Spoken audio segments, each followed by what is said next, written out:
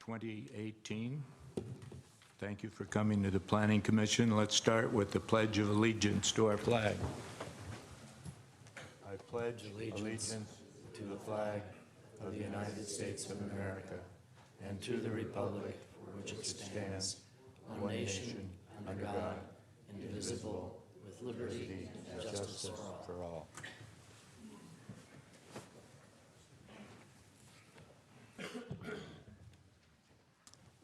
May we have a roll call?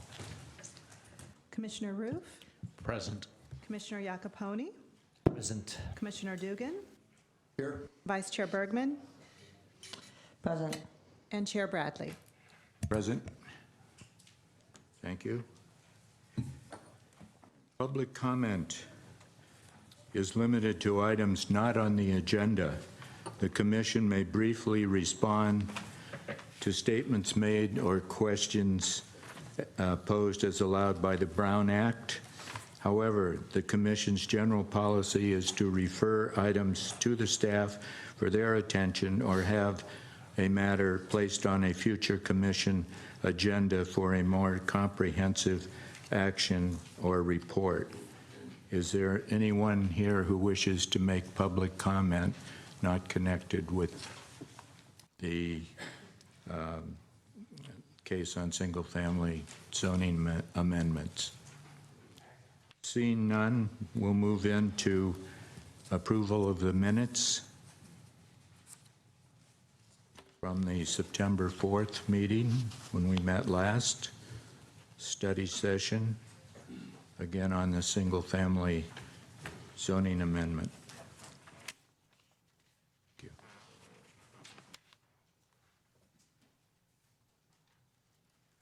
Thank you. Great. Anyone want to make a motion to approve the minutes? I motion that we approve the minutes as represented in the briefing materials.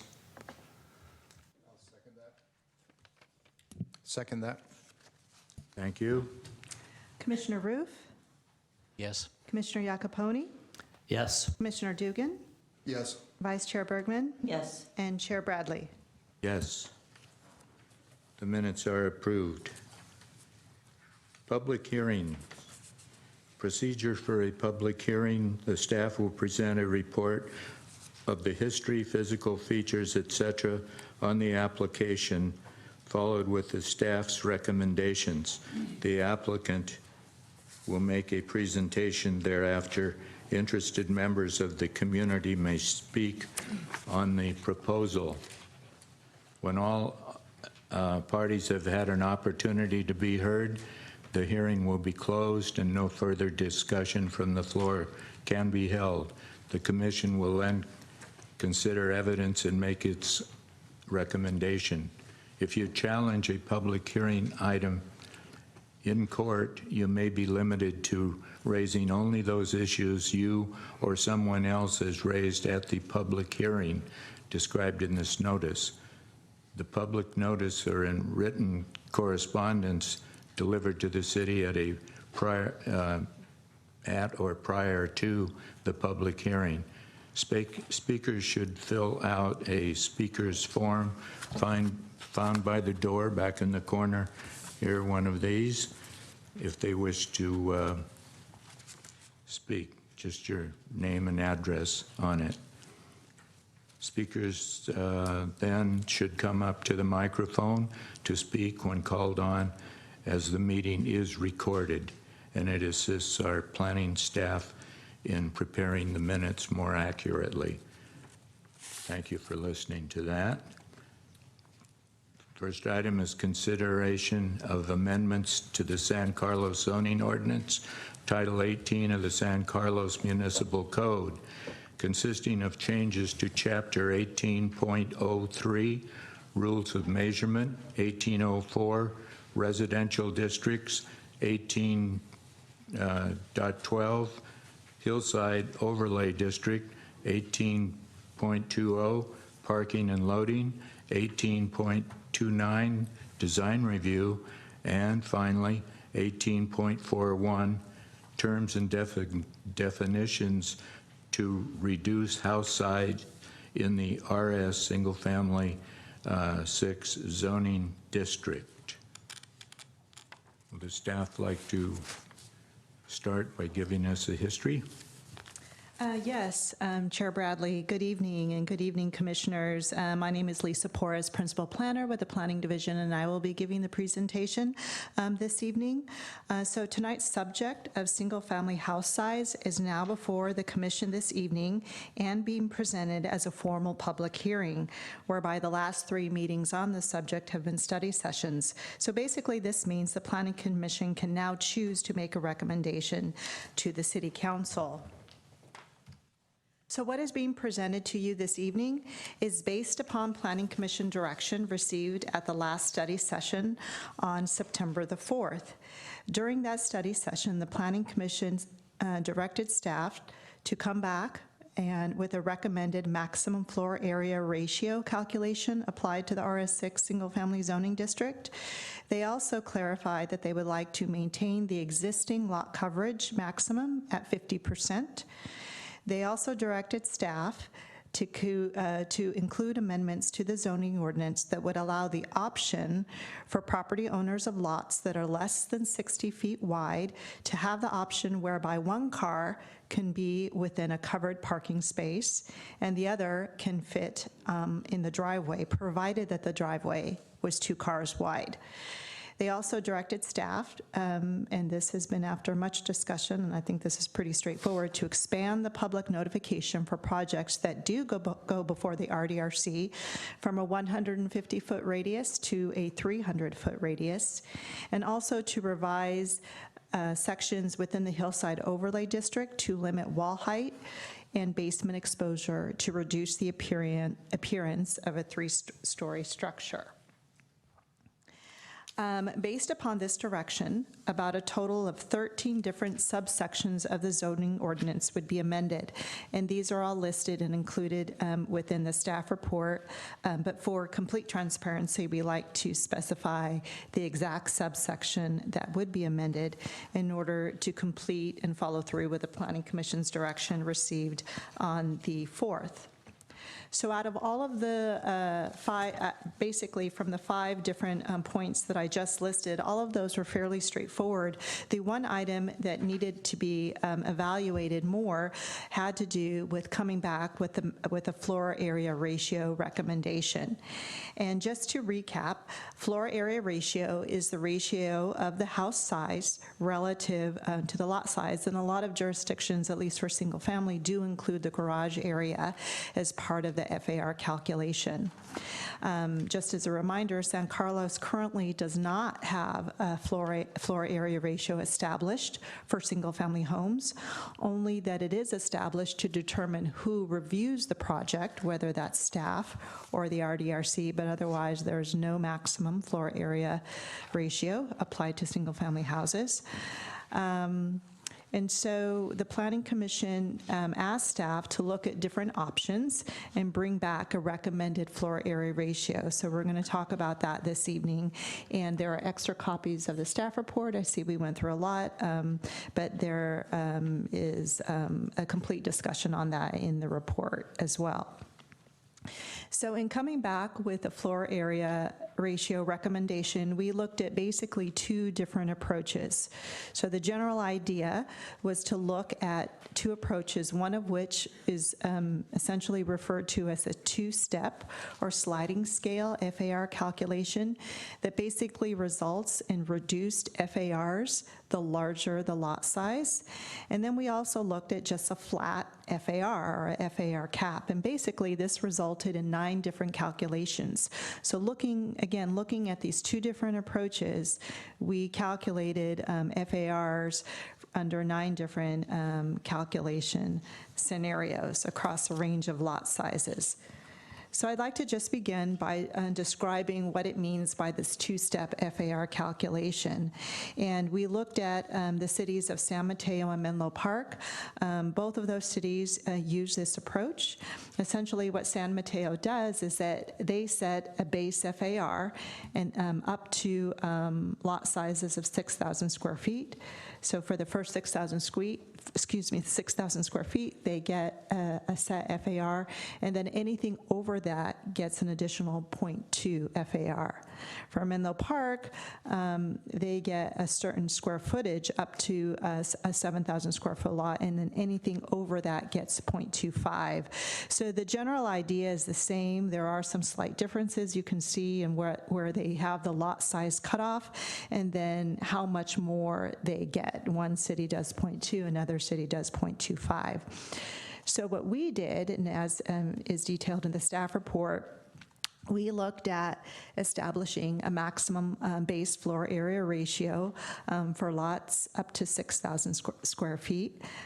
So we used 3 different FAR scenarios for that, a 0.5, a 0.53, and a 0.59 as the base for up to 6,000. And then anything over 6,000, we looked at either a 0.2 or 0.25. And there's a table in the staff report that provides all those different numbers. And in fact, I have it right here. So there's 6 different calculations.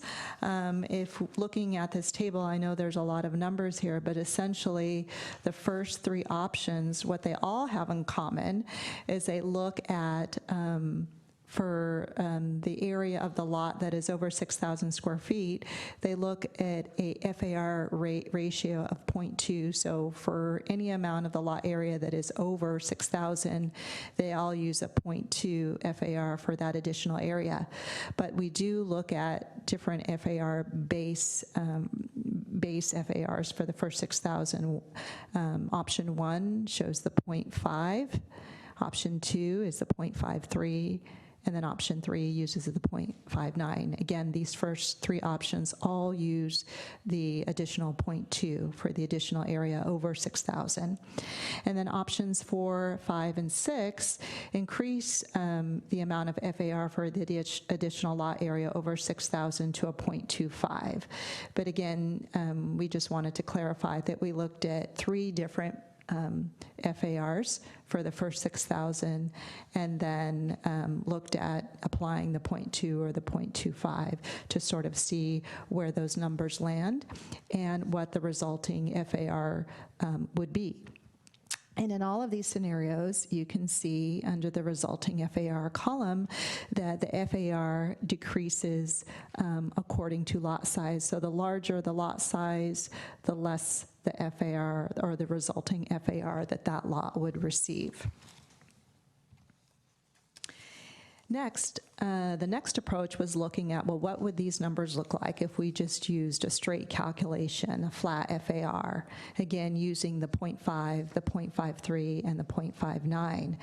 And we looked at a number of different lot sizes, as shown in this table here on the slide, with the lowest at 3,000 and all the way up to 10,000. So you can see the differences in lot size, maximum square floor area ratios if we were to use a flat FAR approach. Based upon these 9 different calculations and looking closely at the results, staff is recommending that the Planning Commission consider using a flat FAR of 0.59. And this would come with a complementary provision or standard and revision that would exempt covered porches and covered patios from lot coverage. I know we're talking about FAR, but covered porches and covered patios are already not included in FAR, but they are included in lot coverage. So if we're introducing a maximum FAR where currently the city does not have one, we felt it was a good idea in order to encourage more outdoor living space to exempt covered porches and patios from the lot coverage. That's an element that's also included as part of the amendments that are presented to the Commission this evening. So why have we chosen a 0.59 FAR?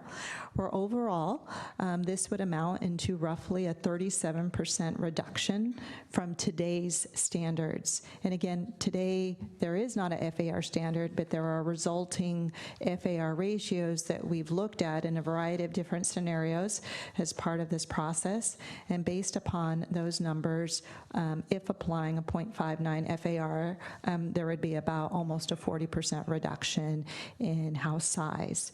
And we felt that was a reasonable standard for lot sizes of all ranges, and also giving consideration to the needs of families, given that there are multi-generational needs and the various needs of housing, and given today's current challenges in finding housing and meeting housing needs. We also had some concern that a sliding scale may penalize owners of larger lots. So as you saw in the previous slide, and I can bring that up again if you like, the larger lots were being penalized with the lower amount of house size than the smaller lots. We also work in considering that, it's impossible to foresee every specific scenario that may present itself. Some lots have easements running across them, utility easements, that may add some complexity to being able to achieve a certain amount of square footage on the lot. And using a sliding scale that sort of reduced the larger lot size you have could present some obstacles. And then finally, using a flat standard FAR is really easy to understand and to implement. And some of the things that we heard from some of the various stakeholders, including from the public and from some of our architects and designers, that it's really easy to just apply it one FAR and use it across the board. So these are the reasons why we are presenting a 0.59 FAR to the Commission this evening. And as noted in the staff report, the Commission can choose a different FAR should they wish to do so. And just to sort of wrap this up, the amendments presented before the Planning Commission this evening would be to amend the zoning ordinance to introduce a maximum FAR of 0.59 with the complementary provision that covered porches and patios are excluded from lot coverage, and that for lots that are less than 60 feet wide, allow the option for property owners to construct one covered parking space and provide the other space within the driveway, provided the driveway is 2 cars wide. Expand public notice for RDRC review from 150 to 300, and then revise the Hillside Overlay District to limit wall heights to 16 feet for 1 story and 25 for 2. And just to note that the overall maximum height of 35 feet, which is listed in the Hillside Overlay, would continue to apply. And that basements, the exposures of basements would be reduced from a maximum allowable exposure of 6 feet down to 3 feet. So the recommendation before the Commission this evening is to adopt a resolution recommending that the Council introduce an ordinance to amend the San Carlos zoning ordinance in response to concerns over single-family house size. And the resolution is presented to the Commission this evening as attachment 2 in your staff report. Both Al and I are available to answer any questions you may have. Thank you. Other questions from the Planning Commission? I have a question. But first, I'd like to thank the staff for distilling a lot of input from the commissioners and from the public into a nice proposal. My question is that do our peer cities include or exclude the covered porches, and is there a danger in your experience of having people have a covered porch which then gets glassed in and essentially becomes part of the house? Based upon the research that I've done, I'm recalling right now off the top of my head, but I do remember this, is that the city of San Mateo does exempt covered porches from lot coverages and FAR, but up to a certain square footage, and you'd have to give me a minute to look that up. I think I have it in my notes, but they exempt up to a certain amount, a certain area or size, if you will, for that covered patio or porch to be exempt. And then the second part of your question? Have you heard of issues of people glassing in the covered porch, making it essentially interior living space? I haven't heard that, although that can happen. And one of the reasons why we included language, which was open to grade, is that we want to make sure that, whether the porch, typically if you think of a porch, it has 3 sides, but there are certain scenarios, and this is a point that we can clarify later, is that if a porch should have only 2 sides, whichever side of the porch that is truly defining that porch area should be open on all sides, so as not to sort of build up that porch with more structure or features that sort of add to the mass and bulk. So that is something that we did consider and included some language to make sure that the sides of the porches would be open in order to meet that excluding the provision to be excluded. But your current proposal does not include the maximum size that can be excluded. That's correct. Lisa, I just have a kind of a threshold question. You've lived through this process for, I think we're coming on to 2 years now, and I'm newer to that process. As you've lived through this as our principal planner, just how would you articulate what is the problem we are trying to solve? Well, the origins of this project really resulted in a lot of comments from the public stating that houses are starting to look and feel too big, that they're not really blending in with the character of San Carlos. Aside from, what was really contributing to that bulky or massive feeling. We didn't get into the details, but our charge was to embark upon this project and work with the public to come up with recommendations in order to reduce the bulk and mass. And I'd like to ask Al if you'd want to add anything to that. Sure. I think to add to that, what are we trying to solve for?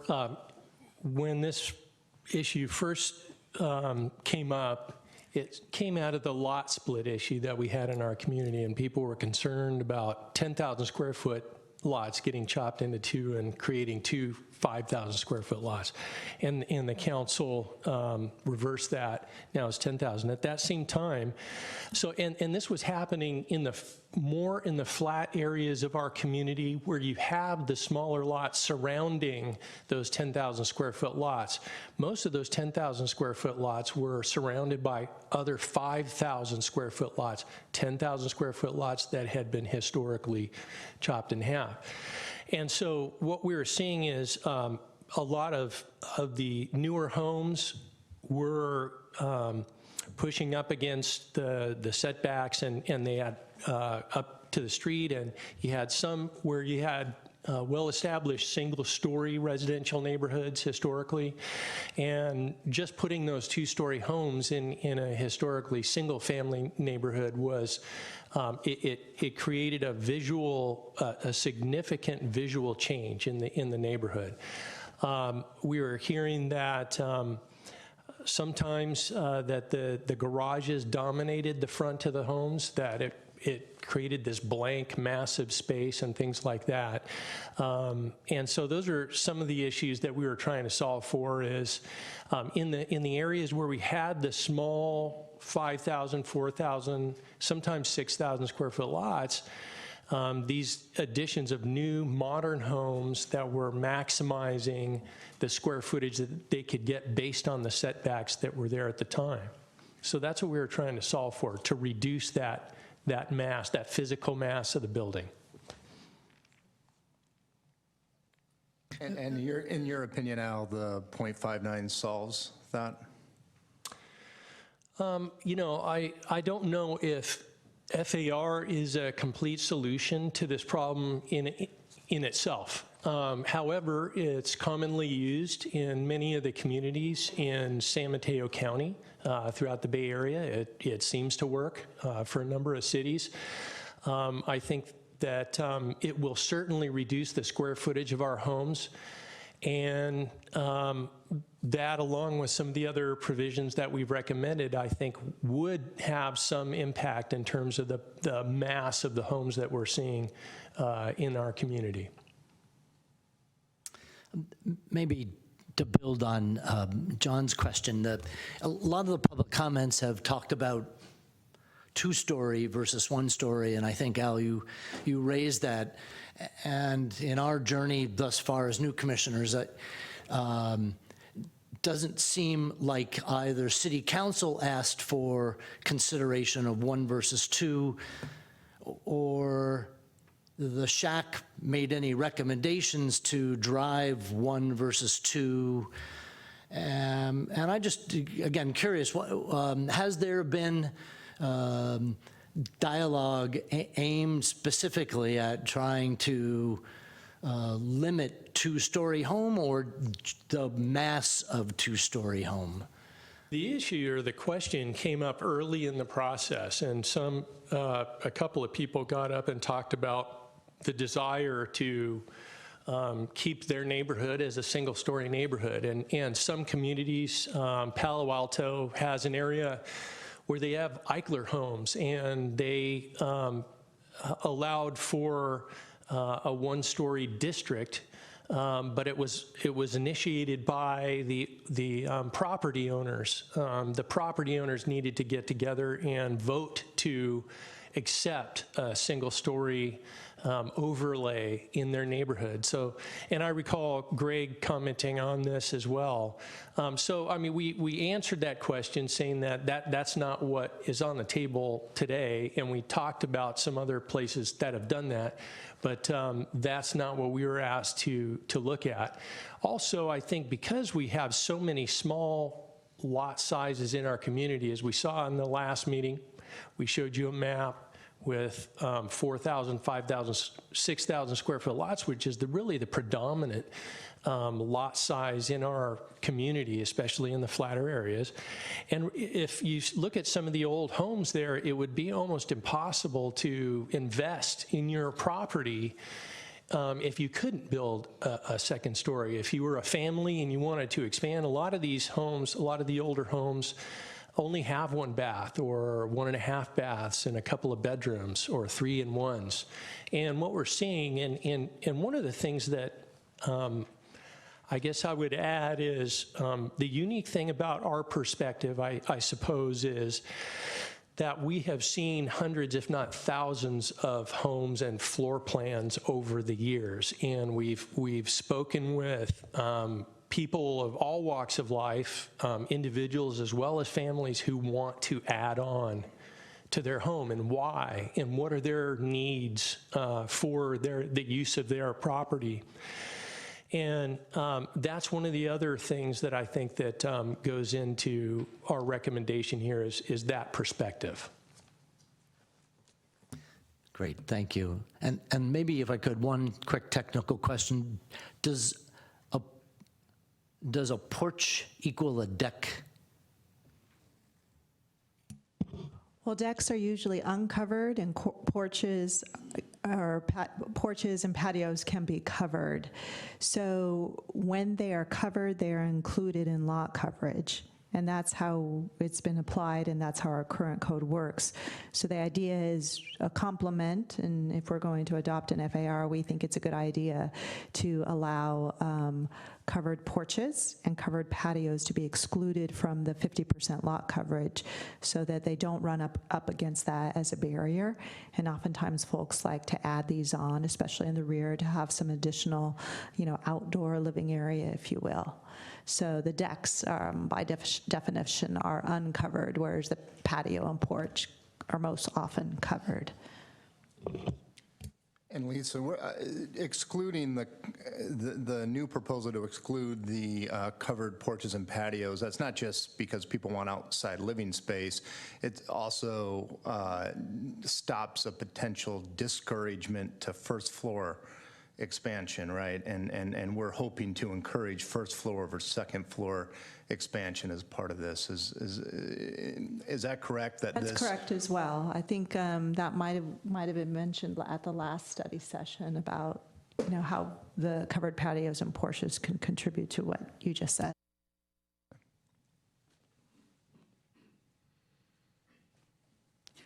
I have a question. We've discussed increasing the rear setback from 15 to 20 feet, say, but that's not included in your recommended revisions, and I would like to hear the rationale for why you chose not to put that in.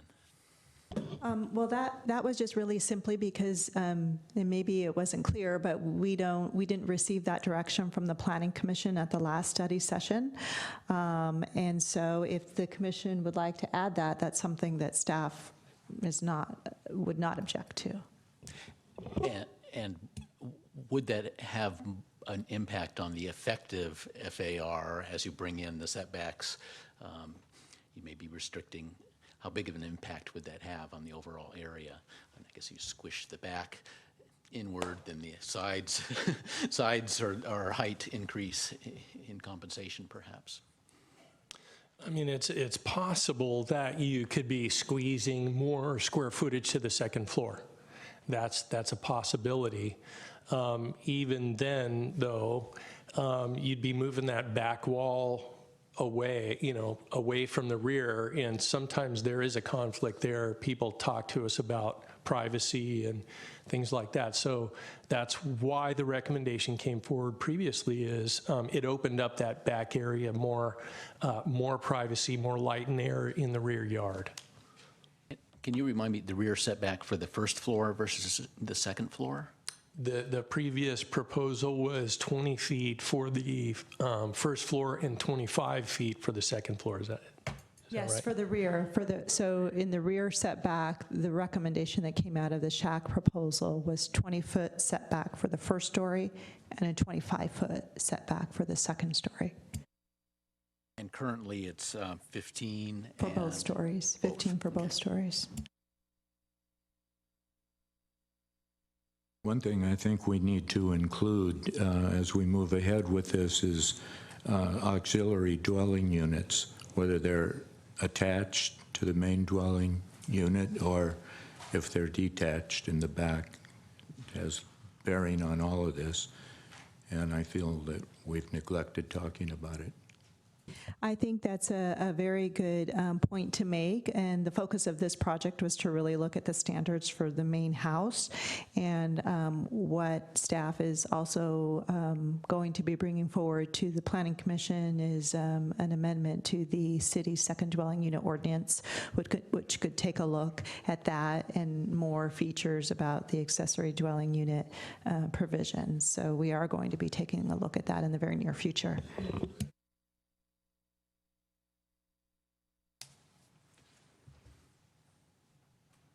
Anything else from the commission? I just had a quick question regarding basements. As I have reviewed the code, basements strike me as an opportunity where you're not imposing upon your neighbor and you're adding good living space and additional storage to a house. And right now, I think our FAR calculation only excludes basements that are below grade. And I'm curious as to whether staff would support, a below grade basement is kind of an unusual thing. I mean, I actually grew up somewhere where basements are pretty common and they're usually a couple feet above grade, just so there's some windows, some opportunity for, even fire escape. And I'm just curious if we're going to apply this FAR, is staff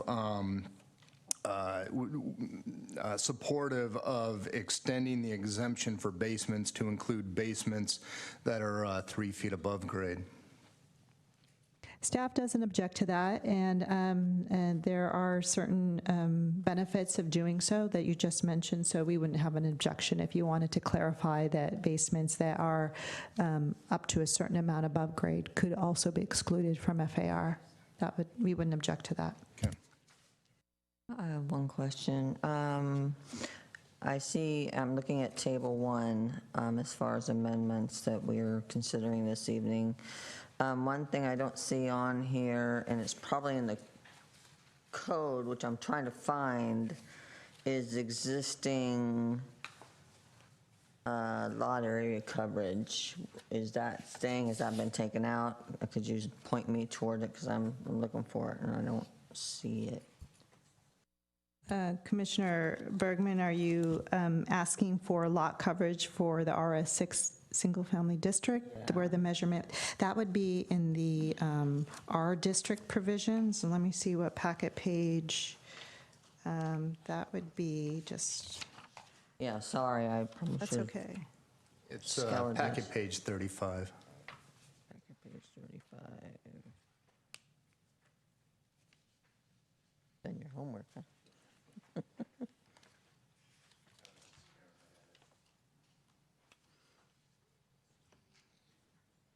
Okay, yeah, I see it on page 35. That's an amendment, or is that just the way it stands? Lot area coverage is the ratio of the total, that's lot area, that's lot coverage. Yeah, so the It's the lot total coverage, footprint. the direction, as we heard it at the last meeting, was to leave the 50%, which is what is in the current code, as opposed to reducing it back to 40%, to encourage more single-story development. Okay, I was just looking for the 50%. Yeah, and I know. And looking at this lot coverage, Yes, thank you. It's page 53. I'm sorry to interrupt, but I knew it's in there, and I'm glazing over it. But on packet page 53, at the bottom of the table, you'll see that there is, the maximum lot coverage is 50% for the RS6 zoning district. Thank you very much. I just wanted to make, we've been talking about FAR a lot right now, and I just didn't know what happened to the lot area coverage, if it had changed or not. So thank you very much. and Lisa, I was just looking at page 35, the amendment that would allow for the exclusion for covered porches and patios. And I was confused by the open to grade on 3 sides. Could you clarify what that means exactly? And if, because I picture a front porch, which is something we've discussed as wanting to perhaps encourage, and often that front door is recessed back from, some aspect of the house, whether it be the garage or some other extension. So I have a hard time picturing a front porch that's open on all 3 sides. In many cases, I think it would only be open on 2 sides. Yes, certainly. So this is on packet page 36, where you're mentioning this. And the idea is that open to grade really sort of goes back to Commissioner Roof's question about filling in the area between, say, the columns, that if you have a porch, what would prevent someone from filling in that space? So the idea was to add language that it's open, to the grade. And then to the point on 3 sides, staff does recognize that there could be cases where a porch only has 2 sides, depending upon the shape of the house. So we certainly wouldn't want to prohibit those, or at least also include them in the exclusion from lot coverage. So we would, if that's the clarification that the commission would like to make, we'd certainly not object to that, and we would support that. Okay, thank you.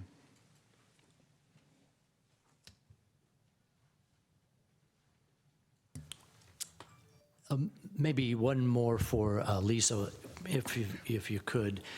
In looking at the recommendation for 0.59 FAR overall, one observation is on the 59% at 10,000 square foot creates a house much bigger than adjacent communities. And it's not clear that that actually drives toward the objective of all of this work. Or I'd be interested to know, maybe the other way, why, can you share more about why 5,900 is okay, or why not include a sliding scale for larger lot sizes?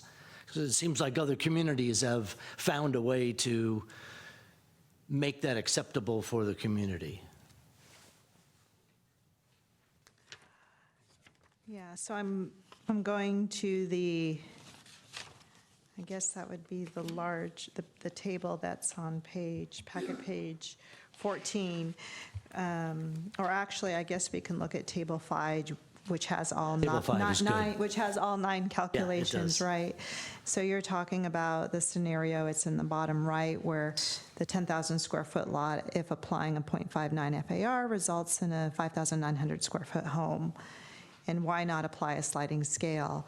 It's essentially for the reasons that I mentioned before, is that the larger the lot size, the more, I guess proportionally, the smaller house they would have if a sliding scale was introduced.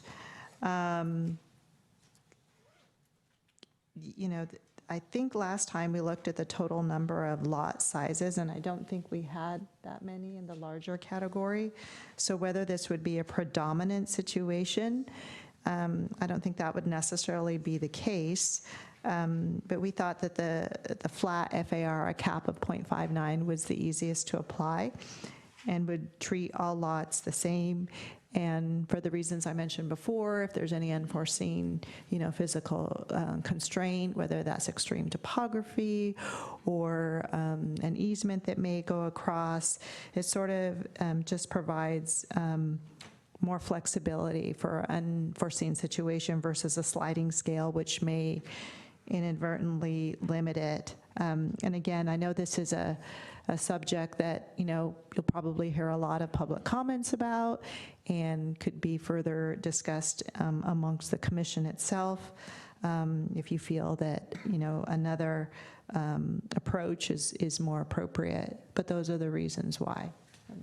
So, Lisa, when we, through this process, we have received packets that sort of identified some of the troublesome houses that seemed to raise particular public ire. Were any of those on these larger lots, larger square foot type houses, or were they mostly small lots closer to their neighbors? They were mostly the small lot houses. I don't recall people showing us a picture or complaining about a particular lot that was over 5,000 or 6,000 square feet. There could be, and someone in the audience may, point to that in their comments, but I don't recall that throughout the process. Okay, thank you. I have a question for City Attorney, and this may be a question that's raised at the City Council, probably not in our consideration, but for homes that were bought between 2011 and present, if they remodel under now restricted square footage, FAR, whatever, it has the potential of, one, reducing property value, and so I'm concerned whether or not, do they have the right to stay grandfathered, or is everything from 2011 to present that was purchased just sort of lumped into the new rules? Well, to the extent that a proposed applicant has not received a vested right to build under the new rules, they do not have any claim to continue to use the old rules. That's what this process is about really tonight, it's a public hearing and a notice to the community to provide comment on the proposed changes. So that is their opportunity to come in and plead their case that they are for or against the changes you're making. The City Council could, or the Planning Commission could recommend that the effective date, I've seen this done, the effective date be changed from when an ordinance typically becomes effective is 30 days after the second reading. It is possible that a grace period could come in if somebody, for instance, is already started in the process and their design has been approved, but they don't have the building permit yet. There is a way to try to accommodate that people who are in the near term have been in the process but don't have a vested right yet.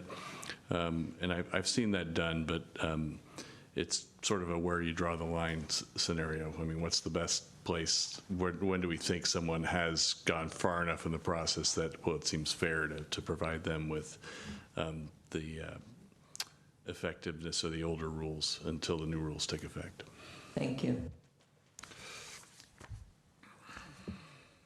I just have I guess, sort of a general comment, and then it is a question. in my experience, mathematical formulas don't stop bad design. You can still have an overly massed looking house that could probably meet almost any of these ratios.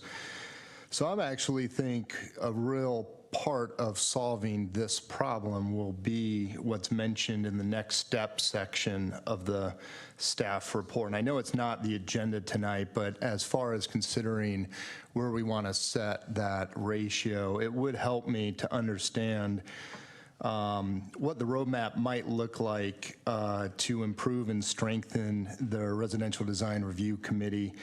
And I was just concerned and mostly reacting to the beginning no later than fall of 2019. And I guess I would just, I tend to think this is probably the heart of the real solution here. And can this be kicked off sooner? And if not, why not?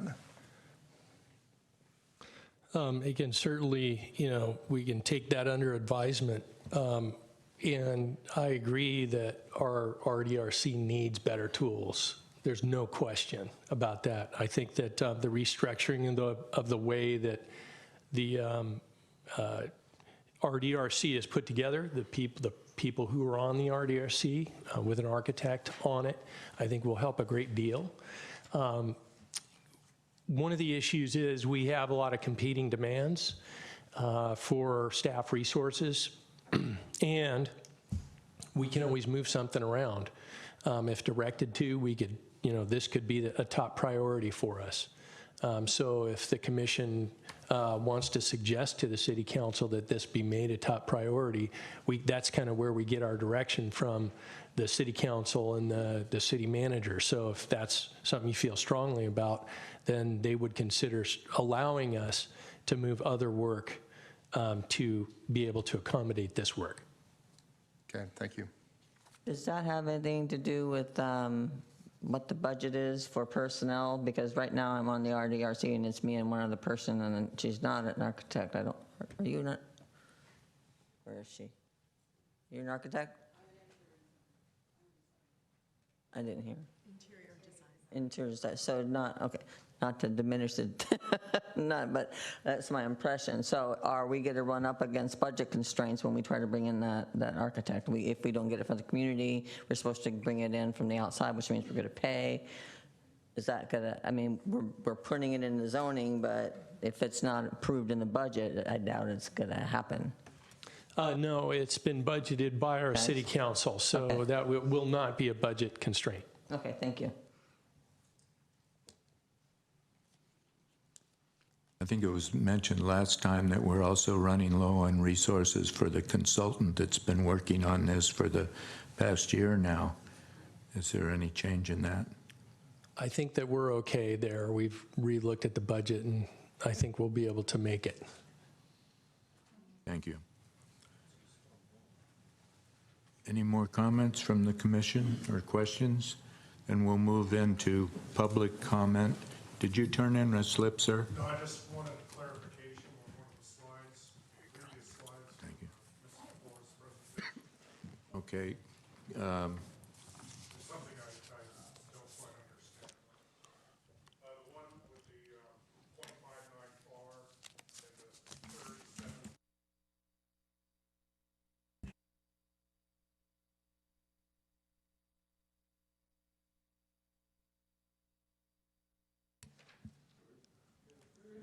We don't have one? Well, I think you indicated that you took the number from current construction on the FAR, what's being currently built, is that correct?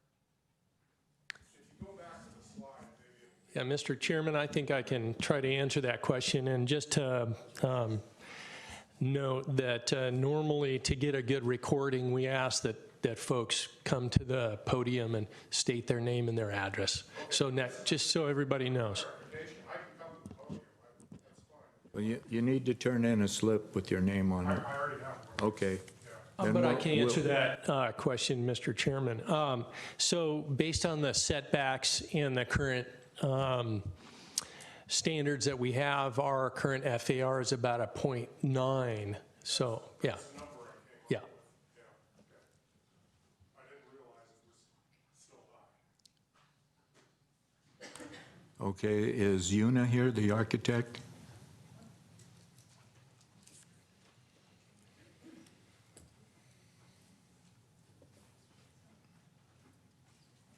Hi, good evening. My name's Una Kinsella. I'm an architect. I'm out of Burlingame, but I do a lot of work in San Carlos. I actually did a little exercise for myself to see what percentages of homes I've designed in the last 10 years that I've been working in San Carlos have been, what percentages of like FAR that they've been, because we haven't had to really calculate it. It was a really good exercise.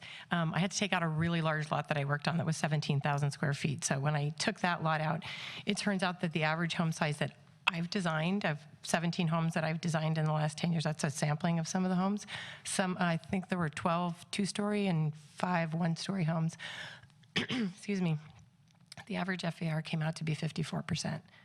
I think that's somewhere in that range. I don't know if that's the number, but I think somewhere in that range is actually reasonable. I think you can get a great home for the clients and the type of people who are living and moving into San Carlos, the type of home that they want to build with good indoor-outdoor space, with good family living, with a reasonable number of bedrooms and bathrooms and covered parking spaces. So I just wanted to share that with you. I also completely agree with Commissioner Duggan that the design review process, a strengthened design review process, will really go a long way to improve the look and feel of the homes in San Carlos, having worked in a lot of towns where there is a really rigorous design review process. I do a lot of work in Burlingame, and we have to go through 2 planning commission hearing processes. There's a study session, and then there's a final action on calendar hearing that has to happen in order to get your project approved. And I think it really allows for some good critical feedback for the architect as well as the homeowner, and for the neighbors to come out and really give some good feedback. And it always helps me, and I will admit that. My designs aren't always perfect, and I always encourage feedback, and it actually has helped me in a lot of cases design better. And so I am not opposed to that at all, and I think it would really go a long way to help see some better architecture, better houses that are less bulky and massive. And some of it's subjective, so if you've got a good design review committee that has people who are skilled and knowledgeable and can read plans and understand what they're looking at, that really, really helps too. So I also, I think I might be running out of time, but I wanted to say that I do support continuing the 50% of lot coverage. I don't necessarily know if I agree with eliminating covered porches and covered decks with that, because I think you can still do quite a bit with 50%, including the covered porches and decks, but I think that some more study on that might be a good idea. I think that my colleagues might have some additional comments that I would agree with, so I'm going to leave it at that and say thank you for continuing to study this, and I think that it's only going to make things better for San Carlos. So I have a quick question for you. Really good input, thank you. So you designed, 10, 12 houses, it seems, that came to an average of 54%. What was the constraint? How did you get to that number? Why weren't they all at this 90% that is theoretically possible? My clients weren't looking to max out their lots and max out their lot coverage. My clients are people who have families, who are raising kids here, who want to have yard space, who want to have, I think, good-looking architecture. I spend a lot of time looking with my clients at things like privacy to neighbors and stepping back the second floor and really breaking up the roof lines. And, there are certain room sizes that really work. I don't have any clients who want 5 bedrooms, 5 bathrooms. I know there are some people out there who want that. I wouldn't want to have to clean that many bathrooms myself. But I think that, I will be honest that I think it's like 3 family bedrooms with an extra guest room that can be used as a den or a multi-purpose room, a library, a music room, whatever, with 3 full bathrooms or 3 bathrooms and a half bathroom. That tends to be the average, program that my clients are looking for. Some want less. I don't think I've done anything more than a 5-bedroom house with 3.5 baths. I'd have to go back and look. I can't say for sure.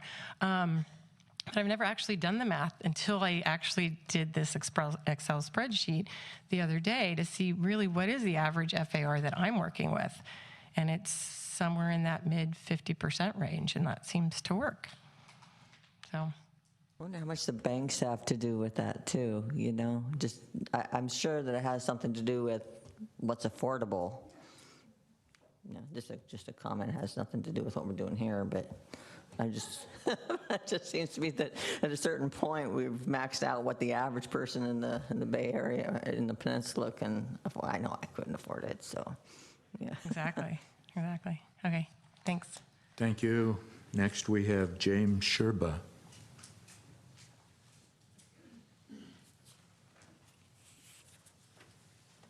I wanted to encourage the commission to act as quickly as possible, particularly on this floor area ratio. I was astounded at that 90% number. It's actually 95%. Compare that to our cities on the peninsula here, 50%, 59%, 43%. It's clearly spiraled out of control.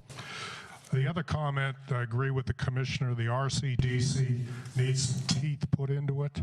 What we're seeing in this city now is seemingly just blown by that organization. And there's some horrible examples out there. I'm sure you've all seen it. And I encourage that too. Thank you. Thank you, sir. Next is Justin Ryan.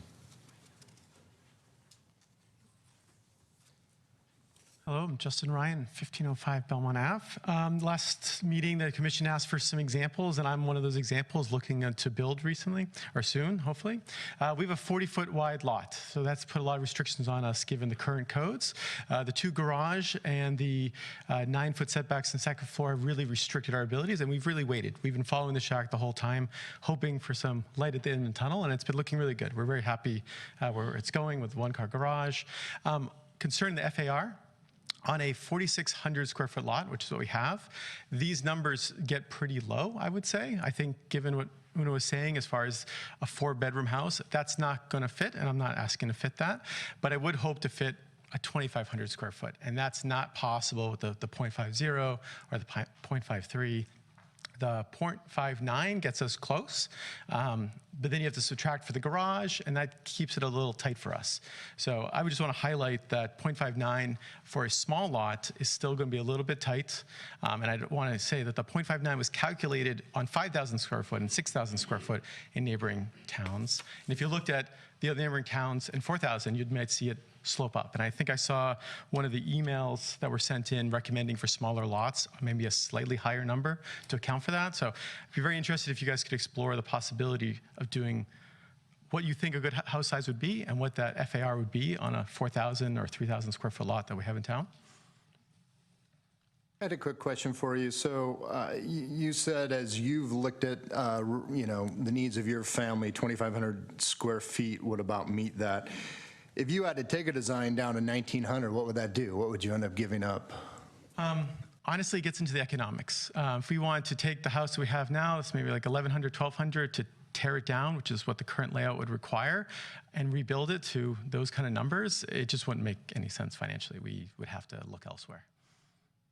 It's not even an option. Thank you. Linda Ferreira.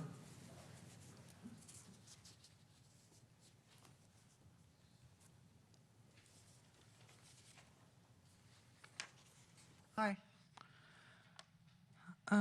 I would like to remind everyone that we're here to, I think what we're here to do is to keep San Carlos the city of good living.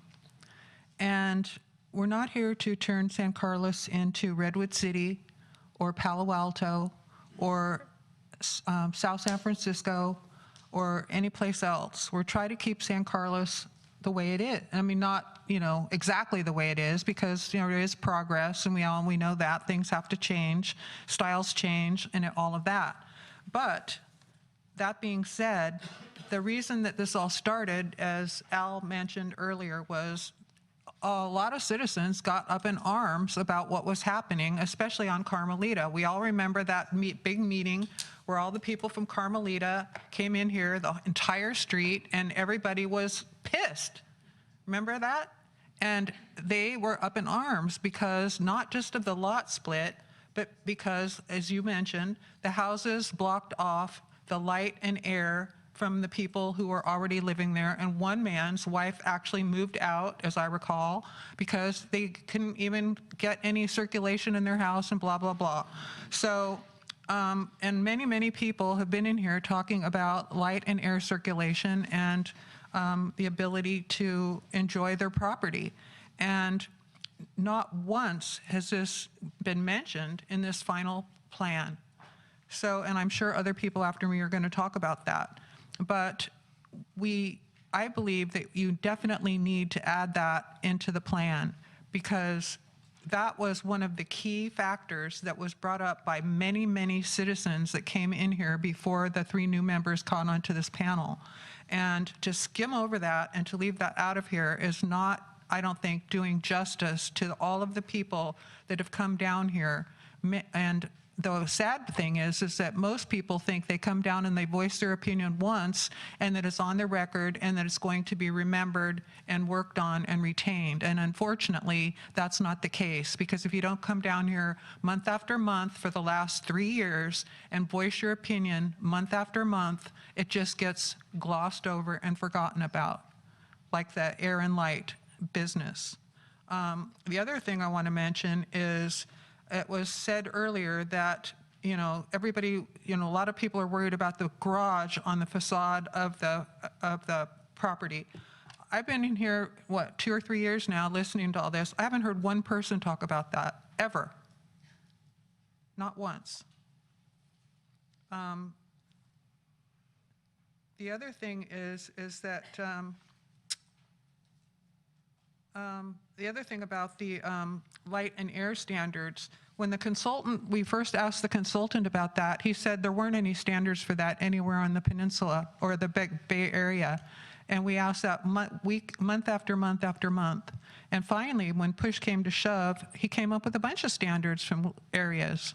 And we compared them in this room. And still, they're nowhere to be seen. And my other concern is about this covered patio and covered porch not being included in the FAR. So what does covered patio mean? Is that a pergola? I'm okay with that. Pergola, that's not covered, that's not really covered, that's just kind of shaded. But if covered means it's got a roof over it, I have a problem with that, not being included in the coverage, because when a roof is on it, it's like a room, and rain's not getting to the ground, nothing. I mean, it's like a room, and people are gonna hang stuff off the side of there or whatever. I don't think that's right if it's got an actual roof over it. I think it should be included in the FAR. And same thing for a roof. I mean, for a porch, possibly. I have mixed feelings on the porch thing, but a patio's a big area. So, and that really can impose on people's, the people behind you, which we're trying to protect the people's use of their property around you too. So I know I have a really big patio in my backyard, and I'm only probably 6 feet from my neighbor's fence. And so if I'm out there having a big old party, I am definitely causing noise and stuff for my neighbors. And I'm very cognizant of that, and I'm very careful with my neighbors. But not everybody's like that. So I think that needs to be really considered. And while I feel for the guy with a really small lot, I think that a 0.59 FAR to accommodate, worry about the few large lots that we may have. Like, if we only have a few large lots, but we have a lot of really teeny or smaller lots, like 6,000 square foot lots, why are we worrying about a couple large lots that can build whatever they want, more or less? Figure out a different way to accommodate them. Let the worry about the smaller lots, which Al said are most of the lots in San Carlos, which are all the people that came in here in the first place and started all of this. Concentrate more on them. I think the bulk of the people who have been coming here all this time think the .53 is the way to go. Not for this guy, but I don't know his story. I mean, did he buy that lot small and plan to build a big house on it just because he could when he bought the house? Or I don't know his story, and I feel bad for him, but general people out there, they're not in that situation, so I don't know what we do for him, but I think the 5-3 is the way to go. And I know I've talked too long, so I'm out. But thank you for listening. And thank you. Laura Deck.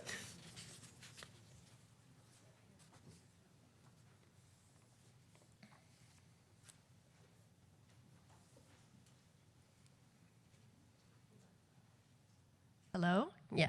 My name is Laura Deck, and I'm a 26-year resident of San Carlos, 224 Bayview Drive.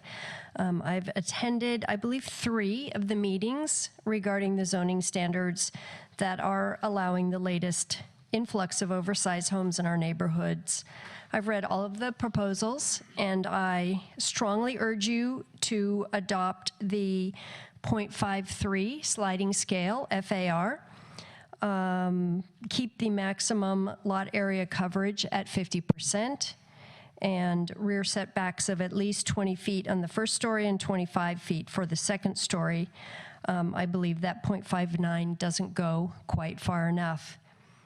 And I just cringe when I drive through many of the residential streets and see these monstrous homes crowding the houses on either side, blocking the sunlight, which hasn't really been addressed, encroaching the sidewalks and fences, and impeding on neighbors' privacy. I definitely think that reasonable, prudent development is fine, and that's what we're here to discuss. But the unchecked overdevelopment is ruining the character of our city, and I strongly urge you to bring the housing standards in line with the common sense of our peer communities, so we have the city of good living rather than the city of crowded living. Thank you. And thank you. Sarah Timby. Thank you.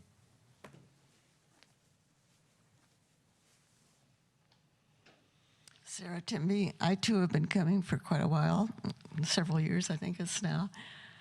There are some things that you are not addressing today that we have talked a lot about in the past. And as prior people have mentioned, it's the light and the shadows on houses is one of the things that concerns me. And I'd like your thought on that subject to include something that other communities are doing, San Mateo in particular, and that's a light shadow assessment, or a shadow light way of measurement to see if the effect of light and shadow on the surrounding houses. I think San Mateo is doing it. The other question I'd like to bring up is neighbor notification and what effect, it's a question too of you, what effect, when you send out these notices to neighbors, do their comments have on the final project? Can they ask for a shadow or a light recommendation? Are they allowed to say, oh, that's too close to my house, or, that sort of thing? Like how does that work exactly? I don't know if you can answer that now. But I think, depending on how it's treated from your point of view, I think more people have to be notified, not just people that are not, well, you're inventing that it should be 300 feet instead of 150, but I think also there's a threshold right now of only those houses that are going to the Residential Design Review Committee. If it's something else, like a second story that doesn't need that, it seems from past comments in these rooms that people have not been notified. Is that true, or can you comment on that? Certainly through the chair, if you'd like me to respond to that question, it is correct that public notification is indeed only sent out to projects that go to RDRC. There are scenarios whereby someone may already have an existing second story and they're doing a small addition out to that second story, which may not trigger RDRC. But the formula for determining whether or not a project goes to RDRC has to do with an FAR and average cross slope calculation. So once you combine those two, it will be determined if your project will go to RDRC. So there are cases where there may be a second story addition that is not large, and that can be reviewed at staff level. And in those cases, staff encourages applicants to let their neighbors know. It's always a good policy to do that, but they're not required to go through the more formal public notification process that we require for projects that go to RDRC. I'm not sure that that would be sufficient in some cases. I don't know. People were complaining about not hearing, and so it seems like maybe they should be encouraged to get in touch about it. But that brings up the second point: is what? And this is another question: what do their comments actually do? How? What's the point? I mean, are they taken into consideration? Who decides? Does the city decide? Did the property owner decide? I think that they're taken into consideration, but right now, the way that it's set with the RDRC, doesn't have enough or teeth to it in order to be able to affect the kind of change that you're talking about. Mostly what the RDRC right now can talk about is like, where is your window, how is your roof oriented, things that would have to do with privacy, not so much lighting, although I have been on projects where we have requested light studies, but as far as having to make a change because of a light study, the RDRC, right, as far as I know, can't mandate that the applicant change something because of the results of a light study. So the same with noise. We have certain, noise limits, excuse me, let me take that off the table. But as far as light studies are concerned, we've done them, but it's usually done by the applicant to prove that they're not making as big a change as the person that lives next to them making it, so we can't make them change. In both those cases, I think they aren't addressing the problem that the person brings to them in that. Right. Yeah. So when we look at RDRC powers, so to speak, right, that would be one thing that we would discuss as a planning commission and making recommendations to what we think should be allowed. What is their purview? That would be something that, we could say the RDRC has some venue over. Just through the chair, just to remember that that's not before you tonight. We're not discussing the amendment to the code for the jurisdiction and criteria for residential design review. Thank you. Yeah. Next, Christian Vachier and Brent Corvin.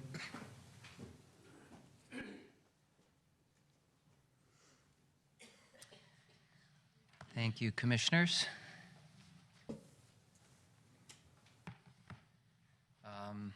You're all familiar with us because we've been here at every meeting.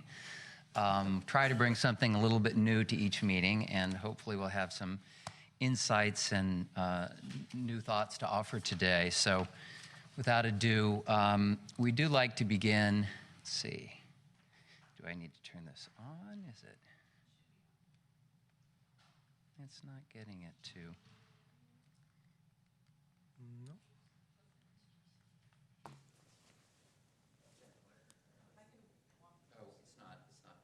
Now it's on. Okay. Is that up?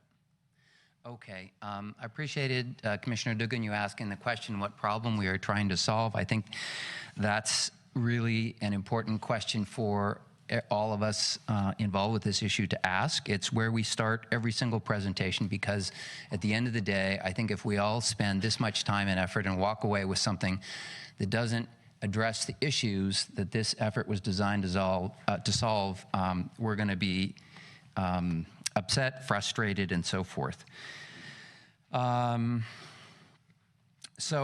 And I also want to emphasize, it's not about abstract concepts of bulk, size, and mass. We care about those things because of the impact they have on us as individuals and on this city as a community. So I would put to you that it's how we feel on our homes is what's important. I absolutely agree with the comments that have been made here that this issue of privacy, light, and air is as important as the streetscape, what it looks like when you walk down a street in San Carlos. So I think it's about how we as individuals can feel in our home, our quality of life, and also how we feel about our neighborhoods and our city.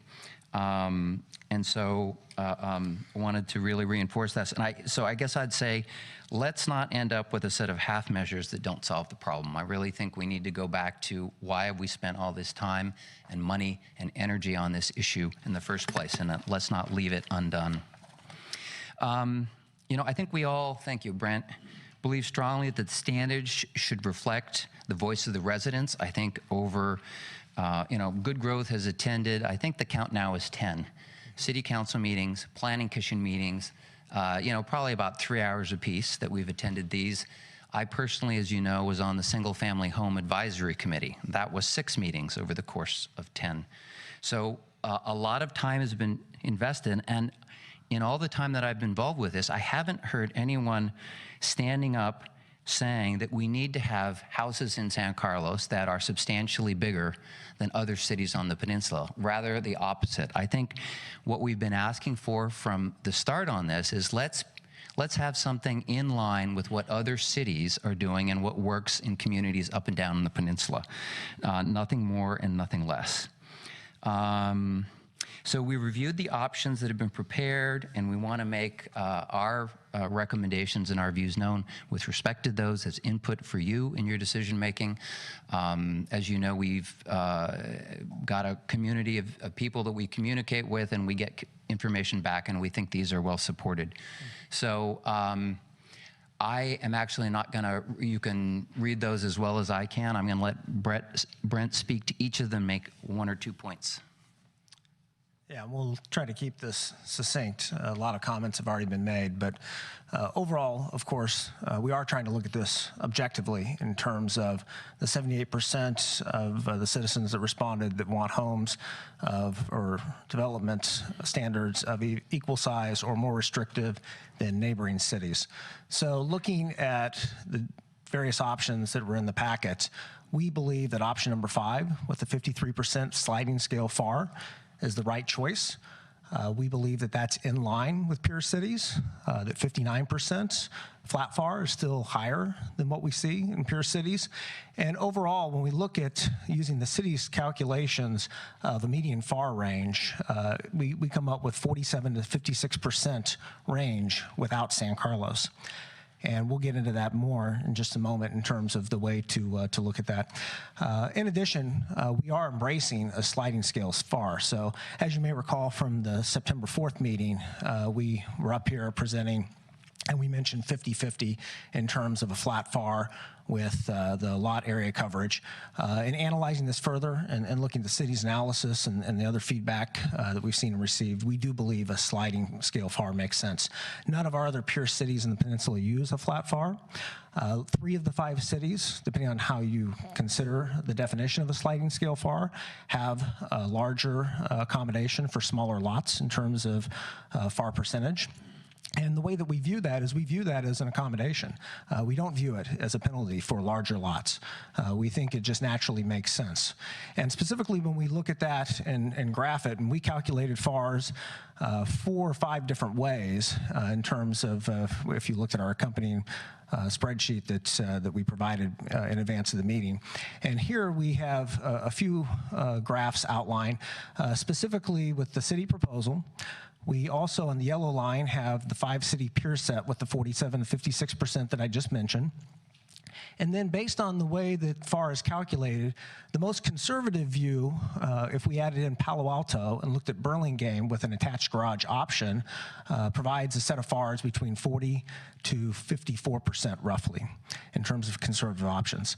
So by picking the city's option number 5 in the packet of 53%, we also think that potentially we could go a little bit higher in terms of helping to accommodate some of the larger size lots with a larger amount of additional square footage coverage over 6,000 square feet. So we ran some different numbers and looked at 30% instead of 25%. 30% is what Palo Alto uses in terms of their additional percentage, which of course was outside of the city's peer set in terms of what they looked at.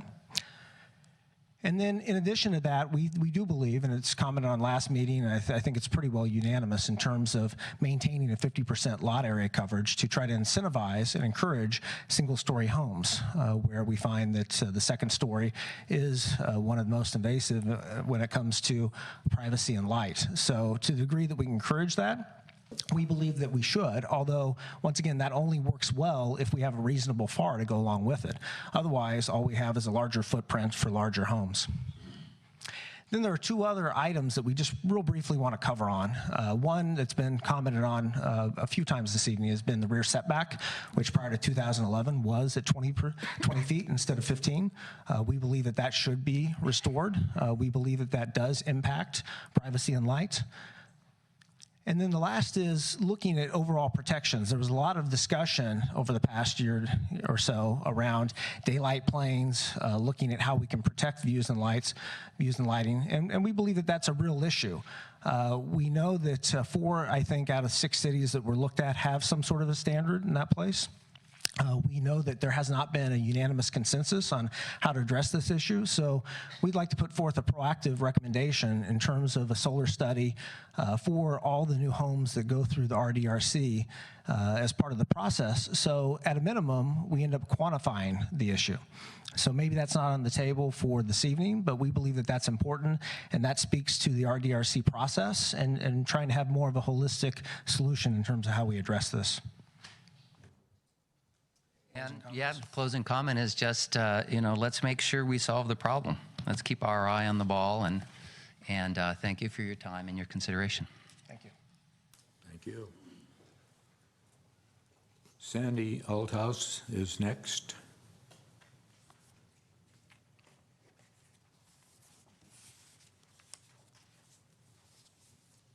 Hi, I'm Sandy Althouse. I've lived here almost my entire life. And I just have to ditto what the Good Growth San Carlos said. I think they've done an amazing amount of work, and I really agree with a lot of their ideas, with all of their ideas. And my one concern, though, is that we talk about all these new houses going up as if they're all being built by people who are going to live there. And so many of them were built by developers and flippers with very little concern for the community and the neighborhood. So I think that needs to be taken into consideration. There's a new house on Chestnut Street on the first block that is huge. It's just finished. And that was done by a developer. And I don't know if it's lived in yet, but homes like that are just not fair to the community. So that's why we need these guidelines to keep things in check. And then I had one other question. I don't know how many other cities on the peninsula do story polls, but I'm wondering why that's not done here. I mean, that's a good guideline for neighbors to be able to evaluate what the obstruction, what the visual will be like when the house goes up. So that's just a thought. Maybe story polls will help things out. So I agree with Good Growth, and thank you very much for all your work.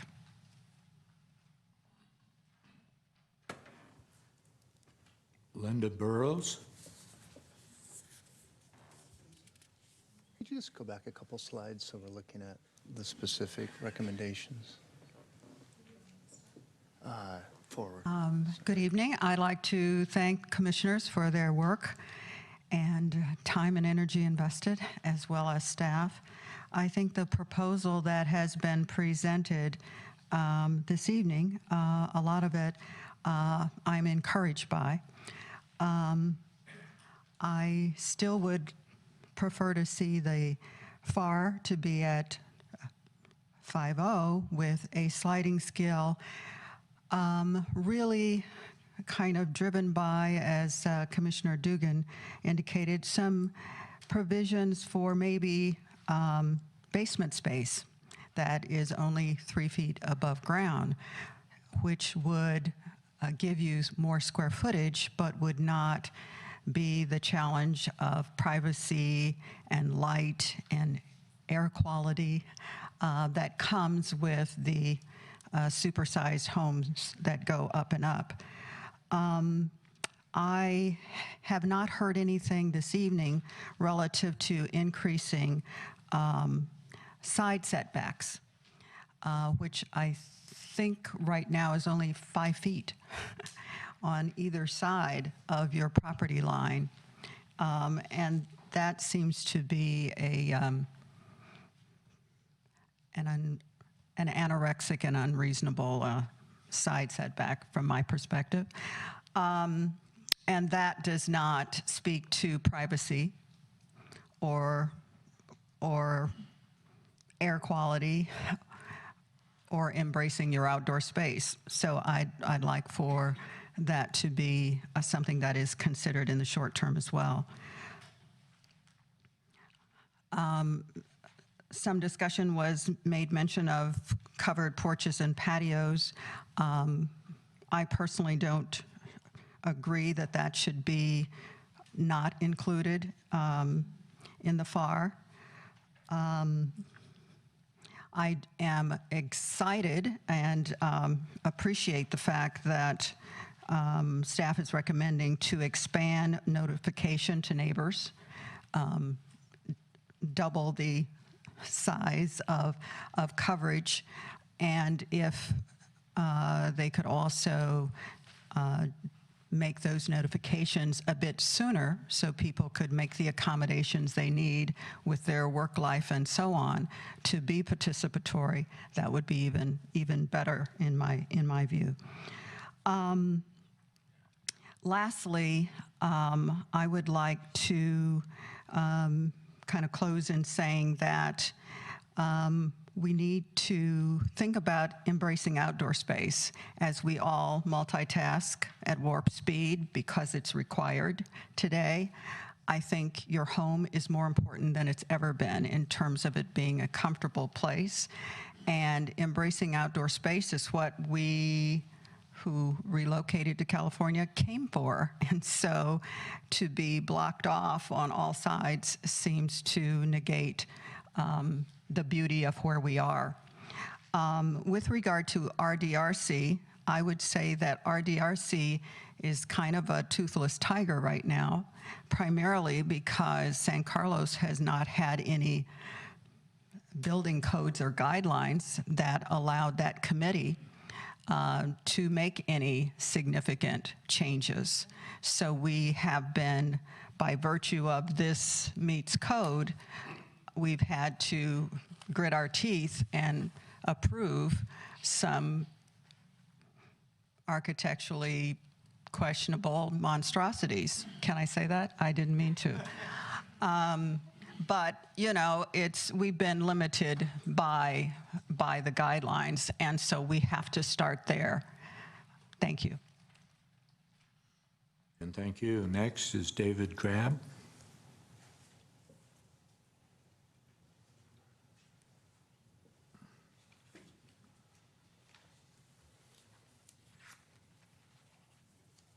Good evening, Chair Bradley and members of the commission. My name's David Crabb. Everyone talks about how long they lived here. I've lived here 29 years.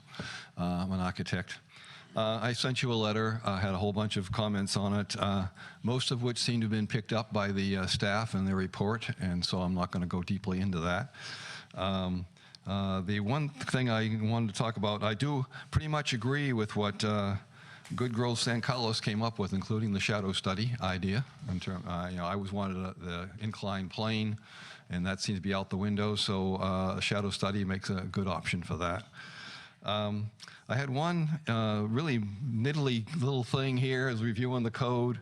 I think maybe staff just missed it on the garages. Well, first on the garages, the one thing I liked about the form-based code was the way they treated the garages. It's the one thing that was different than what we have now. The rest of it was a real problem to deal with. But the idea of the one-car garage and the setbacks and some things like that, I would like to see the ability of houses to do a one-car garage on the side and then a 20-foot driveway in front for the second car, but set that garage back so that 40-foot setback that's somewhere else in the code for garages that get accepted would work. And so getting back to garages, I noted when I was flipping through the code changes, there's a... I'm sorry, if I could just stop you. Can you explain what you mean with the garage? Because we are going to a one-car recommendation on narrow lots here. So what's not included in your opinion? Well, I would like to see a one-car garage for any lot, not necessarily just small lots. Okay. Well, a 5,000 square foot lot, 10,000 square foot. Do you mean as an option or a requirement? As an option. As an option for larger lots. I think 5,000 and under, a one-car garage makes sense because you do have that. If you think of a typical 50-foot wide lot, 5-foot setbacks, you got a 40-foot house, and then you can put a 2-car garage in there. It says you can go up to 66% in the code. You only have 20-foot worth of house, even less than that, finished. All you have is a big garage door. So if you have a one-car garage, you do that. Also, if the garage is included in the FAR, then someone that has a house says, my option is to a 2-car garage in and the FAR will reduce my living space, or I put a 1-car garage in and it will increase my living space. It may encourage people to do a 1-car garage, still having that second car in the driveway. I'd like to see the second car back, not on the street, except for small lots, like if it's set back from the front house. But the thing I wanted to bring up with Al was, with staff, was there's a garage door width chart, which I just referenced. It's, let's see, it's figure 1804.040F, which somewhere I had the page number on here. Page 14. No, not page, no, page 59, sorry. That's the one that shows the house with a 65% of the front facade can be garage. And I think that should be reconsidered. And look at that more in terms of that only apply maybe on a 6,000 square foot lot or more. And if you have a smaller lot, then that's not encouraging the one, or even requiring a 1-car garage facing the street. And then they can tandem it. They can do a 1-car garage with open space and so on. But that one, when I think it was probably an oversight, maybe, I hope, when Al was, Al and Lisa were going through the code changes, because they talk about the 1-car garage, but this particular one shows 2-car garages up there. I don't think there was much else let's see. I like the idea of a basement up to 3 feet. If you think of the typical cottages that we have everywhere, most of them have the basement up 2 or 3 feet. You walk up a flight of stairs to the porch and in. And I think, in fact, there's even a diagram in the code that shows that situation. So I think that would be a good option. And it also gives people more floor space that don't count in the FAR. Let's see, anything else I got here? I'm concerned about the relationship to ADUs, but Al tells me that will happen later on. Yeah, I think that's it. But I basically support a Good Growth San Carlos and their recommendations, which is the 0.53. Thank you. Thank you. Next is Bill Herklog.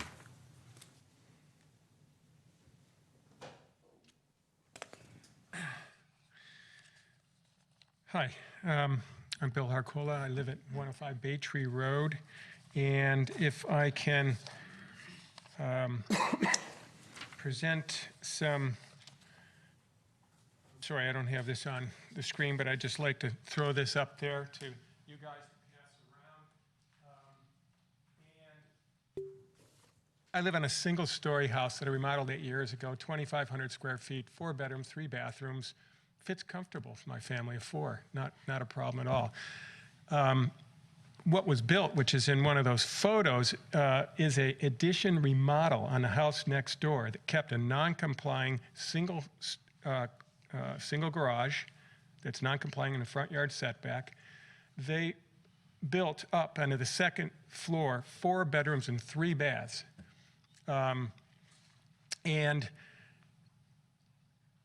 You know, part of the requirements was supposed to keep 50% of the walls and roof And you can almost see on the diagram that I outlined out there, I don't know how in the world, and they didn't, they demoed the whole roof, and I don't know how that slipped, but that's not necessarily this other than I tried to make some waves about it, but I didn't get anywhere, unfortunately.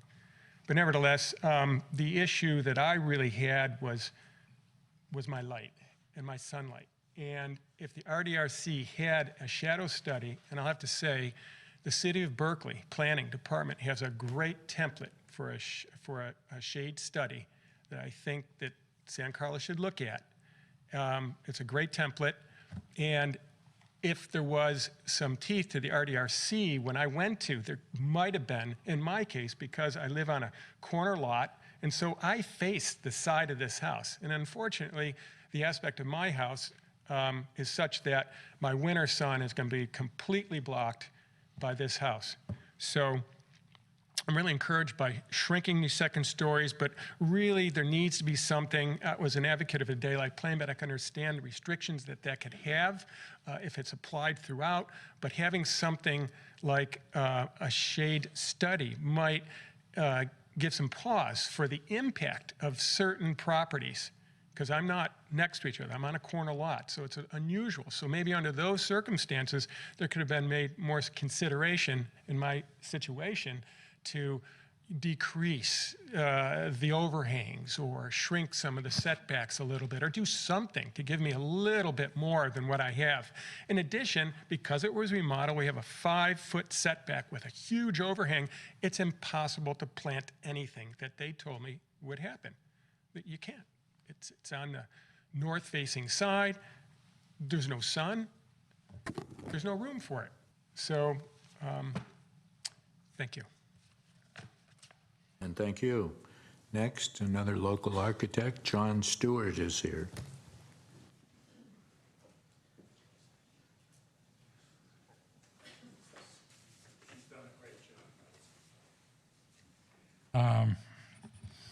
Yeah, I've been here at every meeting, and I went to a couple of the shack meetings. I'm in favor of the 50% lot coverage with the porches being excluded. And I would say 2 sides, because you might have an L-shaped house and put a porch in there. Al, was that CD? Oh, great. We came up with a sliding scale type of FAR. I don't know if is it readable on your screen? No, not really. Basically what it is, it's 1,000 square feet plus 35% of the lot. And it's represented by the red line there. You see the city's line is the one at the top. It just goes straight across. Good San Carlos is the blue line. Oh, that'll help out. Where you have it flat and then it dives down, the blue line. And then the yellow line is the average, and we took out Redwood City and San Carlos because neither one of them have floor area ratio right now. So what it gives you is just a smooth curve. And we think that might be another approach. It's kind of like San Carlos, Burlingame, which is 32% plus 1,100 if you have an attached garage or 1,500 if you have a detached garage. So it might be something else to consider.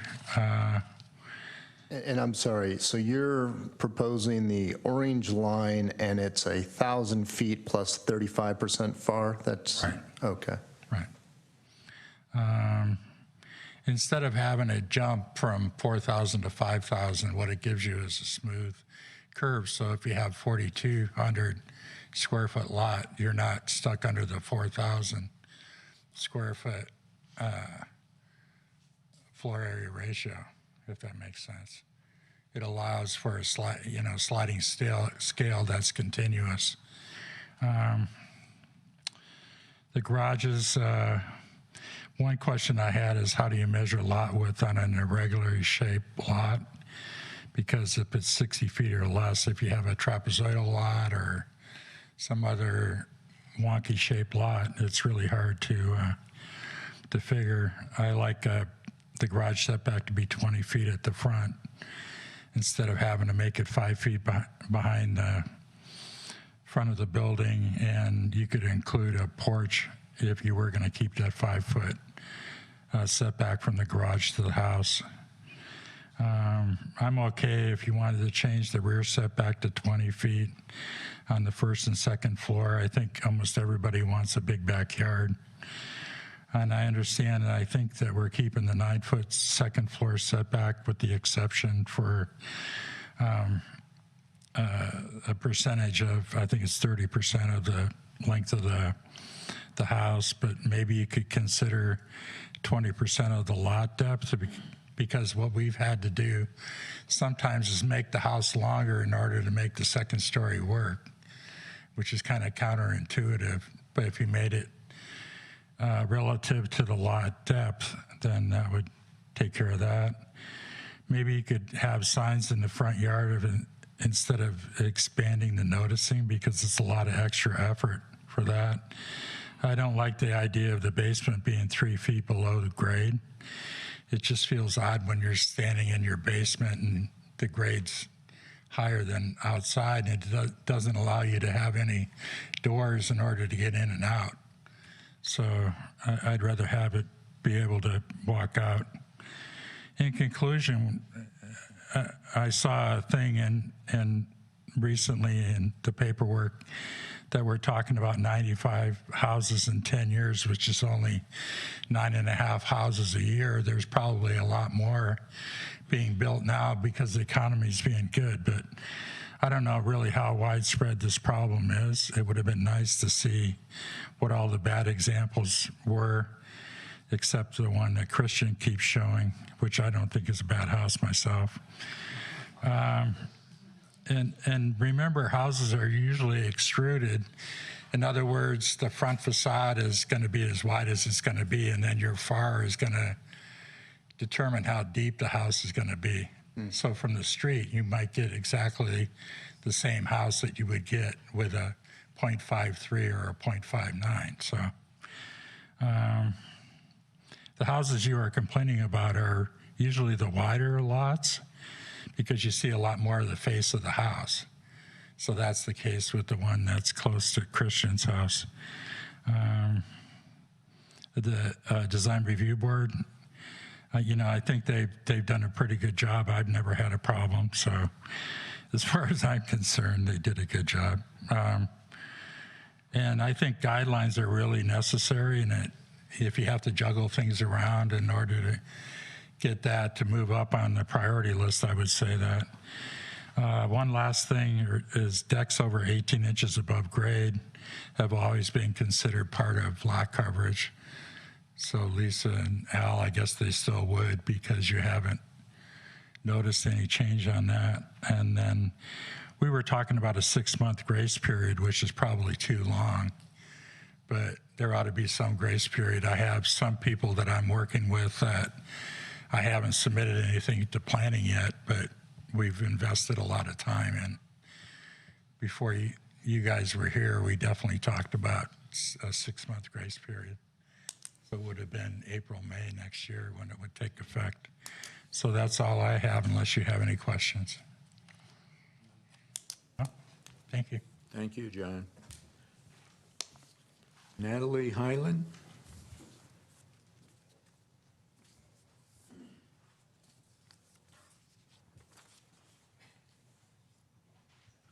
Hi, my name's Natalie Hyland, and I own Hyland Design Group. I'm a building designer, been working in San Carlos for about 16 years, and I also live in San Carlos. I actually agree with almost 100% John just said, and my speech keeps changing as I'm sitting here listening to everybody, but in a nutshell, I wanted to say that I do support this flat floor area ratio of 59%. I would normally lean more towards Christian and Una with the, 0.54, but when it comes to San Carlos, we have a lot of 5,000 and 4,000 square foot lots. I have never seen, or I've never worked on a lot in Redwood City that's under 6,000 square feet. Burlingame seems to be 5,500's kind of the lowest, and so in order to kind of protect those smaller lots, I agree with the 59. I also think it's imperative that you allow the one-car garage option, because a two-car garage on a 4,000 or 5,000 square foot, I don't think it's enough square footage. I love John's sliding scale. I think that works really well.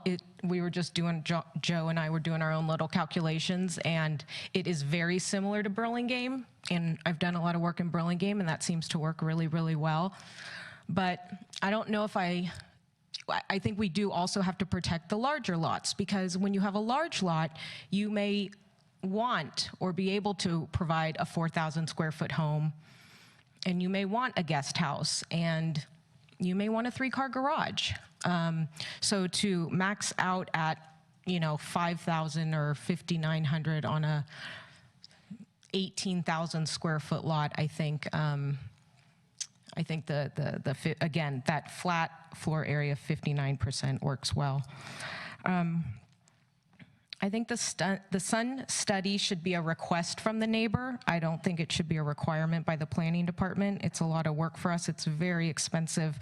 Planning department has a new checklist, which I'm grateful for, because it makes everything objective and organized, but at the same time, it's costing the clients a lot of money to ask for more and more colored renderings, pictures of the neighbors, all that kind of stuff. Mass and bulk should be controlled by the RDRC. Many jurisdictions try to quantify this. For instance, Belmont makes us do a articulation, it's called prescribed articulation block diagram, where 50% of every single wall has to be articulated in some way. We can do it, we can make it happen, but it doesn't mean the design is going to be a good design. The design will be a good design if the RDRC is strong in giving us good input. Grace period, the effective date, it would be great if we had a little bit of a grace period for those jobs that are on the board right now. I have a feeling if the floor area is too strict, we're going to see a lot of basements. I personally don't want to see a lot of basements, especially on the smaller lots. I think it's going to cause a lot of water problems, and basements are just pretty difficult. I support the 20-foot rear setback. I support what Christian and Brent said about larger lots get the 30%. So if you do go to a sliding scale, I like that part.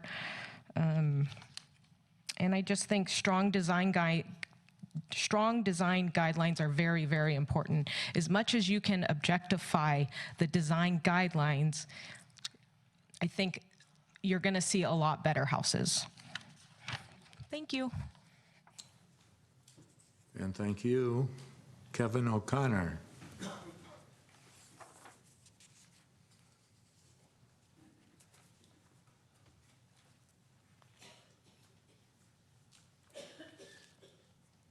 Good, fell asleep there. Good. Thank you for all the work you've been doing on this. And just a couple points, I definitely agree. So Kevin O'Connor, 2004 White Oak Way. So I agree with the good growth, San Carlos, hard to add a lot to all the work they've been doing, but certainly endorse the 53% floor area ratio. I don't think 59 goes far enough. And also for the sliding scale, I think just making sure there's not these monster houses that show up. More robust RDRC, I think, having more, the element of the review and having good design standards, all of this been covered. And also the 20-foot setback, agree with that. And I know it's not covered today, but definitely encourage a solar panel review at some point, because there's a wide range of solar panels and many of them are pretty ugly. So thank you. Okay. Lucia Sanchez.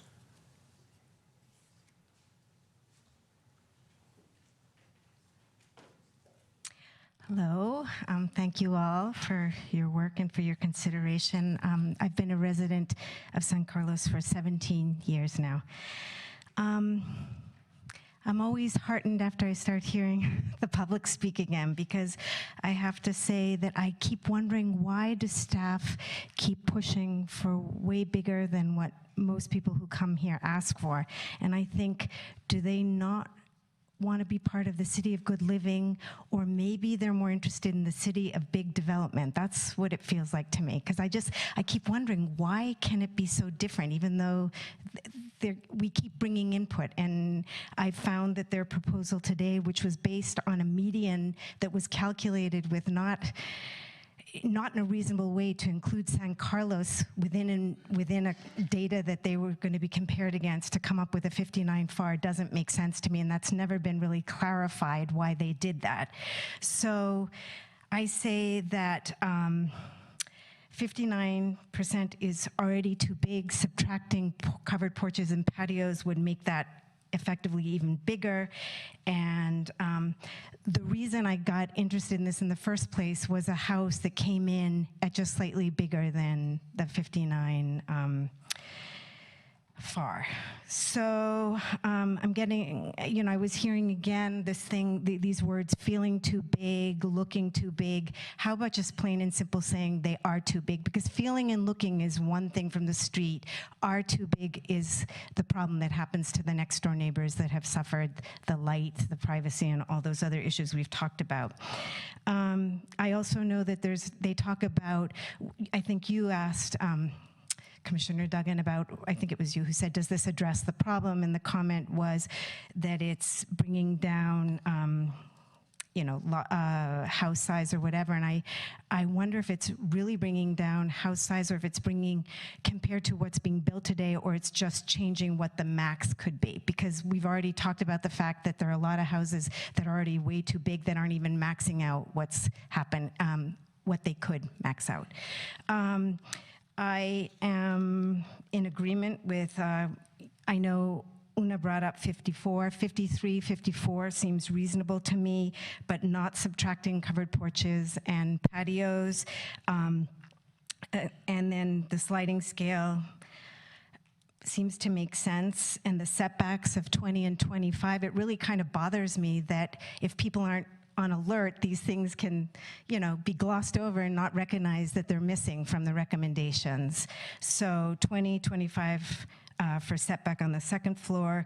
The shade study makes a lot of sense to me, and I'm very happy to hear about the proposal to beef up the RDRC. And I guess I would say, to me, it's also pretty notable that a number of architects and builders have gotten up who have a lot. You would imagine they'd be out to make, be able to make the most money they can, and yet they're still coming in with a lot of concern for maintaining the quality of the feel of this city. And then also I feel like they should know, if anyone knows what residents want, it should be the residents, and it should be the architects that are building for them. So that's all I can say, is I think that you've heard a lot about concern for bringing the house size down, and I really, really hope that will happen, because this has been an incredibly long, frustrating process. I keep getting hopeful, and then I get frustrated, and then I get hopeful, and I just hope we end up not feeling frustrated. Okay? Thank you. Please keep up the hope. Joseph Zimmerer.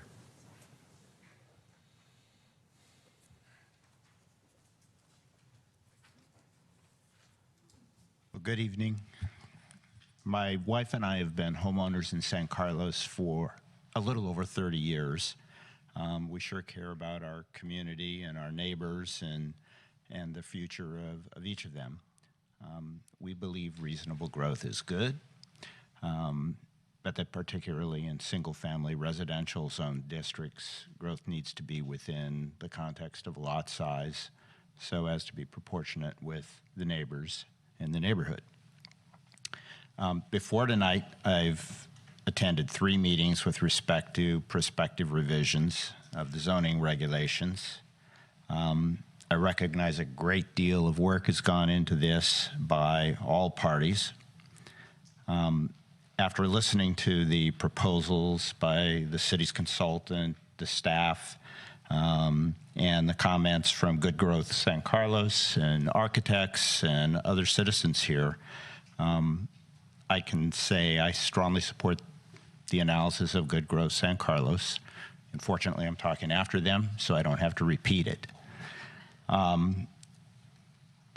I do think the issue of height and access to sunlight deserves to be highlighted, and some kind of attention needs to be paid so that second-story additions and remodels, new homes, do give this some kind of concrete standard. And I'm not the expert to say what that ought to be, but a shading study sounded like a good approach.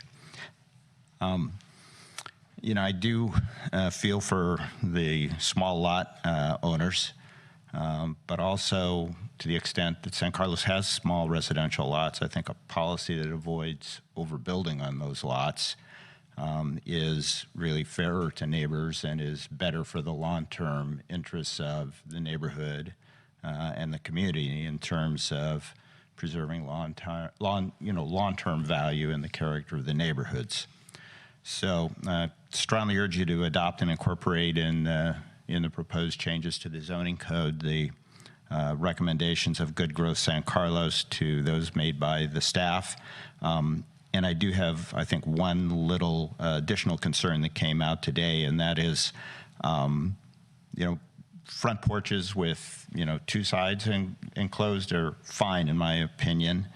It's enclosure of patios and enclosure of porches that concern me in terms of, in that case, it almost sounds to me like another room of the house and ought to be included in the FAR, in the lot coverage. Thank you. And thank you. Peter Hartzell.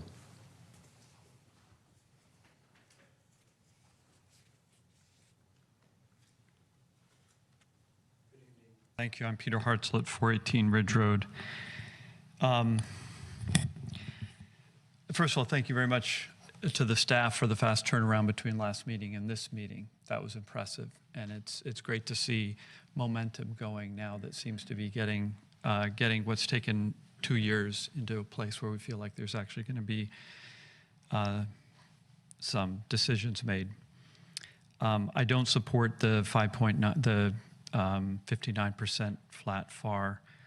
I do support the Good Growth San Carlos's recommendation, the 5 bullet points they gave there, including the 53%.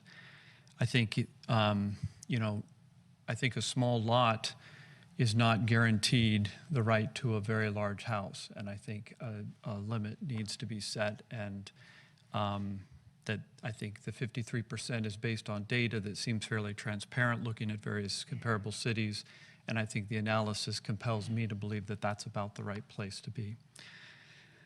I have to say I'm disappointed. When I was at the meeting at the library, what was probably 6 months ago, the concern I had was that the process that goes around this wasn't being discussed. And at the last meeting, there was talk about, and in this proposal, there's talk about a 300-foot, notification, which is a very small part of what I think is the complete process that's being talked about now this evening. And I'm a little confused why these two processes have been so disconnected. And as you, Mr. Dugan, mentioned, the fact that the next steps includes possibly another year before those really get addressed is of concern, and I think it will continue to keep the ferment going, which will be unfortunate. So I'd strongly recommend that be addressed quickly. Whether it's 300 feet or the yard sign, I think the recommendation previously on a yard sign was interesting. An architect on the team has been talked about for 6 months, but it doesn't seem to be documented anywhere. I was surprised tonight to hear that there are only 2 people on the review committee right now, and yet there's no budget constraints, so that's a little confusing. No teeth, that should be dealt with, it sounds like. The shadow sun study seems to be reasonable when it's relevant, and I think maybe that's a place that it could be, depending on where the shading maybe come from, it's appropriate or it's not. Don't force architects and homeowners to pay for more money than, when it's irrelevant. But ultimately, I think there's a concept of just a bill of rights maybe for the neighbor and for the resident homeowner. that could be somehow codified, and maybe there are other cities where we could see this, where you have certain rights as a neighbor to at least know what's going on, and maybe you don't have rights to dictate what happens, but you're reasonable. And similarly, the resident homeowner has a right to be protected to get to build the home of their dreams as long as it falls within the standards. So I hope all those will be included and that the process will be addressed quickly and not drag on for another year. Thank you very much. Thank you. Helen McKenzie.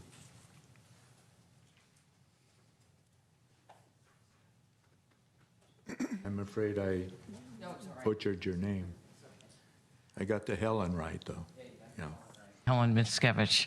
I have lived in San Carlos 29 years ago this month. I moved here with my husband in September of 1989. We raised our son in a house that's 1,450 square feet. We have never expanded it, built a second story. It's on a small lot. And you know what? You live with less, because we wanted to be in San Carlos where we had good public schools and good government services. I agree with Good Growth San Carlos, and I specifically agree with the woman standing against the wall over there, Laura Deck, who was so articulate that I wish I'd written your comments myself. But I have two other things I want to say besides agreeing with other people. One is that I work for the California Public Utilities Commission, and one of the things the California PUC is doing is trying to implement policies to respond to climate change. And in that vein, we like to encourage solar power, solar energy, and that means solar panels on people's roofs. When I attended, this is my third meeting, when I attended the one at the library some months back, which the previous gentleman just mentioned, I heard people speak about having spent money to put panels on their roof, and then a second story went up on the house next door, which blocked their access to sunlight for a significant part of the day, and especially in winter. The plan that you're going to adopt has got to address that, not just because of individual needs, but because we need to address climate change as a community. It's going to affect all of us, and I think most of us know that. The other thing I want to mention is I'm a one-trick pony. Sorry, Lisa, I'm bringing it up again, and that is the notice issue. I understand that this proposal was going to expand the scope of notice from 150 feet to 300 feet. That is not good enough. This Planning Commission or the City Council, or both of you, some years ago, according to Lisa, we've spoken about this, and I have nothing but praise for Lisa. She does a fine job. You changed the rules so that now people are only noticed when there's a project next door if it goes to the, what is it? Yeah, that. In San Francisco, if you decide to put a deck on your house, you have to notify people 3 blocks away. Here, you can put a second story on your house and you don't have to tell your neighbors. It's fine to say we encourage the neighbors to tell their neighbors, but they don't. One set of neighbors came over to ask us to help pay for the fence between the property, all smiles and yep, and we'll give you half the money. Then when he decided to put an addition on his house, couldn't be found, nowhere to be seen. When I complained to him, he said, I don't like looking at your house. Okay, the other guy on the other side put a second story on. We didn't get notified about that either, because even though it doubled the size of the house, the planning office decided it shouldn't go to hearing, and so therefore we didn't need to be noticed. You have delinked notice from, or rather you have linked notice to whatever this other process is, and you should delink them. Neighbors should be notified. You cannot count on the people who are adding onto their house or rebuilding their house or putting on a second story. They are not going to tell their neighbors because they don't want to get into fights with their neighbors. They don't want to hear their neighbors complain about it. The city has to notify people when there's a project going on next door. And I know I've put in a standing request so that now something within 150 feet I get notified about, but I shouldn't have to do that. I should be notified when somebody next door is going to do a project on their house. Thank you very much. I appreciate your time. I have a question for you. You're with the PUC. What are your recommendations for solar? How to protect that? I mean, it's several people have mentioned it's the light shadow, the shadow box, or whatever you call that. Making sure the shade, making sure that you allow enough setbacks so that the panels on the roof can get enough shade. I mean, on the roof next door can get enough sun. I misspoke. I don't know how I'm not an engineer and architect. I can't tell you exactly, but you have to accommodate that. Yeah, not that I'm not concerned about size and all that stuff, but I am concerned also about the roof and protecting someone's roof line, considering what's up and coming. So that's why I asked the question, because I'm not quite sure how you would, And that I can't answer because I just don't have the technical knowledge to help you. Okay. I just want you to take that into account, and you've got to have people on your staff who can help you with that. Okay, thank you. Thank you. Ethan Heinrich?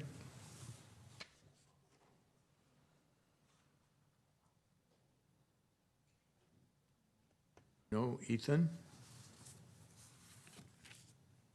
Then we'll move on to Scott Linke. Hi, I just have my name's Scott Linke. I live on Cordilleras. I've lived there coming up on 20 years. Just have a couple of comments. First of all, I guess I want to thank the Planning Commission. I've attended a couple of the meetings. I was really quite surprised and pleased. I actually, maybe I'm one of the few people that actually liked that you took on the kind of the form-based approach. I was kind of frankly blown away by that thought of avoiding, houses that were dominated by garages, and I hope that I know some of that. I guess at least the garage pieces are reflected here, and I hope that continues. The other thing I wanted to comment on is just really how important all this is. Our home, the next door neighbor tore down their house and built something much larger. We were notified at that time for whatever reason. I understand that's not a given. My wife came in and kind of fought the sheer wall that was going to be there. And frankly, we knew what we knew. And so we fought that part. They built the home, and for the most part, we've been okay with it. We weren't even aware of kind of the solar, and now I feel it's fall. Now I'm in my backyard. The sun no longer strikes my backyard, and I look over and I see the rooftop of the house next door, which is blocking me from enjoying my backyard. It's not huge, but it matters, and you multiply it times the size of San Carlos, and I think it's kind of a bigger deal. The biggest thing I have that I wanted to make a point was really the flat FAR without the sliding scaling is kind of, I'll say ridiculous, especially when I've seen, you see the graph. You see at the high end, on a 10,000 foot lot, to keep that flat, it's extraordinary. I wasn't even aware till I saw that graph, just kind of how that jumps out at you. So I would urge the committee to take on the sliding scale. I heard a great question from one of the members of the panel around asking why we wouldn't do that, and I heard reasons that sort of befuddle me. Some sort of simplicity. I guess I was excited at the beginning. It took on a form. You were actually thinking about a form-based model, which obviously would have been very complex. I think that was great. To then say to do the calculation or whatever is kind of complex. I don't understand that. So I would urge the recommendation to include the sliding scale. I heard something else about easements. I would think easements would be much more of an issue on a small lot where you don't have much flexibility than on a giant lot. It's still a possibility. I could see making an accommodation for that, but the biggest thing, I'm really thankful that the Good Growth group is here and that they've kind of taken the lead on a lot of things. They seem to make a lot of sense, and I'm sort of, again, I guess I'll also express my sort of surprise that so many people seem to be backing that, but the proposals that come forth don't reflect that support that I see and have myself. So anyway, thank you very much. Thank you. Marshall Byrne?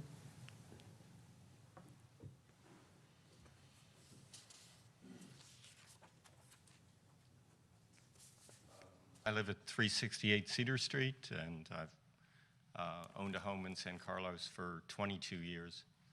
And I just want to add my voice to the support for Good Growth San Carlos. The 0.59 FAR flat is just clearly too large. And I think Christian said it best with the, it's not addressing the problem. I know the houses that jump out at me as being too big, too imposing, not fair to the neighbors, are not over 0.59 usually. They're right around 0.59. And they're on lot sizes in the 5,000 to 7,000 range, because that's mostly what we have in San Carlos. So I think the 5.9 does not really address the problem. And the one thing I might, I'm persuaded, I haven't thought about this that deeply, but the one thing I've seen here tonight is I do like the idea of the smooth curve to give a little extra bonus to the lot sizes below 5,000. So the good growth has it flat there, and then John Stewart was showing, and a couple of the architects showed something going up there, which I think, I'd be happy with that, because that's not the problem, the small lot sizes. Thank you. That's the last of comments from the public, unless there's one more. Bonnie?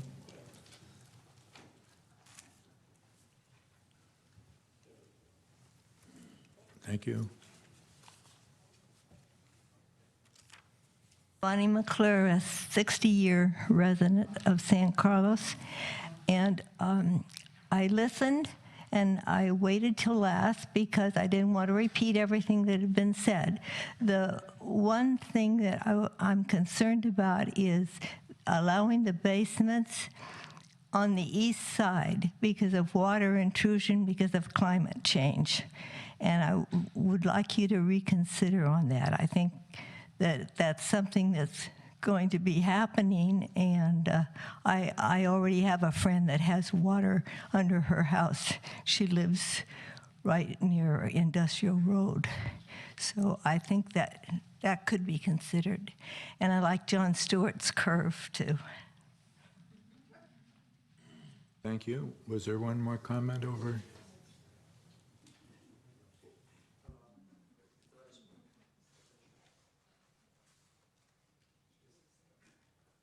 Spoken before, and I wasn't planning on to. My name's Raymond DiMattei, and I live on 2065 White Oak Way. I've lived there for 40 years.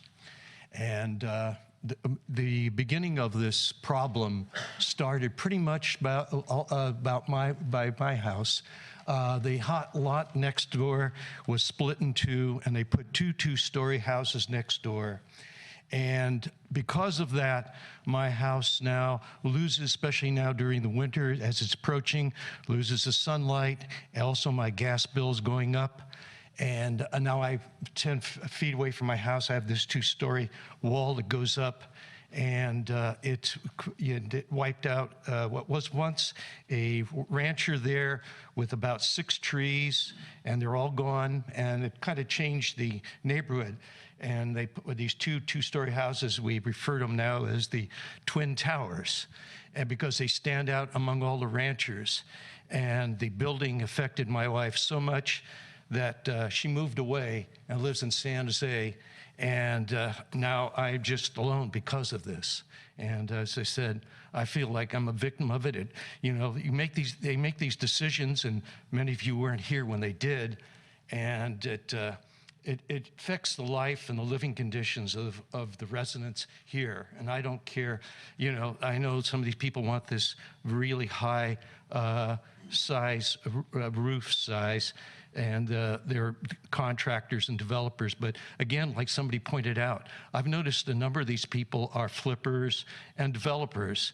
And there's a big house on, I guess, Howard, that's about 2 stories on a small lot. And I notice it's for sale already after 2 years, and all the neighbors weren't happy about it, but anyway, it was approved. So sorry, I wish I had better things to say, but I've been pretty disappointed with the City Hall and its decisions in the past, okay? Thank you, sir. Michael Berman.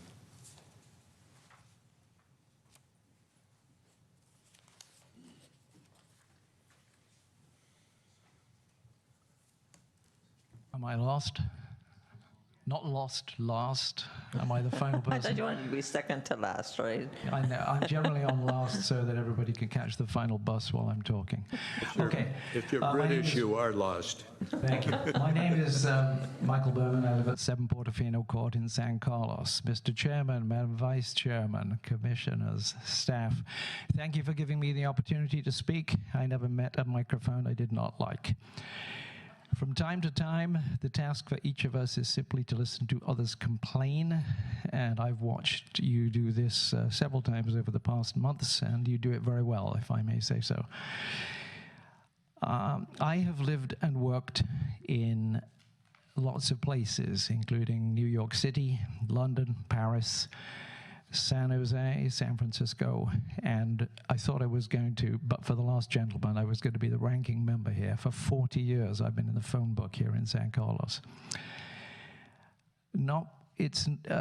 San Carlos's dirty secret is that it has an unpublicized sobriquet, the city of unsynchronized red traffic signals.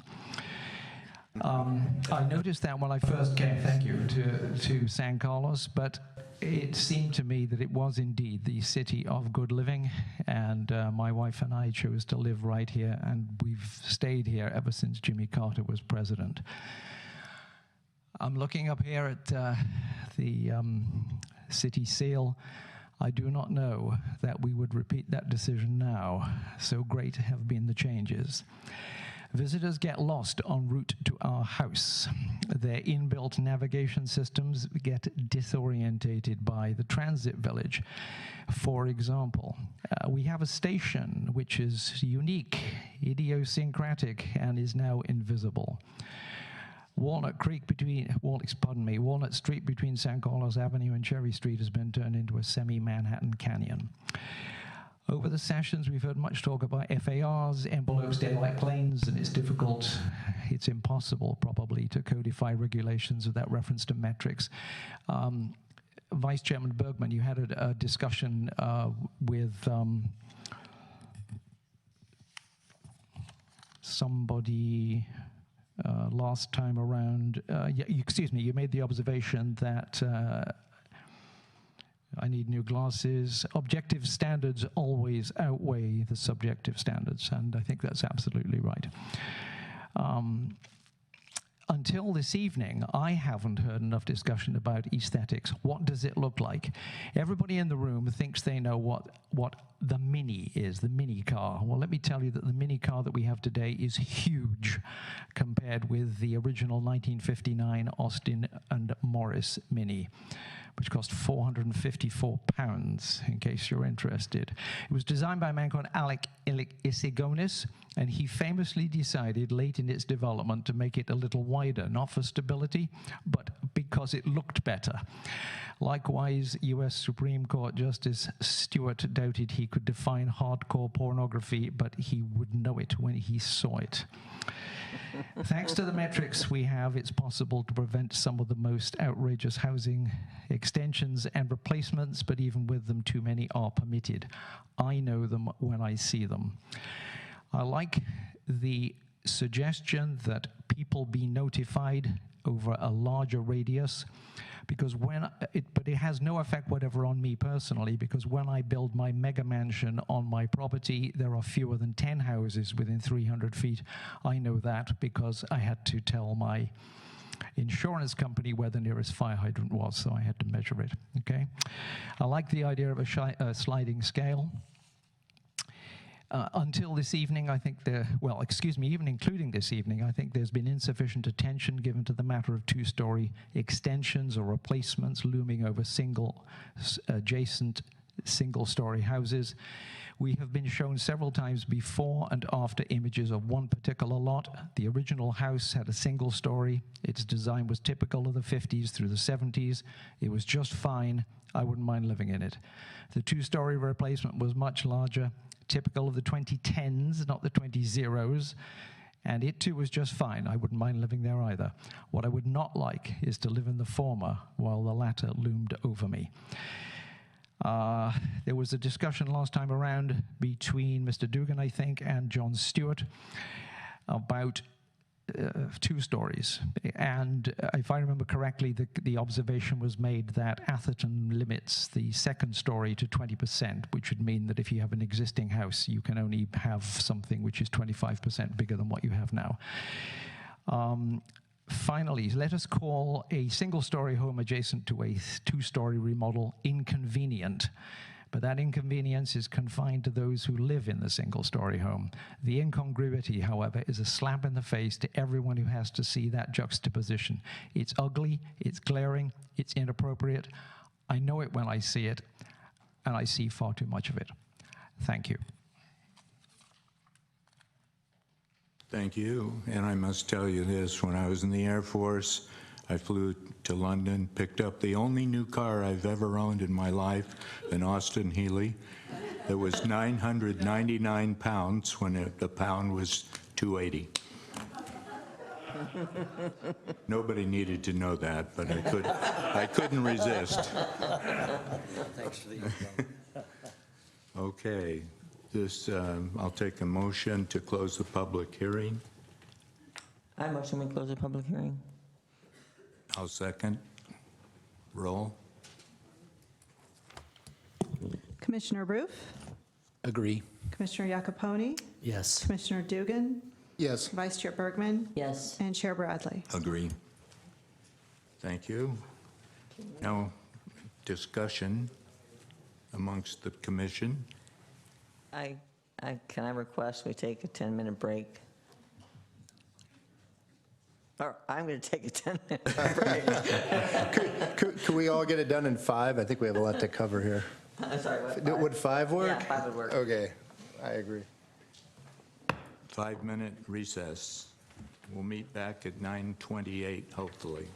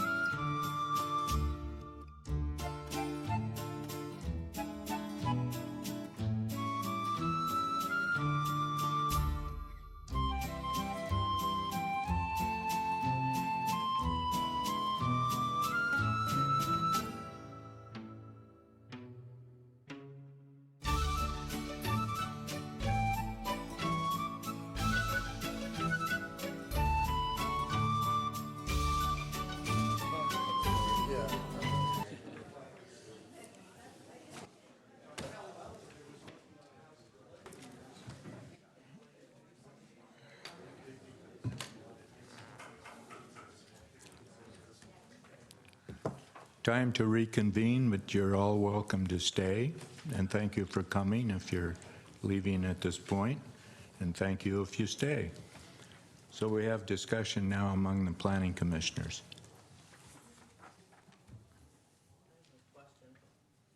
I have a question through the chair. Yes. As to how we go forward with the actual motion or motions. I'm looking at table 1 on page 12 of our packet. And maybe it's the staff needs to answer, but I'm going to ask it through you. Will we go through each one of these with a separate motion, or should we go through each one of these with a separate motion, or are we going to lump them all together and put all the exceptions in and try to make this one motion? I don't recommend it. I think we have a lot to discuss, and maybe that procedural question will be more obvious at the end of it. You know. Okay. We can attempt to be comprehensive, but it may break down into subparts. Through the chair, I have a suggestion. What I've had prior planning commissions do is, if there's, because there are 13 amendments that are being proposed, and maybe some others that'll be proposed from dais, you can do straw polls on each proposed change, so that when you get to the final decision you may make tonight, that you've got one motion to adopt the resolution, but you'll incorporate some of the things that you've already agreed to or had a consensus on. Thank you. I'll endeavor to do that.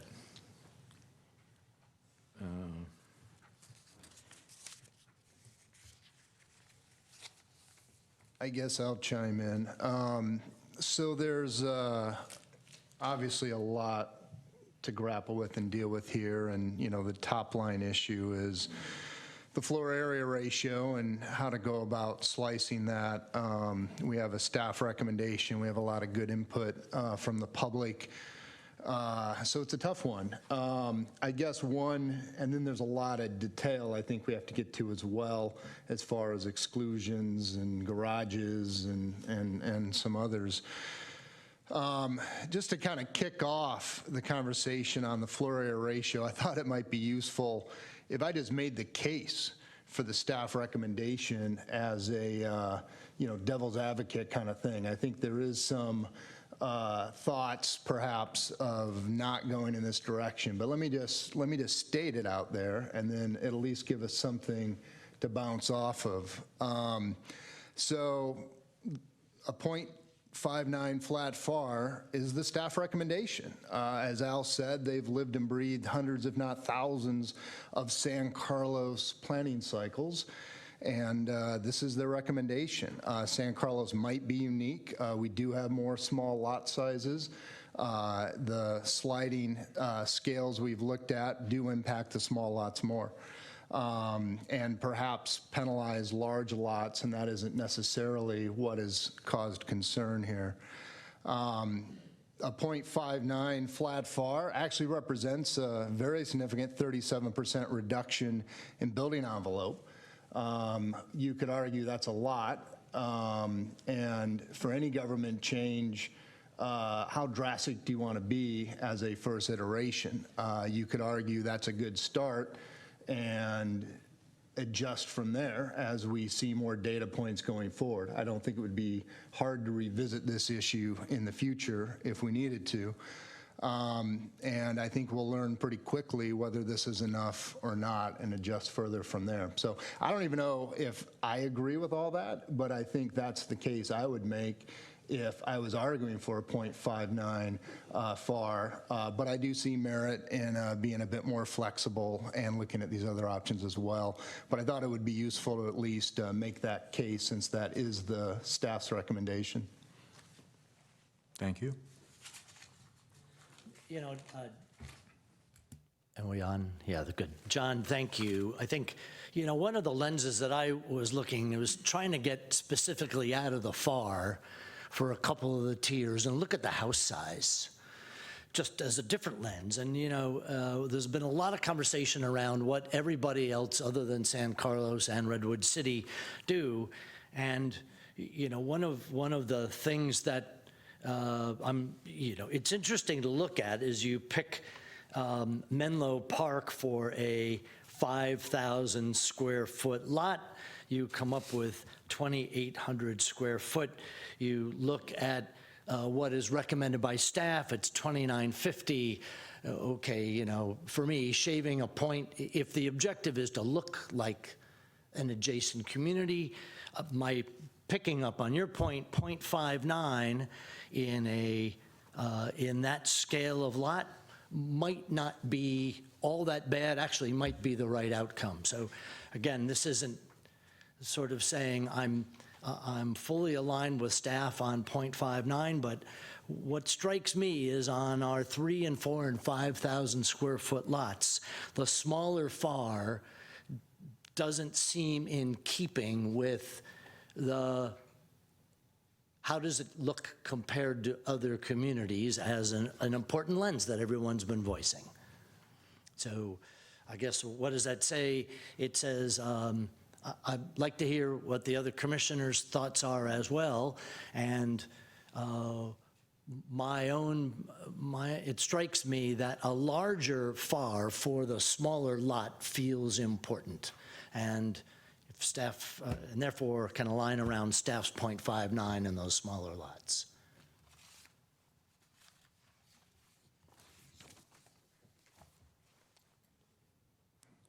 Well, I'll have to disagree. I would hope we would be willing to lower the FAR and the lot coverage could be left at 5.0. And I base that mostly on not to disagree with my fellow commissioners or the staff who I have the highest of regard for, but based on what I hear from the property owners, longtime residents, and the citizens of the City of Good Living. I hear what all of you have said, and I interpret that way. I believe I've been a planner for over 50 years. I plan for cities, big and small, counties, a country in Africa, and I've learned, well, I went to architecture school first, and we didn't have to listen to citizens in that context. But in planning school, I was taught, and I learned in the field that you just listen to people that live there. It's not, you may think you have the smartest of ideas, but the citizens can usually prove that they know more about living in that community than someone just because he has a professional degree and may not even live in that community. Of course, we all live here, and that's why we want it to remain the City of Good Living.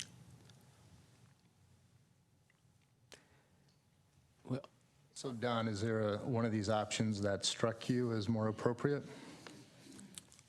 Well, I'll go back. I favored, I went to some of the SHAC meetings, and I would have favored the form-based idea. The minutes reflected that we thought it was too progressive or too complex. If you look at the zoning ordinance the way it is right now, it's nearly 200 pages, or maybe more than that. It's very complex the way it is, and whatever we do, it's going to be complex.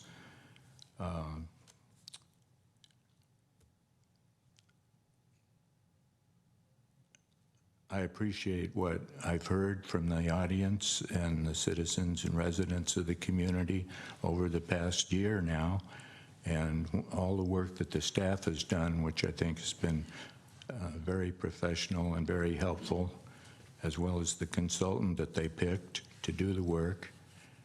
And now we have to come up with the hard decision what to make.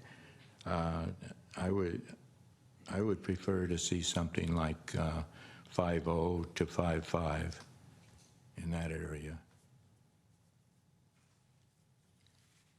But I do prefer the sliding scale, and I think a lot of good ideas have come out over the months and here in the last 2 hours or so about basements. One thing I haven't heard, architects doing creative design, solving problems could consider story-and-a-half houses that would protect the daylight plane and privacy somewhat by, you know what I mean, like the old Cape Cod houses. I know nobody wants to build them now, but, or Tudor houses, for example, where you've got a second story, but it doesn't look so imposing from the street or from your neighbor's backyard or a side yard. I'm in favor of most everything else that's been said about 2 to 1 in a driveway car preferences there. The thing is, the San Francisco Bay Area has a huge housing problem because we're so highly paid here. That has increased rents and purchase prices of houses. I've lived here 33 years, not as long as some of you, but longer than others. And in 2 places, I chose to live when I wanted a bigger place. I still stayed here because I knew it's a good government kind of town. I've said that before I got on the Planning Commission. One of the things that impressed me when we updated the plan, and I wasn't on the commission then, it's been 10 years ago, nearly a decade ago, and I saw yard signs in people's yards saying, support the update of the plan. It blew my socks off because mostly I remember people carrying signs around at public hearings saying, planning is communism, you know, vote the rascals out, that sort of thing. So we've evolved over these years, and I know we'll make the right decision for the town if we consider all these things. But I would be in favor of lowering the FAR and lot coverage. Well, I think that we need to be very careful to listen to our constituents, and we've been hearing a pretty consistent opinion that we need to implement the solution that actually has an impact, and at 0.59 is close to the size of the existing problem houses, and so staying at that level doesn't solve the problem. The FAR is somewhat of a blunt instrument. I'd love to see the RDRC be able to exercise more judgment to ensure good context, neighborhood context for developments, but we don't have the opportunity to build that in right now. And so looking at what can we do right now, I would think that moving forward with an FAR in the lower 50s, I'm concerned about the smallest lots, and so adjusting the sliding scale, and so I don't see in the city proposal one that exactly matches what I'm thinking, and I suspect a few other commissioners are thinking, but something on the order of a 0.53 median. And because our neighboring cities have that sort of a median, it gives us some comfort that that's a workable place to be, that we're not trying to impose something that would be unduly harsh on people who want to expand their homes. Thank you. I think my mind has changed probably 10 or 15 times just sitting here. There's 2 things that I like. I like good growth proposal. I also like John Stewart's proposal. I'm a little bit concerned about clipping the small lots just because of and I'm thinking the 40 to 50 foot lots specifically. Just because there's not a lot of flexibility for them. And I remember the one gentleman talking, And I noticed that Good Growth's got it flat through there, so I'm really torn on that portion of it, but I like the 0.53 median. I can definitely go with that. And I don't know how I would vote if I had to go with the flat portion of the smaller lots, or if we were to scale it. I'm torn on that. And that's really all we're discussing right now as far. I have other things to say, but I'll wait till we get to the other things.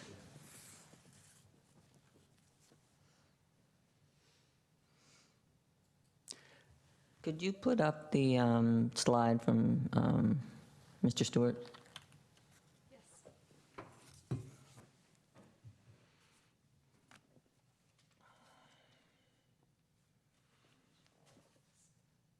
Yeah, I'm certainly not opposed to considering a lower FAR, but as I do stare at the impact on our smaller lots, that is my concern. It almost feels like we need a bonus on the small lots.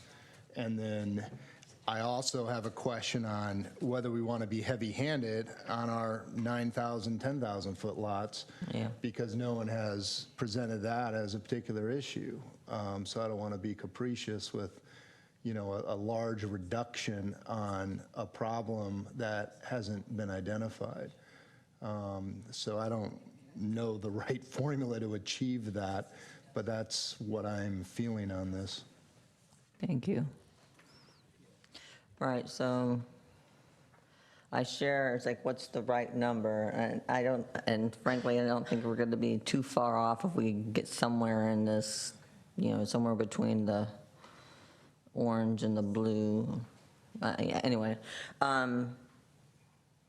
I could be convinced either way, whether it's Good Growth or whether it's Stewart and Associate. And I don't know if anyone else has an opinion or wants to do it differently. I also, if we want to grant a little bit of bigger on the larger lots, I'm fine with that. So, but somewhere around 0.53 is where I'd like to be. I'd accept anything between 0.50 and 0.55, like our chair has mentioned. But 0.3 is where ideally I'm at, and then we just need the discussion about the top end.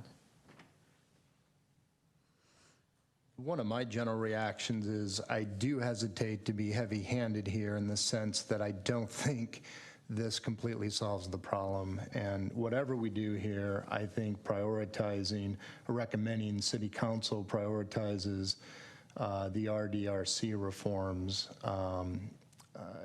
needs to be a priority, because I think that's what solves this. So kind of, I hesitate to, jam in a 55, like if 0.59 is a 37% reduction, I don't know if we've even figured out what a 0.53 reduction is, but it probably feels more like,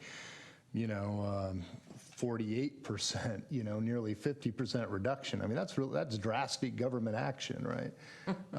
You could argue. There's different perspectives on that, but it's just not obvious to me you can't still build a really obnoxious house at 0.53. So it's the RDRC, I think, really is the potential solution at hand. I'd like to see the RDRC definitely have the teeth to do something about the light. I definitely want to give them that kind of, I'm sure there's other things we can think of, but that's definitely one thing I'd like to see addressed, and I think it should be addressed through the RDRC. Because I think it's going to be hard to be able to put a limit, I think it's going to be hard to put a limit, or other than the 5-foot setbacks and 9-foot setbacks that we already have that protect a lot of the light plane, but not enough of the light plane.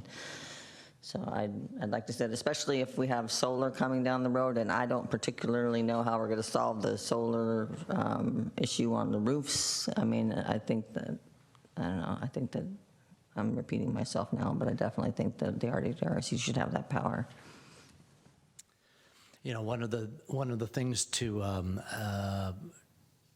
highlight when we look at the Stewart Associates graph is it actually starts above 0.59, and I'm presuming, well, I'm not sure what the lot area, what the 3,000 square foot lot would be if the intent would have been to make it flat at 0.6. So in some ways, it is an upward modification of what the Good Growth team have proposed, and, you know, to maybe what a couple of folks have said, not being so aggressive at the upper end. I mean,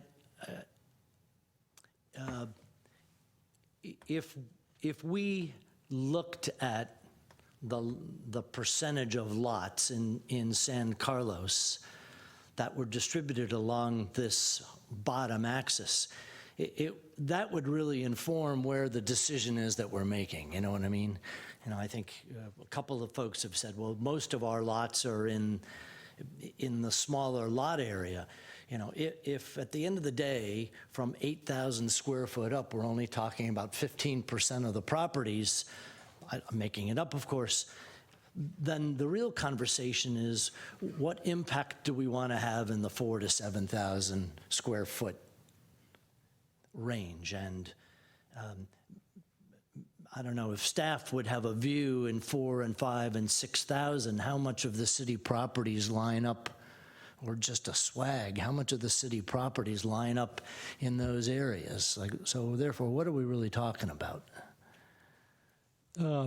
Based on our last presentation, let me see if I can actually give you some numbers, but there's a significant number of lots that are in the smaller range.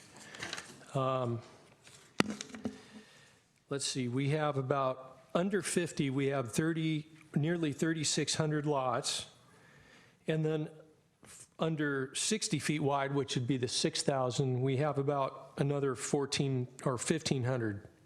So the majority of lots are under 6,000. If you take a look at the total number, parcel width 60 to 70 is 894, and then over 71 you have 2,000 parcels. So the majority of lots is less than 6,000 square feet. There's a total of 7,957 parcels, and 5,019 are less than 60 feet wide. Can you say that second number again? Out of 7,957 parcels, 5,019 are less than 60 feet wide. Yeah, so the single garage option is actually going to be quite commonly an option. Yeah, I think you're right. Which is sort of one of the few form-based ideas that we're still carrying forward.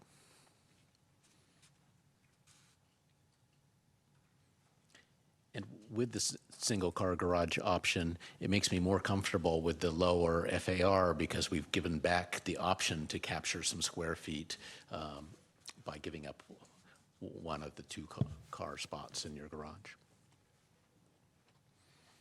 So I probably am a little rough with the percentages, but almost 70% of the parcels in the city fall, if again looking at this graph, fall in the 4,000, 5,000, and 6,000 square foot range.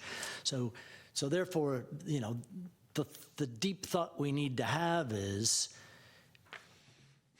are all of these lots created equal, and what is big on lots of those size? Because I think beyond that, you know, it's really not, it's not going to be the scale of the development, the number of applications, and the number of people that are impacted.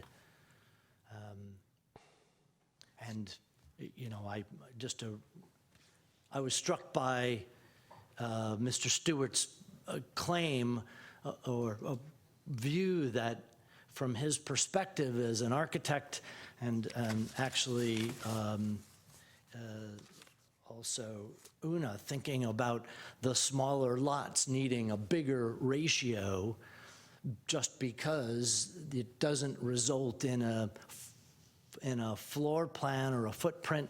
And the gentleman that's sitting over here, in his own personal experience, I don't know if 25 or 2,800 is 2,900 is the right number, but again, I'm just mindful of what can be built on those smaller lots and don't want to disadvantage people in that space where it's really important, so.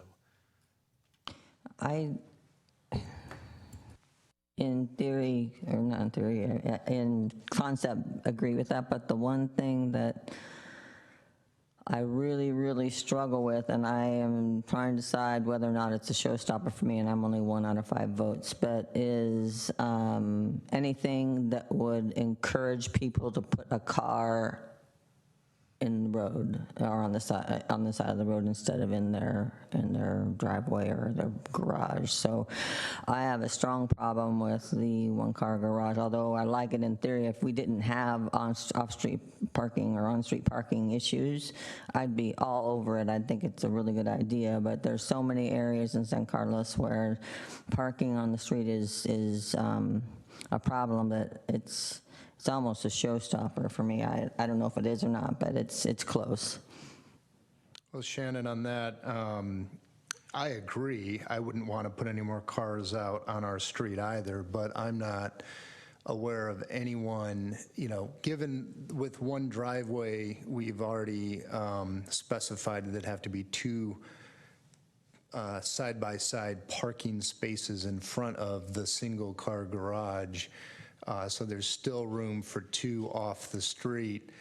And I'm not aware of anyone who puts 2 cars in a garage and yet uses their driveway. I don't know if you're aware of that. So I think preserving 2 spaces in front of a 1-car garage, I think, do you have a concern about that? Preserving 2 spaces in front of a 1-car garage? That's what staff has proposed here, yes. No, I think I'd probably be okay with that. Okay. Yeah. Not to get off track on the parking, but just going back, so as I look at the curve and I see it better preserves the small lot area, I like this 1,000 plus 35% lot area proposal. It does make sense to me. My one hesitation is it does seem to have a large effect on our larger lots, just mathematically. That's just an observation. And that is not specifically a problem. I've really heard that we're concerned about building on our larger lots. It sounds like the small lots where 2-story homes start to really overhang is the big concern we're addressing here. So I guess, that's my only hesitation. Otherwise, on the lower levels, 8,000 feet and below, I think that's a really good ratios there. But I guess I'd have a question for staff. So I hesitate to put some big limitation on big lots if that's not a problem we need to solve here. But let me just ask, that's kind of a mathematical observation. When I look at it, boy, a 5,200 square foot house, I'd love that. That's 3 times the size of my house, So do we actually get, would that actually restrict what people want to do, this 1,000 plus 35 on these, 9,000, 10,000 foot lots? Or is that going to meet most people's needs on these larger lots? I mean, generally, I think that it would meet most people's needs. I think we heard from one architect that's, everybody has a subjective opinion about that, right? So some people want a 3-car garage. They may want, a detached living area or whatever. So could you do all that in 5,200 square feet? I suppose you could, or I guess at 4,500 square feet in John Stewart's table there. So it's difficult to say. So generally, you could do a decent sized house. I guess from a staff perspective, what we see a lot is on the smaller lots in the 4,000 square foot range. And you heard from one gentleman this evening. I know it's a minority opinion. However, I think he's right that it's very, very challenging to get, everything you need for a family of 4 with a garage in 2,100 square feet. really tough to do. And we noted that in the staff report. So of any of the concerns, I guess the staff's key concern is more for the smaller lots.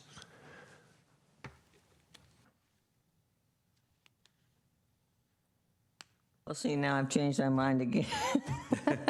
Because now, you know, I don't know. I mean, I'm really concerned about the gentleman. I'm concerned about everyone, but, you know, when you hear both sides of it, you know, you start to, you know, it gives you pause. And I don't want someone so restricted that they can't have, I mean, all they're getting is 2,000 square feet, right? Even with the 0.59 FAR under your standards, and frankly, 2,000 square feet's not that much if you have a family. I mean, if you don't have a family, maybe it's good if you're just a couple, but if you have even one child, that's a pretty low amount of square feet in living area. I think the one thing that is, I mean, if you look at the 0.53, for instance, for a 4,000 square foot lot, you get 2120 according to option number 5 there.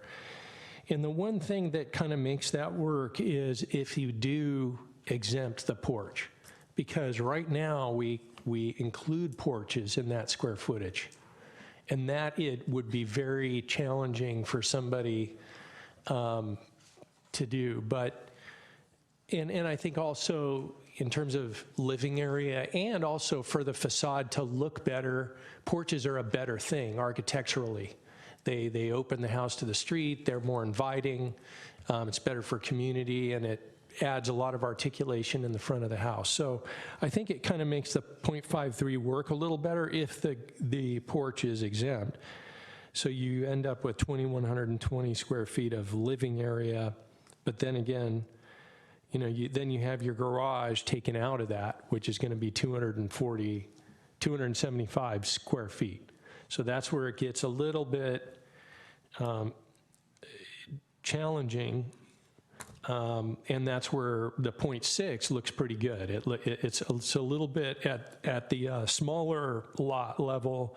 The 0.6 gives you a little bit, or a 0.59 or something like that at the smaller lot level, makes it work a little better if you're going to go with a sliding scale. Does it sort of correct itself at 5,000? I mean, when does it sort of correct? I think you're probably right. About 5,000 square feet is where it gets easier to do. Things get more workable, especially with the porch being exempt and decks and things like that. John, a question. You are talking about the larger lots. Could you envision the concept of 1,000 plus 35% going flat at some point? Like pick a square footage of lot area, instead of having the FAR continue to decline, have it go flat in somewhat reflecting staff's reflection to give the larger lots a little more elbow room, and simultaneously accommodate this conversation we're having around the smaller lots. Yeah, it's a very good thought, Jim. Just it strikes me that, you know, on one hand, I really do compliment good growth. For, you know, 2 weeks ago, it was a 50%, right? That's what you guys were recommending, and you guys really thought through it, obviously looked at the large lots, and, you know, coming back around at 53%, you know, on the current proposals, a big movement from that.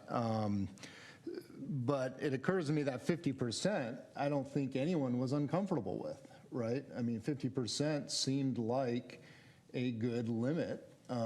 So I don't know, maybe that 1,000 plus 35%, no less than 50% is a good idea.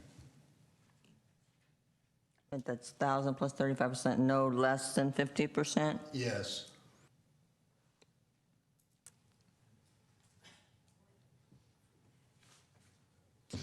I'm just worried about the small, Al, can you tell me again how many were around the 4,000 square foot? Between 4 and 5? But this proposal actually is more generous to those than even staff's recommendation. You're looking at 0.5. So this would be the Stewart Associates recommendation, Right. so you'd be at 0.6 at Okay, 4,000. never mind, Al. Draw a flat line at 0.5. If you were to go to the 7,000 and push that little dot, I'm just going to say up to 50, and then draw it horizontally from there, I think that's what John is suggesting as a consideration. I kind of I have a. mean, you know, further study could certainly be done, but just looking at the graph, that seems to satisfy what I was concerned about. Yeah, I think, I still think my first choice would be John's, and then my second would be good growth. I really don't want to trunk off the people with the really, really small lots and making it hard for them to build or remodel.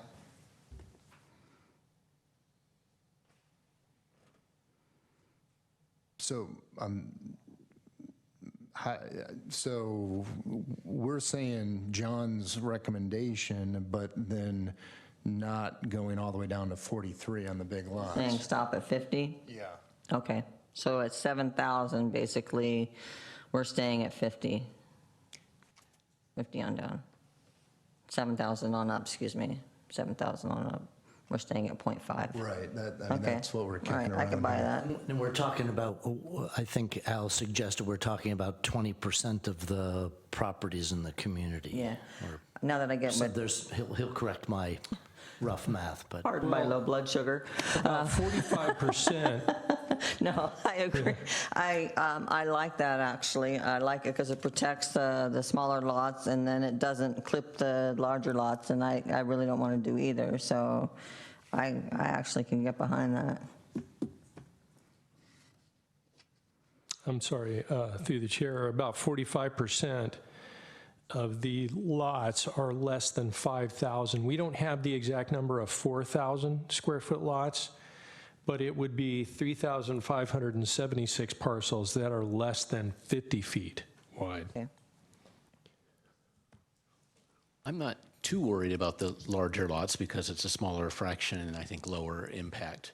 Personally, I don't really like seeing inflection points in the curve because that is sort of some unfairness if you happen to be on one side or the other of the point. But I think we have to be careful at the small lot size if we go all the way up to 0.6, as in the Stewart Associates plot here, that we may be asking for trouble with oversized homes looming. I mean, that's exactly where the problem houses are. And so if we, in the 4,000 square foot lots, it could be an imposition on the neighbors. And so 0.6 seems a little high to me for the smallest lots, but I wouldn't need to hold all the way down at 0.53 necessarily as in the good growth, somewhere in between. Maybe just to build on that, I think that's a good point. Would staff be able to say, in the past couple of years, in this under 5,000 square foot lot, what size of houses have been built, or what are the sizes of the houses that have led us to this point?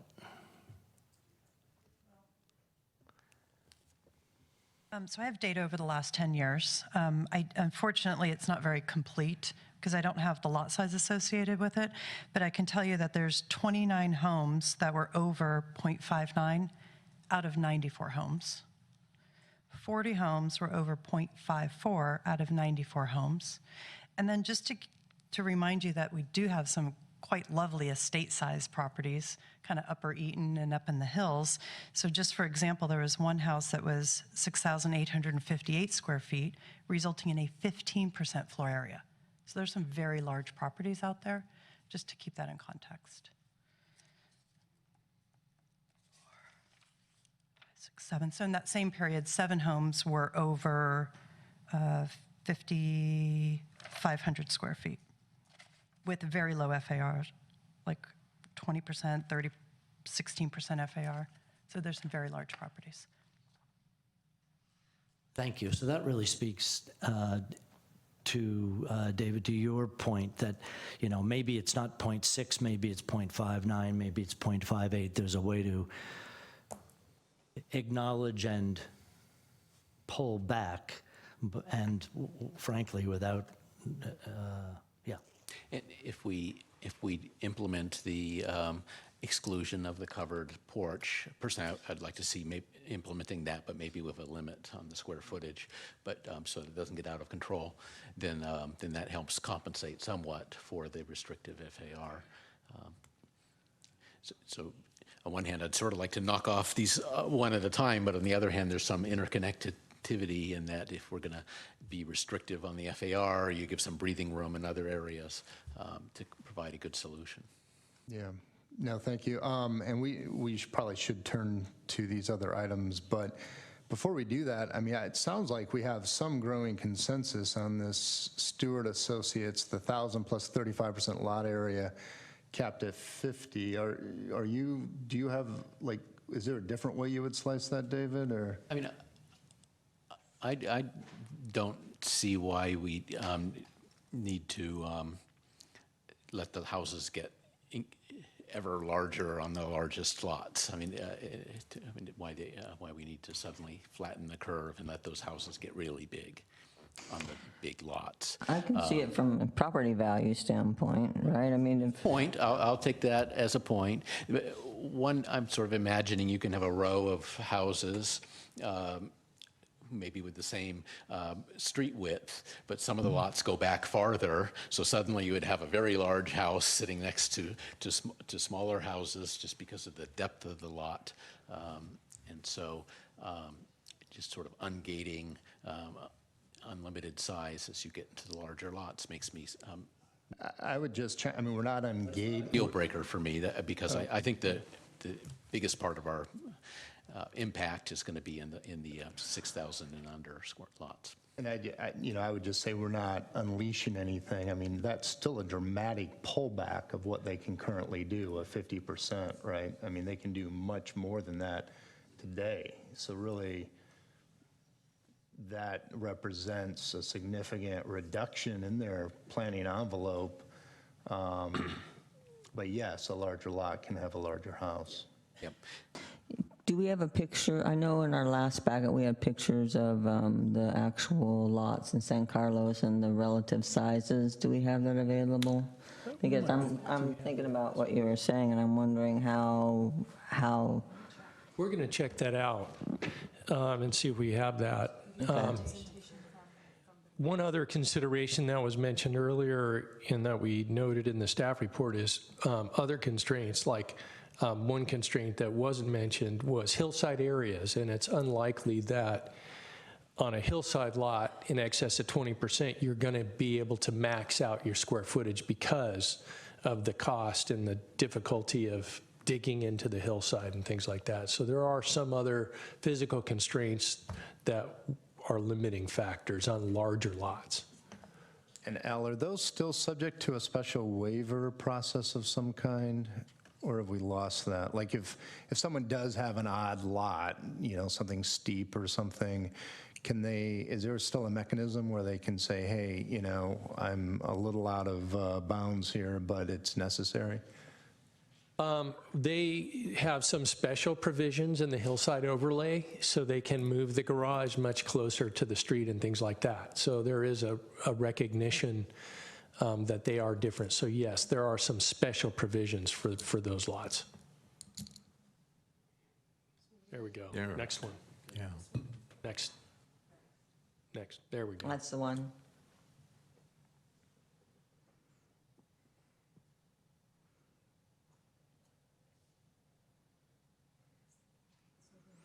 So the ones, I mean, there looks like it's, and they're pretty close in size. I mean, when you get up in the hillside, you get with the 61 and above 71, but down in the flats, it's less than 50 up to about, up to the 60.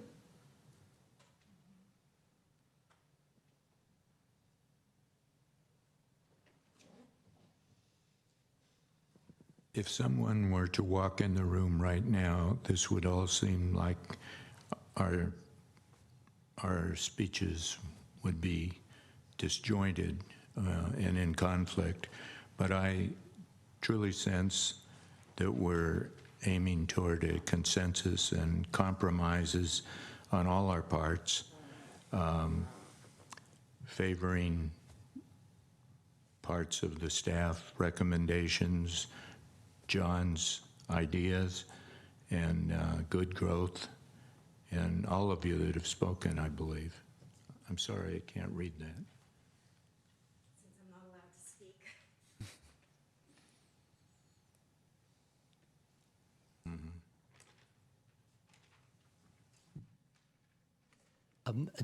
John, you had said there were a couple of other things.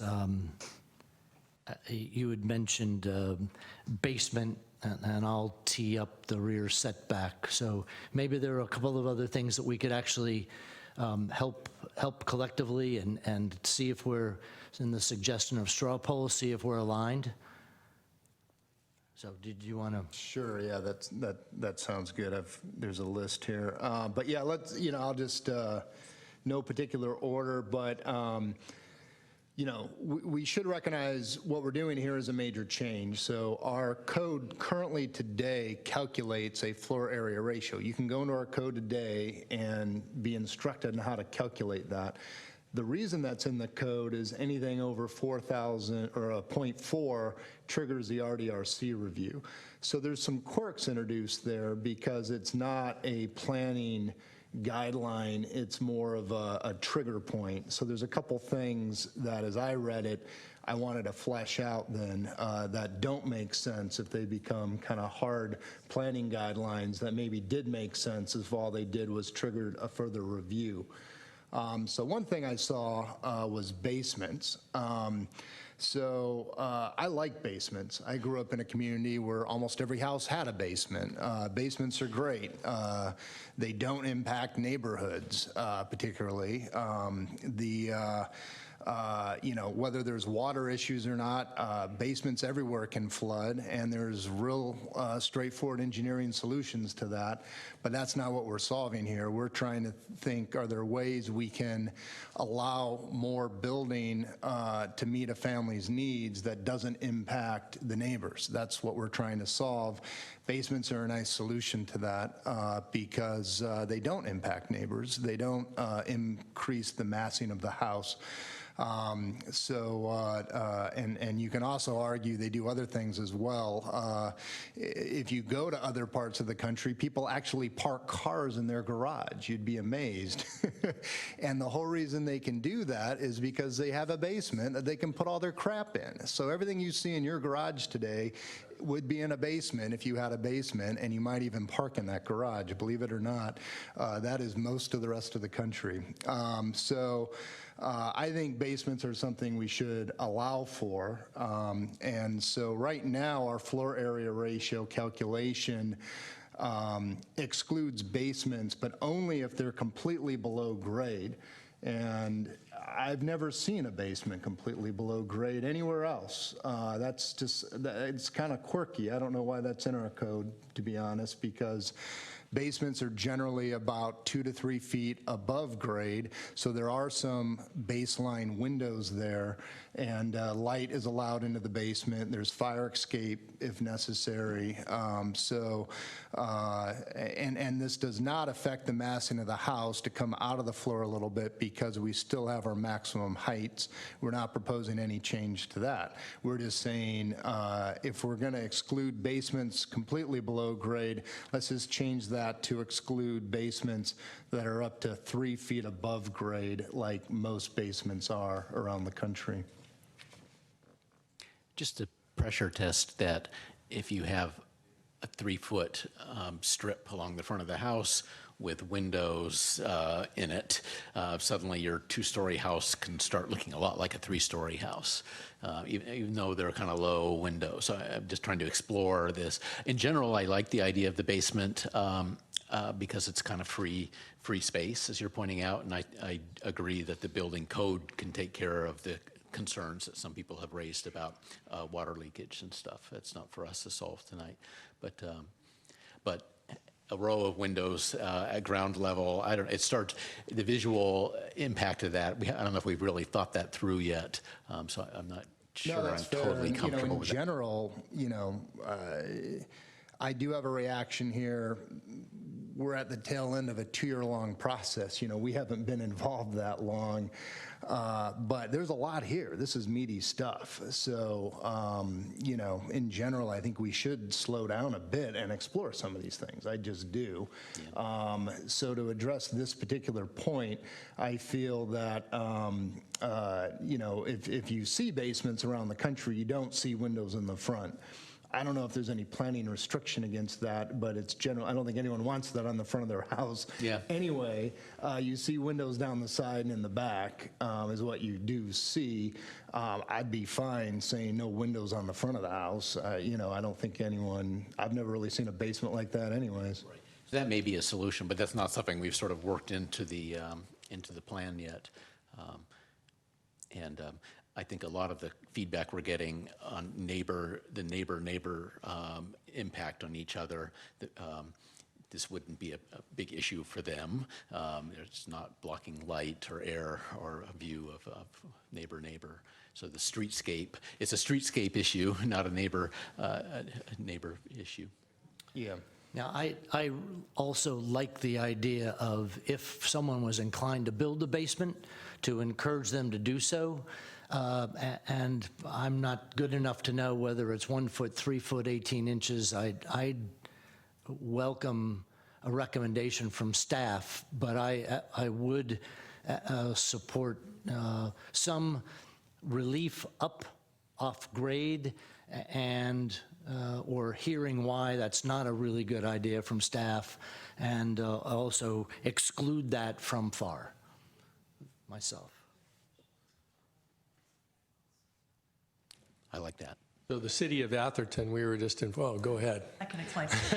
The town of Atherton has done a lot of studies on basements. At one scenario, a basement could go all the way to 5 feet within the property, side property lines. So they really pulled it in, and basements are limited to under the footprint of the main building, and they're limited to no more than 2 feet at the finished floor of the first floor above grade. And then they handle the light and ventilation, and they escape through light wells. You really can't have it through, 3 foot. I don't know that would meet a fire code for an escape, and it wouldn't bring enough light in there to meet the building code requirements. So it's 2 feet above finished floor, and that's measured to the finished floor of the first floor. And usually you see a house has a couple of steps up. So that's how it works in that community. Well, those are useful guidelines. I like the idea of not letting somebody hollow out the entire area of their lot for a basement. Somebody would probably have that idea. And the 2 feet, maybe that's, maybe we're getting in there. So are we going to be sending back our ideas for the staff to develop into something we can vote on more easily next time? Is that where we're headed? I think that what, as suggested by the city attorney, I think you're getting somewhere, at least on 2 issues, you're very close. And so what we'd like to do is continue to move forward. Mm-hmm. We don't need to come back. We can just insert what you've said tonight and put it in an ordinance form.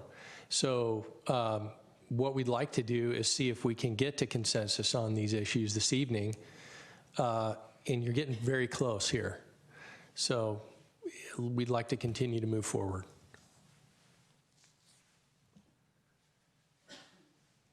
So one suggestion by the city attorney was to take a straw poll, and perhaps a straw poll could be taken on that last point, if it's okay with the chair. Yes. So is there a motion? Sure. I move to exclude basements up to 3 feet above grade from the floor area ratio, provided the basement is entirely under the footprint of the building. So Excuse me, can I check, is that 3 or 2?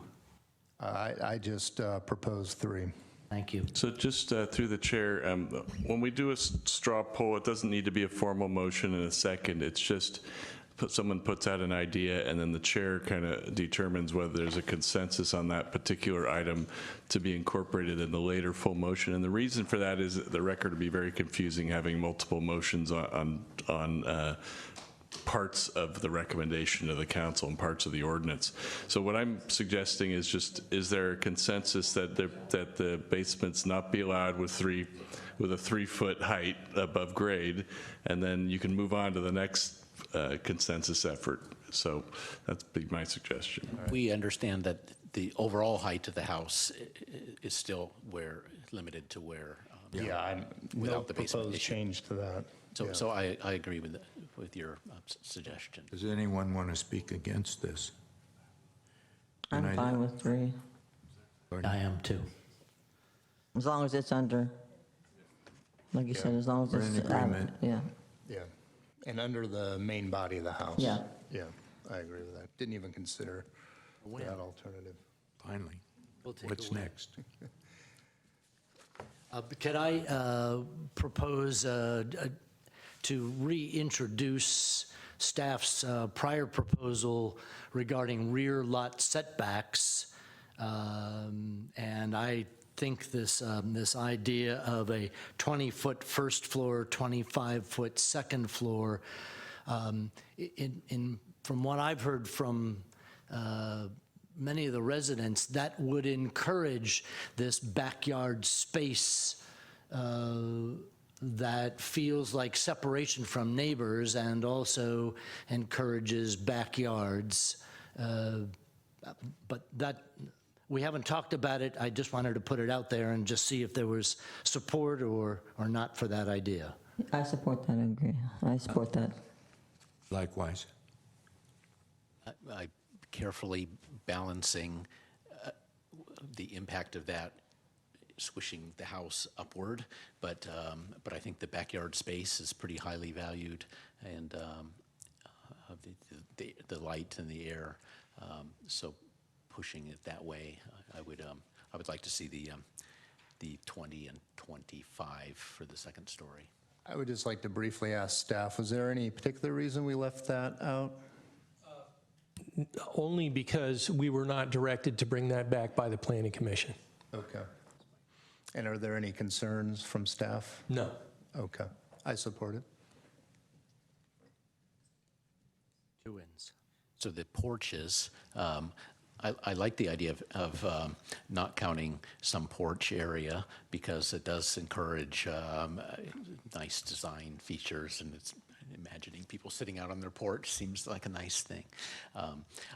As they get larger, I start to get a little more worried, and so if suddenly you have a 30-foot square covered area, then that could start to have an impact on the neighbor in a way that we're not anticipating. So I like the idea to a certain size, and so if we came up with a square footage, so the porch up to X square feet, it doesn't count in the FAR calculation, and then beyond that, it does. So we're giving some, we're giving, but not infinitely. And something on the order of a modest porch. I don't know, maybe we need to get feedback on this, but a modest porch to me seems like 6 feet by 12 feet or something would be I would, kind of a thing to address before that is, what's currently proposed by staff is porches and covered patios. And I love the idea of more front porches. I think that's a great design element we should encourage. I'm not convinced at all about covered patios for all the concerns that have been raised about them. your backyard front. Is that what you I think mean? it's the concern we heard, it'll get glassed in and called a room over time, which I think could definitely happen. And if it's covered, it's already under the roof line. I think it is imposing in a way. So, personally, I would like to see a exclusion for a front porch, a covered front porch, but no exclusion for covered patios of any kind. If we are able to do it that way, then I'm less concerned about the square footage thing because it doesn't seem like it's going to get out of hand this easily. And in addition to what you were saying, I think specifying that it's a ground level porch. I mean, a second level porch starts to sound like a frat house. Yes, yeah. As the staff, I think, proposed 18 inches. I think thinking about guardrails or perhaps, but I think front porches are front porches. So I think a front porch that is equal to or below the level of the front door is acceptable, even if that's more than 18 inches, right? I mean, there's a lot of homes where that's 2 or 3 feet up. I agree that it's level with the level of the first floor of the house. Or below. Yeah, something like that, or within range. I don't want to play the devil's advocate here, but in the matter of covered porches or covered patios, a lot of people have awnings that are retractable. Where would that fit in? Do you have a solution? I don't think that's a covered patio. I think that's a deck, and we should talk about that next, probably. Yeah. Yeah, it would seem that the covered ought to be a permanent structure. You know, if it's retractable, I would have, you know, there's something special about sitting out and listening to the rain for about 15 minutes, and then you want to go back inside, but not sitting in the rain is a nice thing. If you do it under an awning, that's okay. As far as the size of a front porch, I could go either way. I mean, a front porch can only get so big, but that said, plenty of planning commissions have probably died on that thought, right? That no one could be that ridiculous with a front porch, and then we'll see a really ridiculous front porch. I wouldn't know how to come up with a number on the spot, though. You know, I dug into it just enough to know that the recommended depth of a front porch is 8 feet. So then the question is, how wide should we allow it? And 250 total square feet occurred to me as a decent number because that allows up to, what, a 25-foot wide front porch, which is generous. I mean, you know, maybe 200 is the right answer. I don't know, but at least that did put a bound on it where I think 8 feet by 25 feet is not too crazy. But, you know, here's yet another issue where we're sort of shooting from the hip here without a lot of input or study or what have you. Throwing that out for broader input, but I think it's too radical of a. If we have a limit, then it limits the impact. Well, 100 square feet sounds reasonable to me. How many? 250? No, I'm sorry, I didn't hear what you said. I said 100. I meant 200. Oh, 200. Yeah. 200 seems like you could do a lot with that, and yeah. Shannon? Like there's consensus on that issue as well. And we're taking notes, and we'll read these back to you when you complete. I think David raised the idea of the need to have the flexibility for the one-car garage option in a wider variety of footprints. Can you reiterate? Was it you? And can you reiterate? I'm sorry, can I just jump? I apologize, but on the garage issue, I'm sorry, the front porch issue, right now it says open on 3 sides, and I would want to change that to only has to be open on 2 sides as part of this, because you often see a front door recessed from a garage or what have you. Yeah. Agree. So just to recap that, and correct me if I'm wrong, I think we have consensus on excluding from the floor area ratio covered front porches, not patios, up to 200 square feet that are at or below the level of the front door. And through the chair, I don't mean to confuse things, but the porches are not included in FAR. It's coverage. lot coverage, so I just want, okay, I good. meant to say lot coverage. Okay, just Yes, checking. Good. Yes. Okay. And then the question about garages, because the majority of lots are 60 feet and under, most lots would qualify for the single-car garage. As you get to be bigger lots, people I think are going to be less interested in, or there's less interest in doing that. They have more square footage available to work with.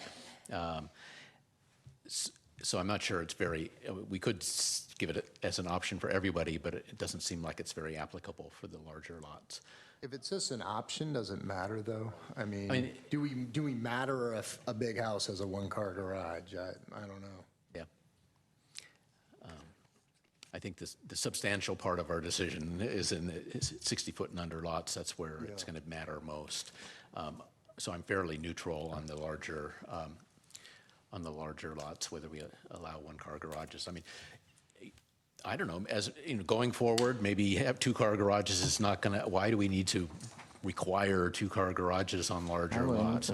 I wouldn't require two-car garages. If someone wants to build a one-car garage, I don't see why we should limit them. Yeah, I mean, you're going to, instead of owning your car, you're going to call it on your computer, and things could change over the next 20 years, and so well, there might be houses, homes with just one cars and lots of bicycles, but I wouldn't want to put a mandate on it. So I'd be fine with just having it be universally applicable as an option with the two-car wide width driveway. Yeah, I agree with that. I think if someone wants to design a one-car, I think most people with a large house want a bigger garage. I think it's a natural problem, but I don't see a problem with a one-car garage as long as we are requiring that 2 parking space area in front of the one-car garage like we are. Yeah, I agree. The one wrinkle I just noticed as I was going through the code is right now, because we actually, the wording is just a little different, I will say, on that one car in the, it's basically requiring it's stating there's only one parking space is required, but the driveway has to be at least 20 feet wide. So, I don't know why is there a reason we don't want to just say 2 cars out there? A metric, just to have a metric, because then you might get into an argument, well, I got a Mini and you have a Suburban and you got, so it's better to have just a measurable thing that we can apply that's universal. And I agree with at least 20 feet, but I guess I would want to say 2 cars because that's our intent here, is that there be room for 2 cars. And generally, in our code, what does it say now? Is it 10 feet? 9 by 18 is a minimum size in our code currently. But so we can specify in our code elsewhere or we can just leave our code alone because I think it already specifies the width of a driveway. Is that right, Lisa Costa-Sanders? Well, okay. The issue is, I think, we mandate 2-car garages now, and then each space has to have this driveway in front of it. So that's why we get the width today. Yes. We're now saying 1-car garage. Yes. So now we need something new to specify. You need a 2-car width in front of a 1-car garage. And I guess I would just be, since it's our intent that there's room for 2 cars, I guess I would say, if you choose a 1-car garage, it will have a 2-car wide driveway in front of it, at least 20 feet wide, if that's the right number. That's fine. Yeah, that's in the code currently, yes. That's under the proposal. Under the proposed code that's what we've written in there. Well, the proposed code actually states 1 car, but in a 20-foot wide driveway, and I just find that kind of odd and confusing. And in fact, it introduces a little wrinkle later in the code where you're only allowed a curb cut in front of a parking space. So you could be like, so 2 cars wide, but only 1 space, you only get a curb cut for 1 space. It's just, we mean 2 cars, so I guess I would want to just say 2 cars there. And then it's very clear, and the curb cut's not an issue. So then technically we're saying we're requiring parking for 3 cars, and that's different than the old rule of 2-car parking. But ironically, unless maybe with some hillside lot, we're talking about 4 parking spaces is the current requirement, so. I'm good with that. If we specify 2 cars, it assuages the concerns that people might have. Well, you're pushing cars out onto the street. So this will make it very explicit. You don't have to explain, we only said 1 car, but really there's room for 2. It's a lot of arm waving to have to do that. So I think it's more clear for people to understand. Okay. That's fine. If there's consensus, we'll go with that. Yeah, I'm good with it.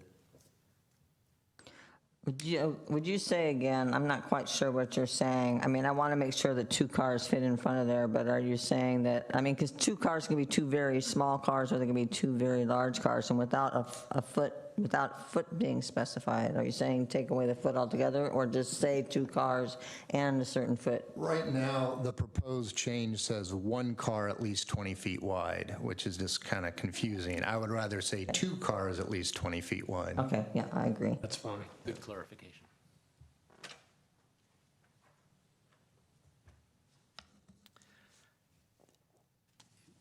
The point of grace period was raised. It's somewhat of a nuance, but it strikes me as wise and useful for people that are in transition or working now. And I think there was a comment about 6 months being too long and 6 days probably being too short. Maybe I'd ask staff, do you have a view as to whether 3 months, where people are in the cycle now, 3 months from the approval, do you think that gives people enough time to react, or is that actually, does that open doors for things you'd prefer to not handle? Or, yeah. Well, one example that we recently can share with you is when the city adopted a new commercial linkage fee, we determined that it would only apply to projects if they weren't otherwise deemed complete. So once the new rules went into effect, if you had a project that was deemed complete, you wouldn't be subject to the new requirement. So for projects that are currently being processed or submitted, or if they are submitted and they get to be deemed complete before these rules would go into effect, they could proceed under the current regulations. But if they were under review and otherwise not deemed complete and these rules would go into effect, then they would be subject to the new rules. So what if someone's spent 6 months working on a design and has been back and forth with the planning department and with the architect and has spent $45,000, $90,000, I don't know how much it is, but I imagine it's tens of thousands of dollars. I would have a hard time telling them that, sorry, you just threw away tens of thousands of dollars. We don't, staff does not begin the deliberations on a project until it's deemed complete. I think that's, although there's some pre-work that's done, it doesn't come up to the Planning Commission or get considered for issuance of a permit until it's deemed complete. I thought that there was back and forth between the architect and the planning department. That can happen, but that's before it's deemed complete. There's information that needs to be provided. So there is a line where once, I think what the staff is saying is that's a line they're comfortable with. It's because it's been deemed complete. That means it's reached a point where it can be considered as complete and all the findings and everything else can be made one way or another. Now, that doesn't mean that it's the final product. It just means that it's ready to be processed. And keep in mind that even if you recommend tonight, it's going to be probably almost 60 days before this ordinance becomes effective. So there is time between when you're reviewing it now and when the city council is going to approve it. It has to go through 2 readings at the city council, and then it's effective 30 days after the second reading. So it's not going to happen right away, so if that helps. Don't want to be overly stringent for the reasons that were raised, but those time frames that people certainly have a heads up. And looking at it from the other angle, a speculation builder could drop in 5 monster homes when the word is out that they've got 6 months if they're gonna squeeze these things in, and make it happen. Just get the forms turned in, and they'd be under the old rules, which I think what we want is if somebody's legitimately been working to get something in till now, maybe they need some grace, but we don't want to put out a call for last chance for monster homes, 6 months. It would be a dangerous advertisement. And just to be clear, you could pick whatever you think is a reasonable time. I was just trying to explain staff's recommendation. And I'm sorry, what would staff's recommendation be on that? 90 days would be 90 days. reasonable. I'd be comfortable with that. 90 days from when the city council passes it. So really, it's like 180 from now, roughly, probably. Yeah, I would be tighter personally, just because a speculation builder could easily use that 3 to 6 month window to put something in. I mean, just realistically, though, I mean, it takes a couple months to close on a property. No one's gonna. I don't know. I would go with staff recommendation on this, because otherwise I'd be shooting from the hip completely. Yeah. So that's 90 days from, you said 180 from today, and you're saying 90 days from from city council. We're saying 90 days. I'm just pointing out, based on Greg's explanation of the process, that's probably roughly 180 from today. But it's the 90-day from effective date. Yeah. Okay, I can go with that. Okay, I'll go with that. Yeah, me too. Okay. One of the things that I wanted to see was on the notification, a sign in the yard saying that, well, do we have public notice signs in the yard? I know I've seen public notice, right? I mean, as far as notice, like a sign, proposed sign. In our code doesn't specify that at the moment. I think we ought to consider that, because there's a lot more people driving around it, and I bet you there'd be a lot more people attending meetings if they knew that things were going on. So I would recommend that we add to our notification not only the 300 feet instead of 150 feet, but also some kind of, I don't know what the right size of sign, but it's a yard sign or something to let people know that there's actually something going on. My question there would be, and I agree, I mean, right now there's 2 construction projects on my street. Some of my neighbors know I'm now on the planning committee. They're like, what's going on over there? I'm like, I have no idea. It's kind of embarrassing. But but yet I think, to what effect is a question that has to be asked. So I think right now we require notice when it goes before the RDRC, because, okay, now they can come and be heard at a hearing. What does it mean to give notice of a project without any additional hearing involved? What's the recourse? I mean, what are we asking the public to do? And I'm not arguing against it. I think we should tell people and be more open. But what is what do we create when we give notice but no hearing? I'm okay with just starting out, right? Making the notice for something that's going to go in front of the RDRC. If we want to make it bigger than that, I don't quite know how to build that, right, to your point. But I would at least see it if it goes to the RDRC, where people can show up as a public hearing. Absolutely, but I also heard people say they just want notice of projects adjacent to their property, which is totally reasonable. I guess I would ask staff, what does it mean, to what effect is it to give notice to people when there's no RDRC review? It would create very significant issues because people would then complain to the city and the city would have no recourse with which to regulate any issues that come up or complaints. So there would be growing frustration. Hey, you notified me, but then you have no way to change. Yeah, there's no due process, right? So that would create a very significant issue, and it is not recommended. Okay. It is, though, I think it is a good idea if it does go to the RDRC, then there's a recourse. Yeah. But if we're already providing notice out for 300 feet, what does a yard sign do?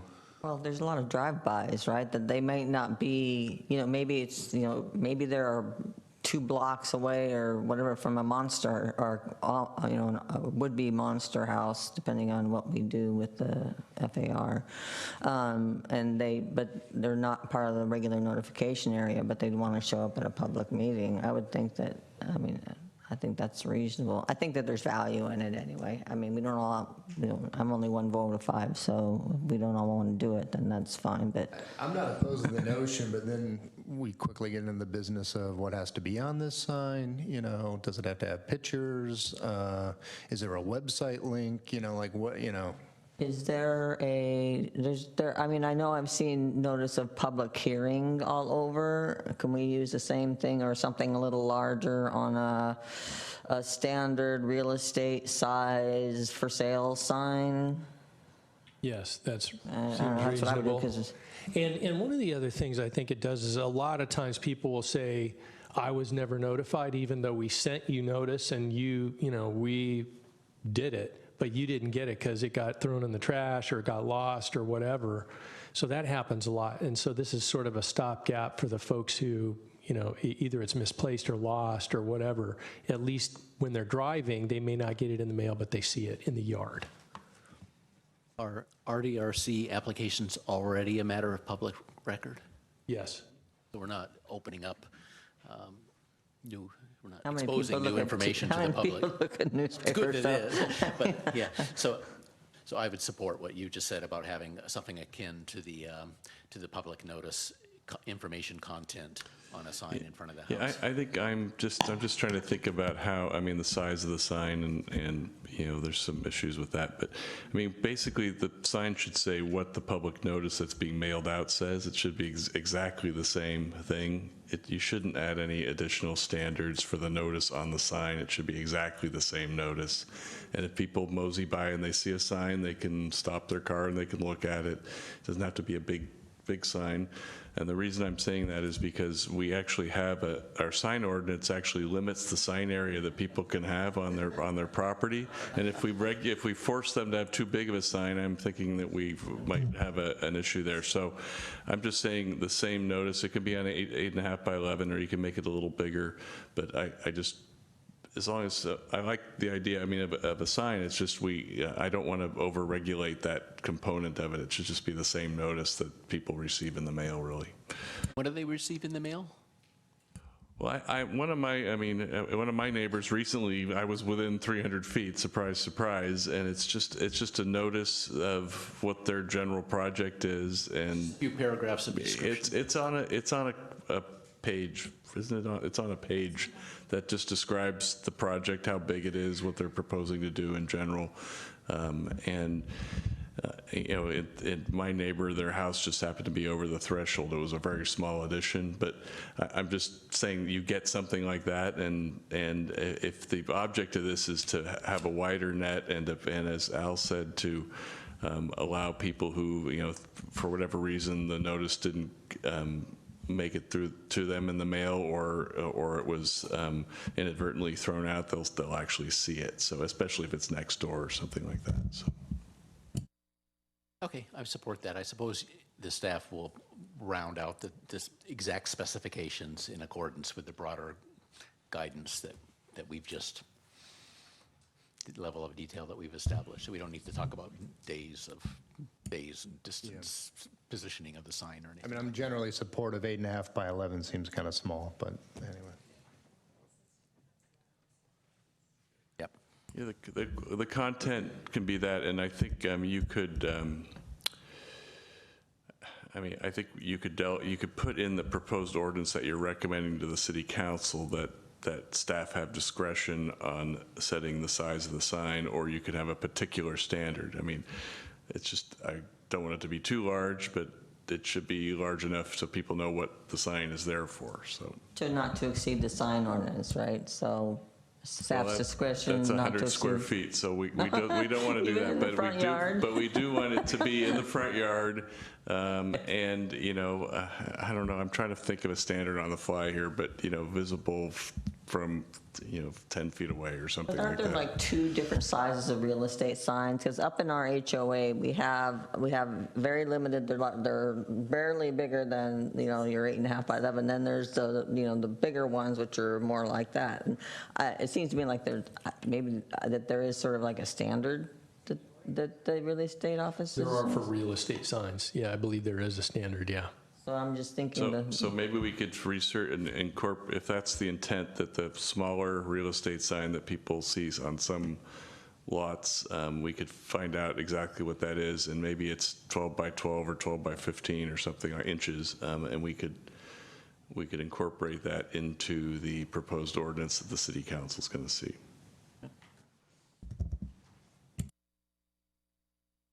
I didn't mean that one to be so difficult. It was supposed to be like the easy one.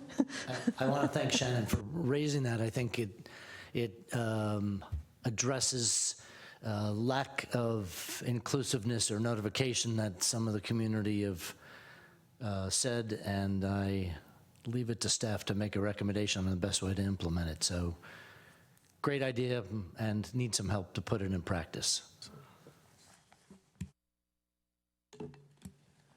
Okay, there's general consensus on that, I believe. Is that correct? Okay. I support it, yeah. In lot coverage, I think we're on to lot coverage now. Leave as is at 50%, right? Yes. So lot coverage was 50% to leave it as is. Their consensus on that? That hasn't changed. I did have one question. Our code right now today is a little vague on this. Are decks included in lot coverage?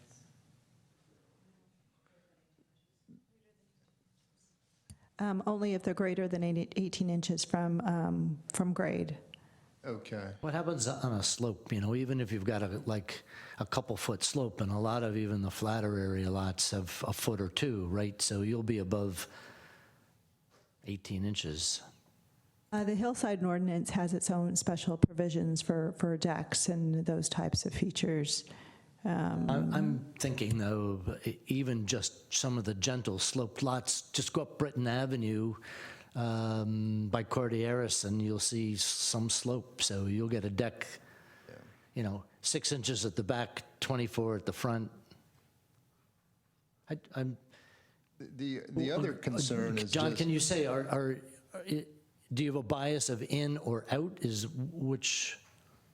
I think, a deck does not, a first floor deck does not increase the mass of a house. It can improve the living area. I don't see it. Chair, I think I might have a quick answer.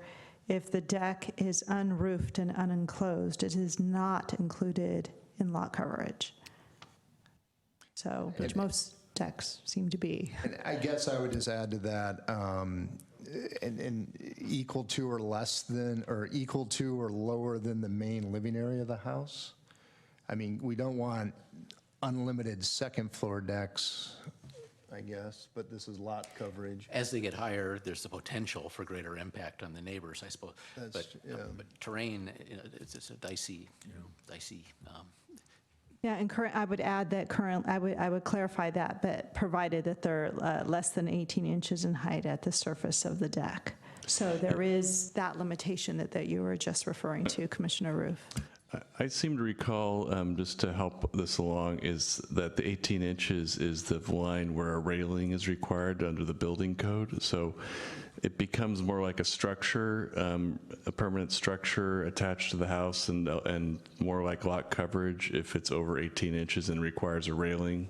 There's bulk and mass associated with it when you have a railing, as opposed to just something that, as I think you're contemplating, is on a single level house on a relatively level lot, the floor plate is about a foot above the backyard patio, and you might want to just extend that so you're at one level. That's the ones that don't count. Those don't count now under the current code. But if you have a slope and all of a sudden, at the edge of the deck, you're out there 10 feet and it's 6 feet off the ground, it's more like a standard deck. You have to have it engineered. It's got, it's a lot more intrusive structure. I think this is on the table, though, because we're trying to find ways to get people happy on their first floor, right? And to the extent we add this is lot coverage. So if we count backyard decks as lot coverage, then we're going to force more house up onto the second floor to the extent they still want a deck. So that's why I think this is something we should consider. My other more practical concern is that an awful lot of houses are that kind of 3 to 4 feet off the ground, just, a couple stairs walking up to the main level. And I don't know, they don't get a deck, it seems kind of arbitrary. I mean, I think your intent about, level or even with the door that you exit on the first floor, is good intuition. What I'm struggling with is this idea of, how it slopes away. If you've really got a big engineered deck, so to speak, and you're 4 or 5 feet, and I just know our property, it's not in the hillside zone, and by the way, it falls off enough that we could be standing looking in the neighbor's backyard pretty easily if we chose to build a deck like that. So therefore, I think I ought to be charged with it. Or how about within the setback?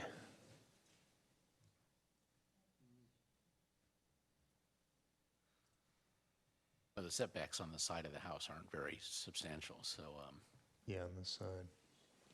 I get nervous over decks that are more than 18 inches. They start overlooking neighbors' yards. So are you saying change the ordinance? Or, it's already 18 inches, right? Yeah, so it seems fitting in with that standard, the existing standard, where, why do more, try to engineer things more than, we don't want to get in over our heads on this because we haven't. Yeah, I agree. It just seems like we're going to force more house to the second floor if we don't allow anything for decks. It seems like there may not be consensus on this particular issue. I think there's 3 people who have voiced concern with it, so. Well, I know it's getting late. We're probably never going to look at this again, right? So I think it's worth the time. Did you hear 3? I heard opposed? 3 people that aren't. Maybe let's take a straw poll. Who is in support of this? I don't think we proposal? fleshed it out Oh, you didn't? yet. I Okay. guess I would like to see some allowance for decks on the first floor. The 18-inch precludes an awful lot of houses in town whose main floor is above 18 inches. I don't think a railing on a deck on a first floor like that is very onerous to the neighbor, subject to some limit. So I think it's more a question of what limit. Maybe at no case will it go more than 6 feet off the grade or something. I don't know. Just to clarify, it's 30 inches above grade where railings are required as opposed to 18 inches. So maybe that helps.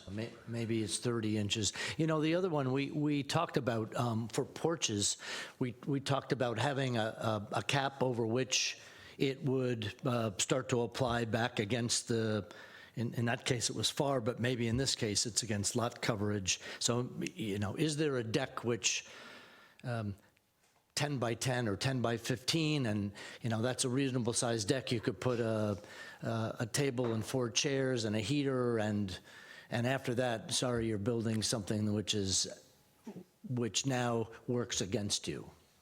So how about a deck no higher than your main floor excluded from lot coverage up to 250 square feet. Would there be consensus on that? I'd support it. Again, the objective is to help keep mass off the second floor, which is where it goes if we pull lot coverage in on the first floor.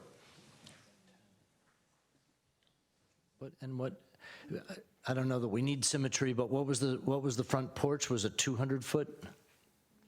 I mean, most decks are bigger than front porches, but Yeah. sure. Well, I think for me, it's splitting hairs. I'm aligned with the concept. Yeah. Hear from others.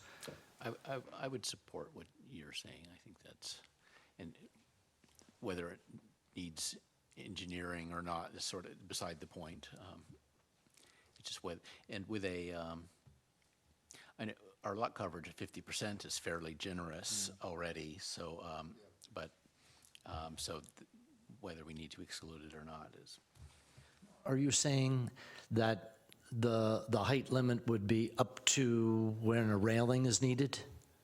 I'm saying equal to or lower than the main level of the house. Even if one end of it's 5 foot off the ground? Yes, because I don't think a 250-foot deck at the main level of the house is objectionable to a neighbor. I mean, I guess it potentially could come under the neighborhood context purview of the RDRC. I mean, if the geometry of the lots are such that your deck at floor level is hanging right over your neighbor's yard, then that could be a problem. But if that could be covered under the RDRC realm, which I know. I like that idea. But we're sort of kicking the can down the road and Sure. I mean, then just to lay it out, up to a 250-foot exclusion from lot coverage for a deck equal to or lower than the main level of the house, subject to RDRC review. Okay, we got Done. Got a nod. I would go with that.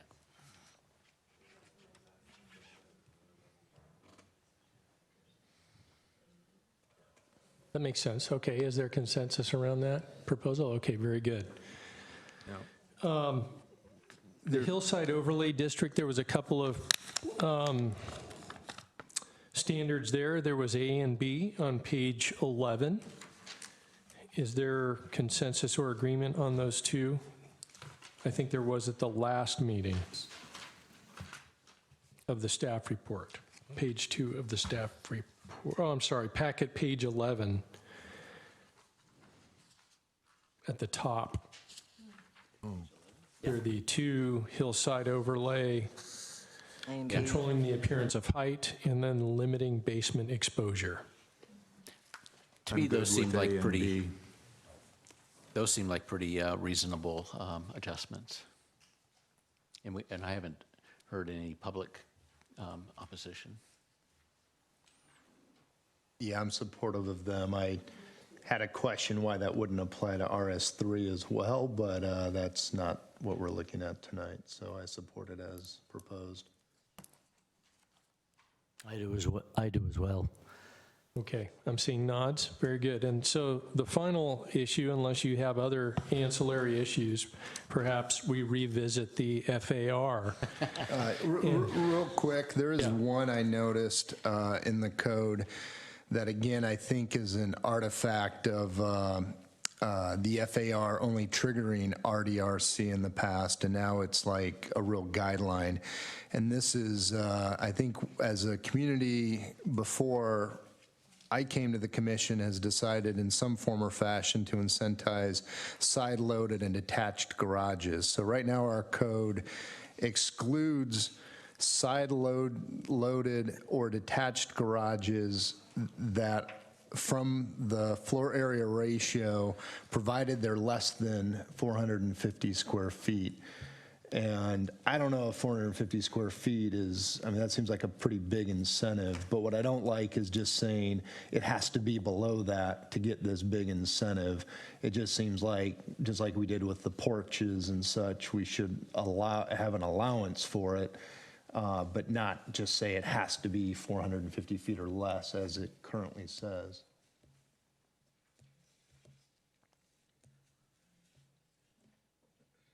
And again, this is another area, we could take more time on, but.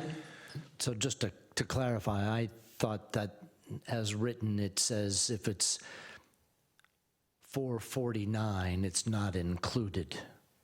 That's right, but If it's 451, so your point is if it's 451, is 1 included or 451 included? 451 is included as Yeah. our code, which is just, that made more sense when it was a cutoff to prompt RDRC review. It makes a lot less sense now that it's an actual planning. Seems like a cliff, doesn't it? Yeah, it is a cliff. And it forces a 450 square, which maybe that's the right size for a garage, but I actually think that might be too generous. I think, just again, shooting from the hip here, I would think excluding side-loaded and detached garages up to 250 square feet from the floor area ratio might be rational, but, I don't know if staff has an opinion on that or not. You're saying smaller? I'm saying smaller. Yeah, right now, we're saying if you're 450 square feet or less with a detached or side-loaded garage, it's completely excluded from the floor area ratio. That's a pretty big incentive, but it's a total cliff. If you design 451, the whole thing counts on your floor area ratio. And so I just think it should be, you get an exclusion up to an amount. And then I don't know if 450 is still the right answer if you look at it that way. It seems pretty generous to me. Maybe it's 300, I don't know. But I don't like the cliff nature of it as it's currently in the code. I think that's an artifact from when it was only used to trigger RDRC review, not as an actual guideline.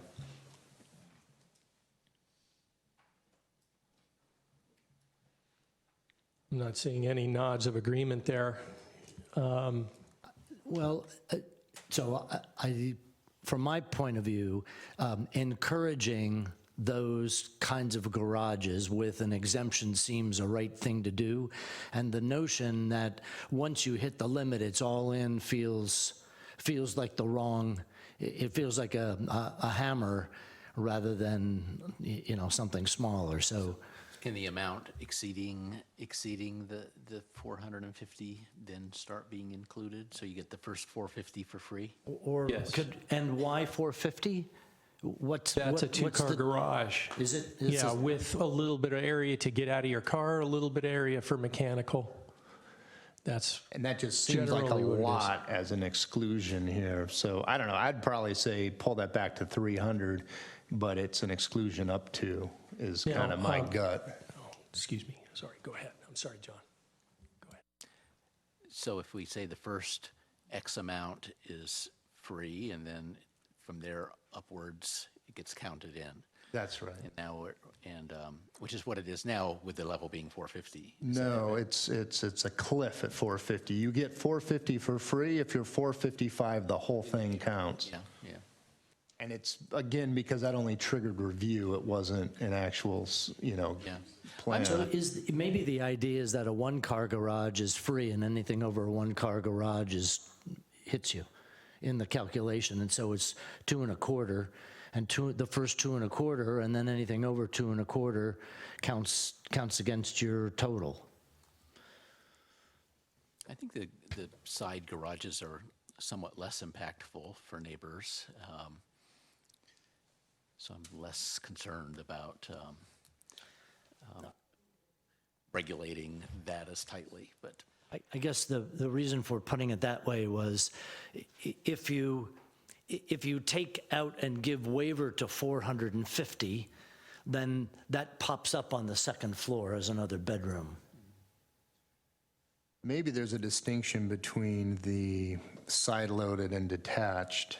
It seems like a side-loaded does push square footage up, perhaps, but a detached seems like something we want to encourage here. That was under that forms-based recommendation. So maybe we leave the 450, but only for detached garages. Again, we're just, You know, we still haven't got to FAR yet, really, and it's almost, you know, it's 11:15, and we were supposed to end at, what, 10? Is when the 10:30 is usually the end of the meetings. Well, I can So say if this we- is the last issue, and I'm aware, I agree with that. I'm trying to support staff's desire to wrap all this up tonight, which I'm a little, think we might, you know, it's pretty ambitious. I think we can do it. I'm sorry, Shannon, Well, I mean, I'm willing to go for about another 15 more minutes, frankly, and then I think we need to make a decision to continue. That's just my, that's what I would make a, I don't know if we need a motion, but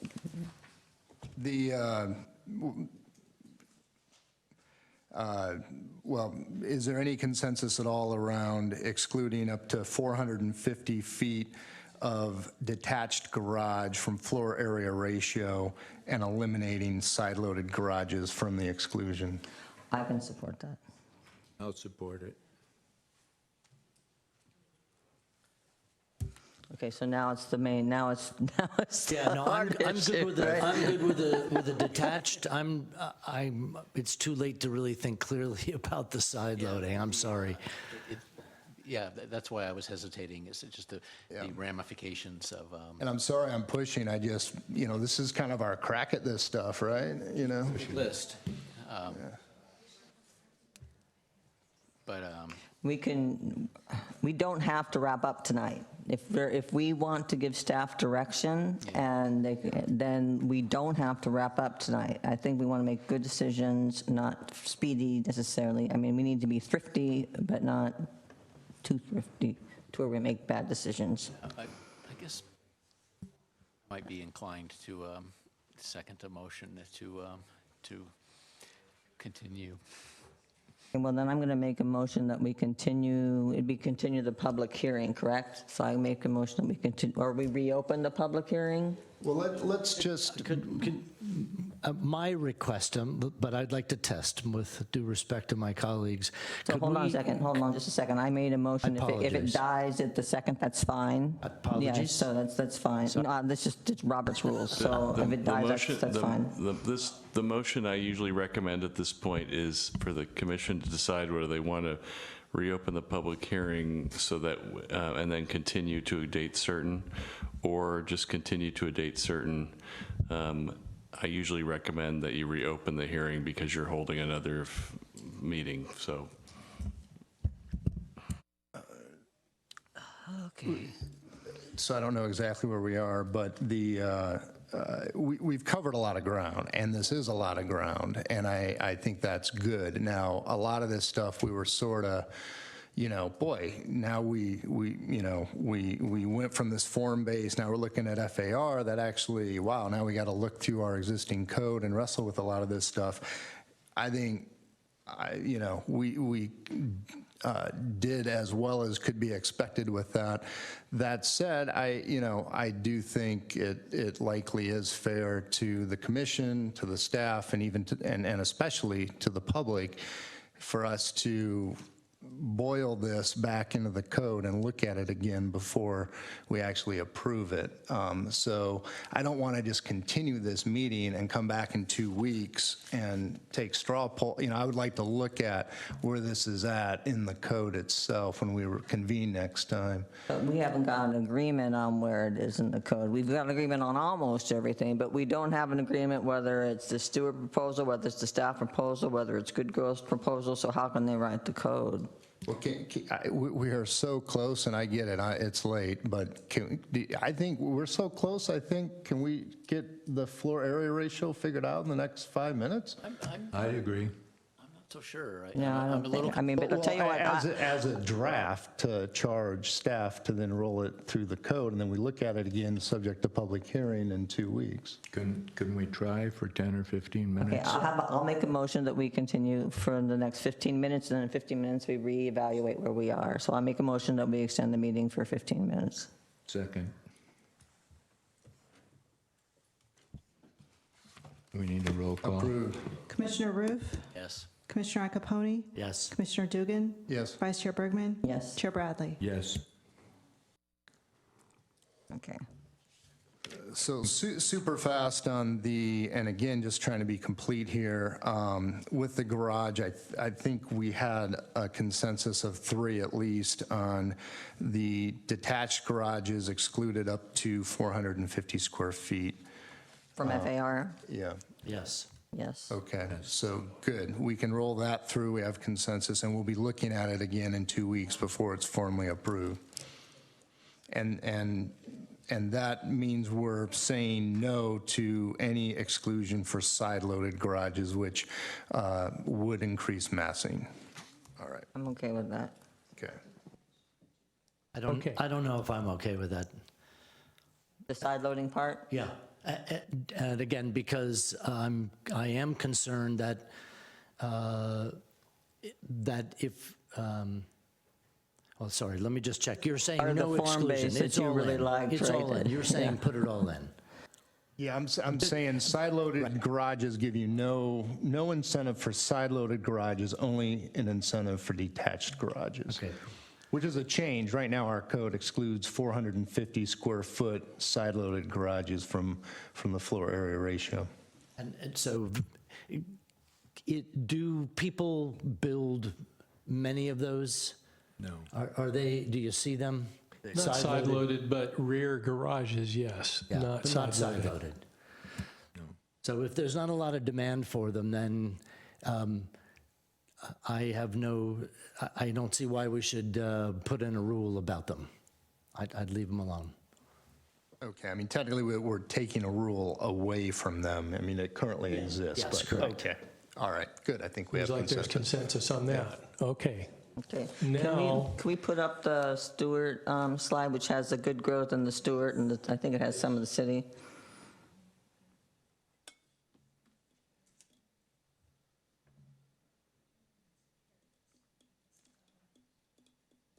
Okay. Anyone want to start? Well, we've been talking about both the small lot end of the curve and the large lot end of the curve. But I think in looking at other cities, we see that generally there's a scaling that goes across the entire scale.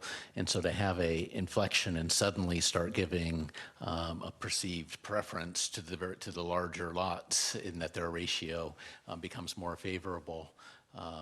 It doesn't, though. It's the lowest of the ratios, right? It levels out at 50 and stays there. So they get the worst ratio no matter what. No, if the curve continues down, then as you get lower, it's a. But everyone has a better ratio than they do. Yeah, well, that's correct, but on the larger lots, the houses are just can get larger and larger. And when I looked at the map of lots in the city, there's a few scattered, a few fairly large lots, and so you can imagine a 12-bedroom, 8-bathroom, house on, in the middle of a neighborhood.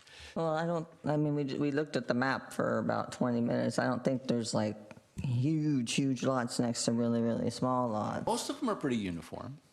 For the sake of accuracy, excuse me, this is out of, but I just want to say that we stood up and we supported 52% and 30%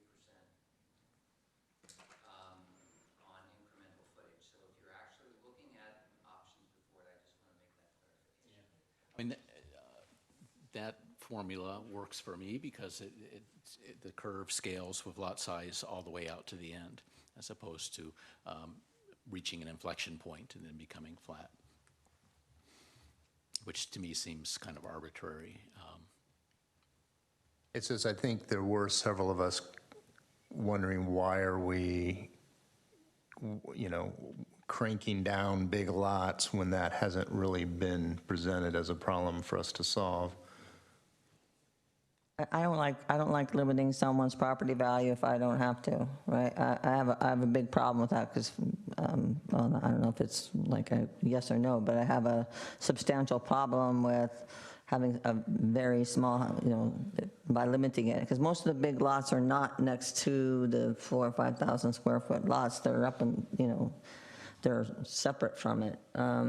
they're not on the, if not, they're on the hillside overlay, but I don't want to truncate someone's property value because, some people are going to retire and everyone complains about developers, but their neighbors are selling to the developers because they're retiring and they're on limited income after that. And that's the whole thing that we haven't even discussed. And I don't want to go into it, but I just don't want to trunk. I just don't want to trunk the larger houses. I don't think it's a big enough problem to warrant trunking it. Since we're working on a time limit here, only a few minutes left to decide what we need to do. Let me throw this out. Each of us put down a preferred, whether it's John Stewart's or Good Growth San Carlos or an average of other cities. Anyone there? I don't think we're necessarily settled on one of the three. Each of us sort of has a take on. And propose something else. I think before we got into the other areas, we had several members considering the Stewart Associate formula, the 1,000 plus 35% lot area, no less than 50%. Yeah. I supported that. The only addition that I had to that was from the 4 to 5. I didn't want to see so small that people couldn't build, so I supported I'd like to see that 0.55 to 0.6. Yeah, I'm Shannon, I would pick up on that. I think if I were to look at the orange dot on 4,000 on this proposal, to the extent that there is a very clear listening to the community, if 0.6 or 0.59 is too high, I could see it being 0.58, but I'm not comfortable in the smaller lots going below that, and I am concerned about limiting it there because, because of some of the public commentary and the architect commentary earlier. So would not be supportive of the lower 0.53, not below 0.58, I think, in the lower lot sizes. And then to John's point, leveling off at 0.50 or something in the larger lot sizes seems to both preserve the opportunity for property value, and it won't impact very much of the city. So I think, I don't know, can we all agree on from the lot area of 4,000, that it'd be like a 0.58, and then below, what was it, where does it break off here? Below, I guess above 7,000 would be, 8,000 on up would be 0.5, and then we need to figure out what to do in the middle where most of the problems are. And I'm sorry, we're concerned about a 2,400 square foot lot at the 4,000 level? Well, I'm trying to, I'm trying to sort of come to a compromise. Yeah. No, I know, it needs to have some kind of formula to it, I think. I just said 0.58. I don't know, actually, I haven't done the. 0.58 for 4,000 and below. Yeah, 4,000 and below, excuse me. I said 4,000 and above. I meant 4,000 and below. Oh, okay. Sorry, that's my mistake. So only the top left bar, only the top lot area of 4,000 and below at 0.58. And then I think from 4 to 5, from 5 to 6, those are two big problem areas. And then, from 7,000 on up, from 7,000 on up, about 0.5. I'd be interested to know, and therefore would propose a request to staff, how might the 1,000 plus 35% formula be modified to accommodate a slightly lower initial point, initial FAR. And that, I think that might give us some insight as to David's point about, a curve that is smooth, a way to calculate it that's clear, and then address both ends of this curve. And could you see taking a stab at that over the next week or two? We'll try that, if that's what you want us to do. That would be my proposal, but that's me, so I'd like to hear from the others. I think point for 4,000 and below, 0.58, and then I like good gross 0.53 for 5,000, 6,000, and then 0.5 for 7,000 on up. I think that would be where I'd want to put it. Because I really want to hit the problem areas, the good growth, and most of the community are talking about, which is the 5,000 to 6,000 level. I don't want to cap the top, and I want to give some allowance for the bottom, and I think that's a good mix. But I could be off a couple points, but No, I agree. That's what I think makes sense here. I don't know what formula can get us there. So staff, you guys did a good work putting options in front of us this time. So I think if there's a way to get at that kind of a curve, that's what do we have consensus that we're looking for that sort of curve? I still would prefer to start with the smallest lots at a lower level, because I think that's where most of the complaints of the community are, with big houses on the smallest of lots. Big lots,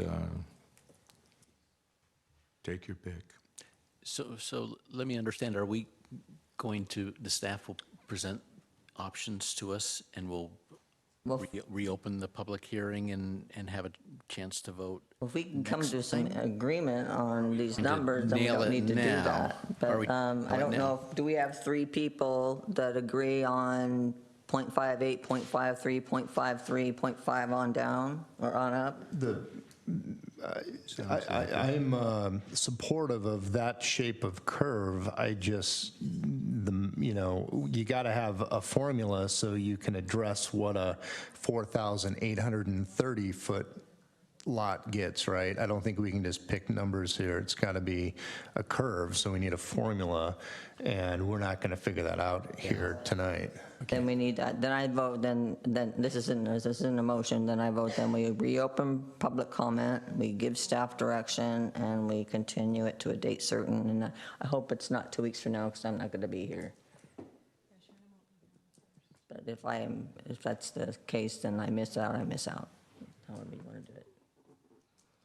I guess I feel pressured because there's going to be an election in a month or so. There's going to be 3 new people on the city council, and so that will mean less experience there. Maybe their decision will be influenced by the fact that more than half of the council is brand new to their jobs. If we look at, I'm sorry. But we did go it ahead. good here. But if we look at, 0.53 on good growth, then we look at 0.6, we're talking about from 1,845 to 2,125. If we go 0.8, we're between that 300 square feet. Is that really a huge difference? Since we're in that kind of granularity, Shannon, I'd say 0.58 at 4, 0.55 at 5, and 0.53 at 6, just to smooth that out a little bit. And if that fits a curve, then I could personally get comfortable with that. I guess, it would be nice to have a consensus on something that we have before us. What problem, you guys are concerned about the 0.6 at 4,000? Is that the concern? Because otherwise, I think the Stewart Associates curve is pretty good if you limit it at 50. Yeah, 0.6 seems a little high for me. Okay. The 0.58, the difference between the 0.58 and the 0.53 good growth recommendation is just 200 square feet. So I guess that's, I don't know. It's actually It's 200 feet. That's a good Well, point. That's a little larger than one bedroom with a closet. that's a Right. So we're But if we're it's looking adding another down bedroom into the neighbor's window, it Yes, counts. so that, and small lots, that's where the impact is greatest. So this is 80? Oh, thank you for the correction. So it's the difference between a .53 and a .58? 0.53. So it's .02 on 4,000, it'd be 80? So it's only 80 square feet we're quibbling over right now. So, And where would the other end go? Start at 0.5 or 5%? all right, then I would be okay with the .53 all the way down to the point where good growth goes to 7,000, then doing .5. And flatten out there, yeah. So there's 2 steps. Sorry, can you say that again? So .53, going with good growth all the way up to 4,000, 5,000, 6,000, then where it says 7,000, do .5 on up and number down the column. Is that what staff has? No, staff has .59. So .53, .53, .53, and then .5 all the way from the rest of the way. I just thought there was a concern at that smaller lot size being unbuildable. I mean, 1,845 feet of living area. Seems small. Yeah, that's where I am. It does, but I mean, we're only talking between .53 and .6. We're only talking how many square feet of living space? Well, it looks like it's almost 300. Yeah, For 300. one room. So that's one room. Yeah. Okay, well, someone else can make a That's actually 2 recommendation. I've tried bedrooms. to bring us some. I know. The problem is it has to be a That's 2 formula. bedrooms. Yeah, that's approximately 2, approximately. The difference between .53 and yeah. .58, is that what we're talking? Yeah. It's 6. We were just taking the numbers off of here, but it's about 300, which Al is suggesting is 2 bedrooms. Close to it, yeah. Yeah. So I'm okay with .53 to .6 on the 4,000. I guess, the Stewart Associate curve looks pretty good to me. I think someone should get 2,000 feet. I just, That's still a 30% reduction and for basically what we're, And that's the other major point here is, I mean, staff's recommendation at 5.9, we're well below that. And a big part of that is this is, a government limit that we're imposing, and it's not the only bite at this apple, right? I mean, if we impose something and it's not enough, we can come back. And by the way, I think the RDRC is what really needs to get fixed here, personally. So I hesitate to try to, really engineer this curve down and restrict people's ability to build when I think empowering the RDRC solves the root problem.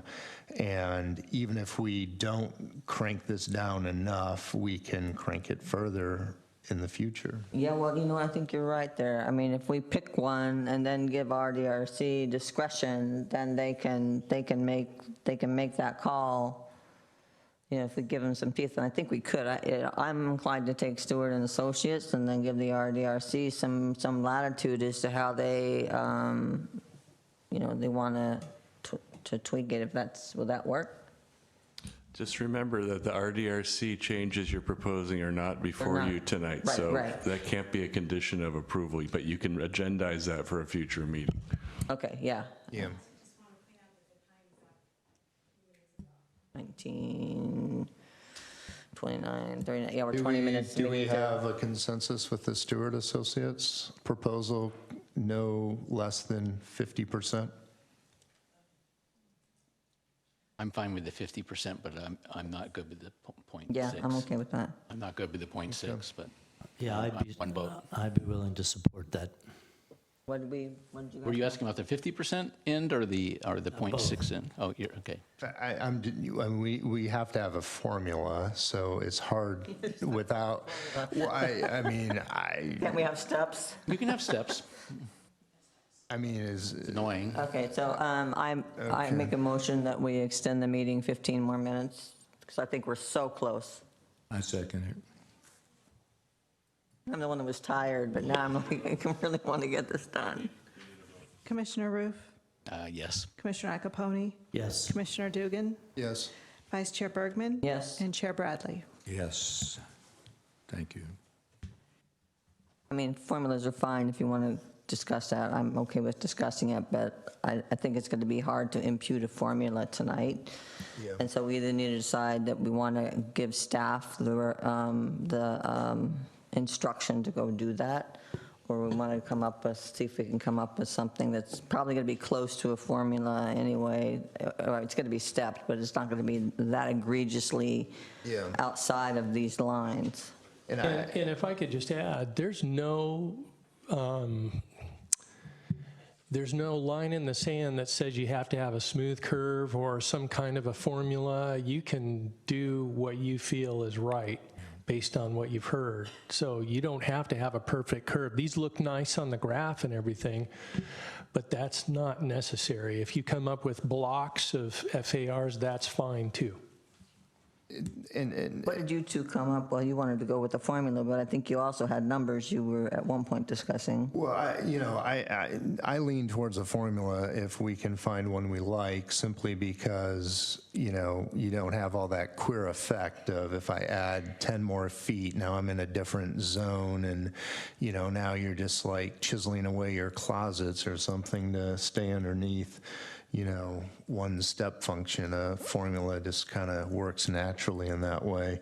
And this, the Stewart Associates, I guess I'm stuck on, like the 0.53 at 4,000. I mean, 1,845 feet of living area. I don't know. That is a very small home. The staff's recommendation had that at 2,085. So you guys, you're wanting that to be at 0.58, and then you're fine with 5552, and then go to 50? Is that what you guys are? I'm fine with that. Yeah, I would have said 5.8. I could go with 0.6, I think 5.5, and then the good growth 5.3, and then 50 from there on. So that'll be my 4 tiers.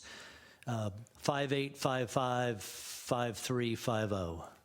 And what's the difference in square footage between 5.8 and 60 at 4,000 feet? Yeah, 80 square feet. And if it's 80 square feet and we get consensus on 0.6 versus 0.58, I yield. I mean, I appreciate, I just see the value in a formula, because then you just don't have everyone trying to engineer into a block and doing queer stuff like that.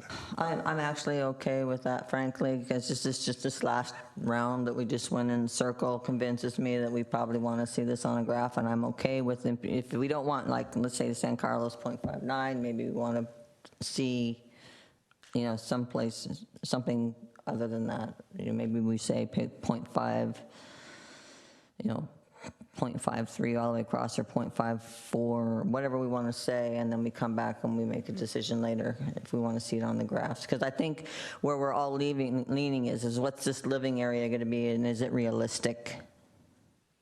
And it's hard to see that without seeing the actual living area numbers. Well, just to state it, then you would want a 4,000-foot lot to have less than 2,100 living area? I mean, because 2,100 doesn't seem huge to me. No, I would not want less than, I think 1845 is too restrictive. I think 2125 is about right, but I would go with something in between there. I'm just trying to make the formula. Because I tend to, it feels to me like we have consensus perhaps on this Stewart Associates formula bottomed out at 50. I'm fine with that. I'm actually fine with the upper end. I at support 0.5. that. That sounds like four of us. David, do you have a major concern at 4,000 feet? So that's where 0.6. I don't think I think we're not solving the problem we're faced with at the 4,000 on 4,000 square foot lots. Well, I think we can add to this a charge that we ask staff to prioritize, or we recommend to the city council, whatever we do here, that we prioritize the RDRC improvement process as soon as possible. I mean, we've got good second-story setback. We proposed a rear lot setback to create more space in the backyard. We've encouraged a two-car or a detached garage. It seems to me like we've taken a whole bunch of really good steps together, and this seems to create the opportunity for people to have a nice house on a smaller lot. And with teeth in RDRC, we'll get good design and good neighborly input. So what are you proposing? So I agree with what you both said. Which is Go with Stewart and Associates and put that as our Put the proposal. 50% on the With other. a 50% on as a flat, As the floor. So as a that's like, floor. where are we saying the 50%? Starting at 7,000.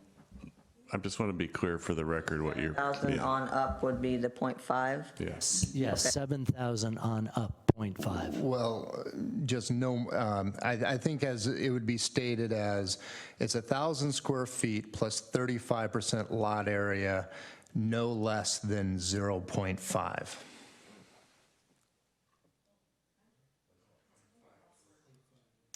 Yeah, mathematically, I think that's what the formula says. So we don't want to call it at 7,000, it's just no less than I mean, 0.5. people could build less, but they're not restricted to less. Right. I'm saying the definition of the restriction here, the floor area ratio restriction, is 1,000 square feet plus 35% of your lot area, no less than 0.5. No more restrictive than no more restrictive than 0.5, right? No more restrictive? Right, no less than 0.5. So the 0.55, the 0.52 is on the curve. Okay, So it's basically the orange line hits 0.5 and levels off. right. So we have consensus. I think we have at least three of us. I think I heard 4. We don't have to have And any we're more not, than we're not three. seeking approval right now, I think, but we want staff to roll this through the code, and we could ask them to study more of this. I thought But we are at a point where we can go with the. We're voting to recommend this to the city council. Right, so the next time they come up is they come up with the So actual. this is our last, this would be our code. last word, is my understanding. And again, Shannon won't be here at the next meeting. It seems like there's general consensus. There may be one or two commissioners. There's at least 3 of you, which is enough to move forward with this. And all the other recommendations, I think we're clear on. We will go back and look at the tape to make sure. And so what we're hearing is the Stewart and Associates up to 7,000, and then at 7,000, you would go 0.50 and flatten out, right? I don't think you would define it as 7,000. You would just say no less than 0.5, wherever that is. But where's the cutoff, I guess? Yeah, I mean, we don't want like I don't think you would define it at 7,000. You would just say 1,000 plus 35% of lot area. I see. No less than 0.5, wherever that is. Okay, Yeah. that's it. Okay, we got that. Is there, I would just say my only concern is we're at the tail end of a 2-year process. We just shifted over to this floor area ratio. We made, I think, very substantial discussions and progress and consensus on many of these other items. But this is all pretty new for everyone, to include us and the public. I'm of a mind, you could argue this will go up to city council and there'll be more hearing and review at that point. But, should we avail ourselves of more public input before we pass this on? And personally, I like to see how this many changes will actually look in the code before I feel like I've done my job on this. And you can But- still vote against it, right, once it comes back in the code? I mean, they're going to put our recommendations together, and we're going to see it in the codified zoning, what it would look like. And plus, we can ask them to come up with any other graphs or whatever we want. You can still vote against it and actually make some amendments to it. Well, I think they're proposing we vote on it right now. Yeah, the decision point you're at now is, since you've closed the public hearing, you have the choice of, like we discussed earlier, continuing to a date certain and allowing for further public comment after we've incorporated your consensus building in a new draft ordinance, or you can review what you've decided by basic consensus by the straw polls, and we can formulate a formal recommendation to the city council from that. You wouldn't see it again. It would go to the city council for 2 readings. So before it could become law, part of the municipal zoning code, city council has to hear it 2 times, or at least notice it 2 times so that it can be discussed and vetted there. Those are your 2 choices procedurally, so it's up to you guys. Make recommendations, or we make recommendations. Or you can, if the consensus of the group is, hey, I want to see what we've discussed in a draft ordinance amendment with the red line and strikeout that was in the staff report, then that could be done too. But I think one of the issues that I think is significant is that on our next meeting is October 1st, and there won't be a full commission here that night, and the same ability to develop a consensus might not exist with 4 commissioners here. So those are just procedural cautionary tales that I've run into before. So, and if the desire, I think, is to move this to the council so that the council can consider it. The current council was listening to all the public comments before. If it gets delayed too much longer, then it's going to be a different process. Let's put it that way. We're kicking the can down. I mean, then we're kicking the can and we're dealing with a new city council. I really don't want to do that. I think we need to make a recommendation. And if we don't make the recommendations right now for you to come back with the code, then I don't know if we're actually required to reopen public comment or not, are we? No, we're not required. We're not required to. But we usually do. We have, We usually do, because you're going to be considering new something that's information. different, and the idea is that if you make further changes, I think it's fair to the public that they be able to comment on it, because you haven't made a final recommendation yet. So I think if you feel comfortable making a recommendation, and I certainly understand why you wouldn't, I think the issue I see really is we have one commissioner who participated pretty thoroughly tonight, Ms. Bergman, and she won't be here at the next meeting. So you can power through, and we can confirm what your consensus was, and then we will turn that into a recommendation that the city council will see, or you can continue it. And if it may be that there won't be a problem, I'm just kind of giving you a cautionary tale that if you have 4 commissioners, it still requires 3 of you to make a recommendation and have it move forward. I'd prefer to move ahead. I would too, and I actually would prefer to move ahead with the recommendations you made as you stated them. Yeah, I mean, we've, I think, have achieved a lot of consensus here, and there will be more public comment and opportunity as it gets to the city council. Just kind of a procedural question, this is a lot of change that'll be rolled into the code. And that becomes a draft, I guess, that gets kicked around before you put it in front of the city council. Is there an opportunity for me as a commissioner to review a draft of that to make sure the intent as we've discussed it is actually reflected in that? I think what we could do is read through everything that we've heard tonight. That would be preferable. So we can, you know, Lisa's prepared to walk you through all the things you did, and you can say, we agree, you got it right. So I think she could do it fairly quickly. I think it would be rather unusual to allow a single commissioner to review a draft and make comment. Is that right, Craig? Theoretically, I think you might be able to review a draft, although I don't think we've done that before, but you couldn't make any changes. It would be because only the commission as a whole can make changes to it. But we do want to have a clear record, so I mean, if you're prepared to power through this, we will nail down, if we have to go on each paragraph of the ordinance, we can go through those to make sure the language is correct. It's just a matter of your preference of how certain you want to be that the language is exactly as you proposed it tonight.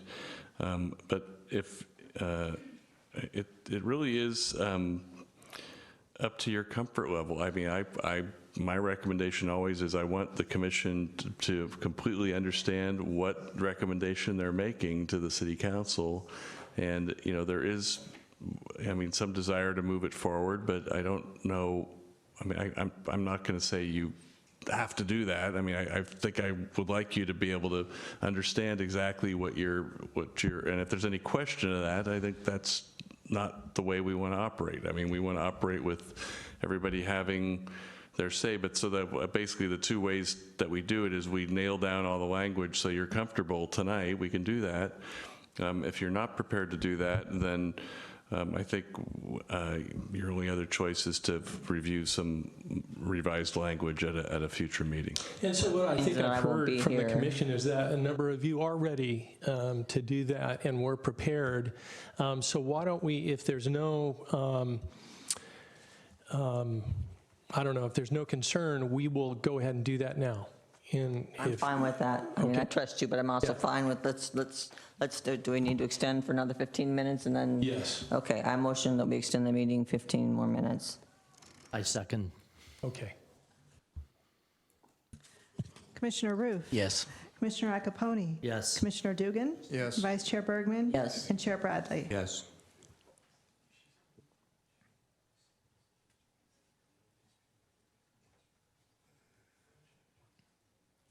So, you know, I'm okay moving forward, but this is a lot of change and a lot of wrinkles, and I just, are my fellow commissioners comfortable that there's been enough input and batting this stuff around? I don't, you know, if we could be here as a full commission in 2 weeks, that would make me more comfortable, but not being a full commission in 2 weeks, I would rather get it done tonight. Yeah, I would as well. I think if we leave the shape of the curve and some nuance, and I think it's small nuance aside, we've aligned on many really useful and important things. And I think one observation I make just looking at this table one more time is for a 5,000 and a 6,000 square foot lot, actually the difference between the good growth and the Stewart and Associates numbers are actually very minor. It's really only in the 4,000 and therefore the 40-foot or less lot. And by the way, you know, the numbers earlier from staff showed that that's actually not where the hump in the bell curve in terms of properties are. So it feels like it is the right balance between all of the voices that we've heard, and therefore personally I'm comfortable and like to wrap it. That's my pitch. I'm comfortable wrapping it. I think I might be the minority vote on it because I think that at the 4,000 square foot level, we're adding 280 square feet, which is a 16 square foot room. It's not compared to the median FAR for of 0.53 that's typical. So that's why I think we've bumping it up to 0.6 is a pretty big bump, and we're at least at that category of lot size we're where we are currently with the FAR is not going to solve the problem that we wanted to solve. I agree with the RDRC ideas, but that's for the future. It's uncertain. So that's. So but what are you, I mean, that's my rationale. That's why I'm. So we're 4-1.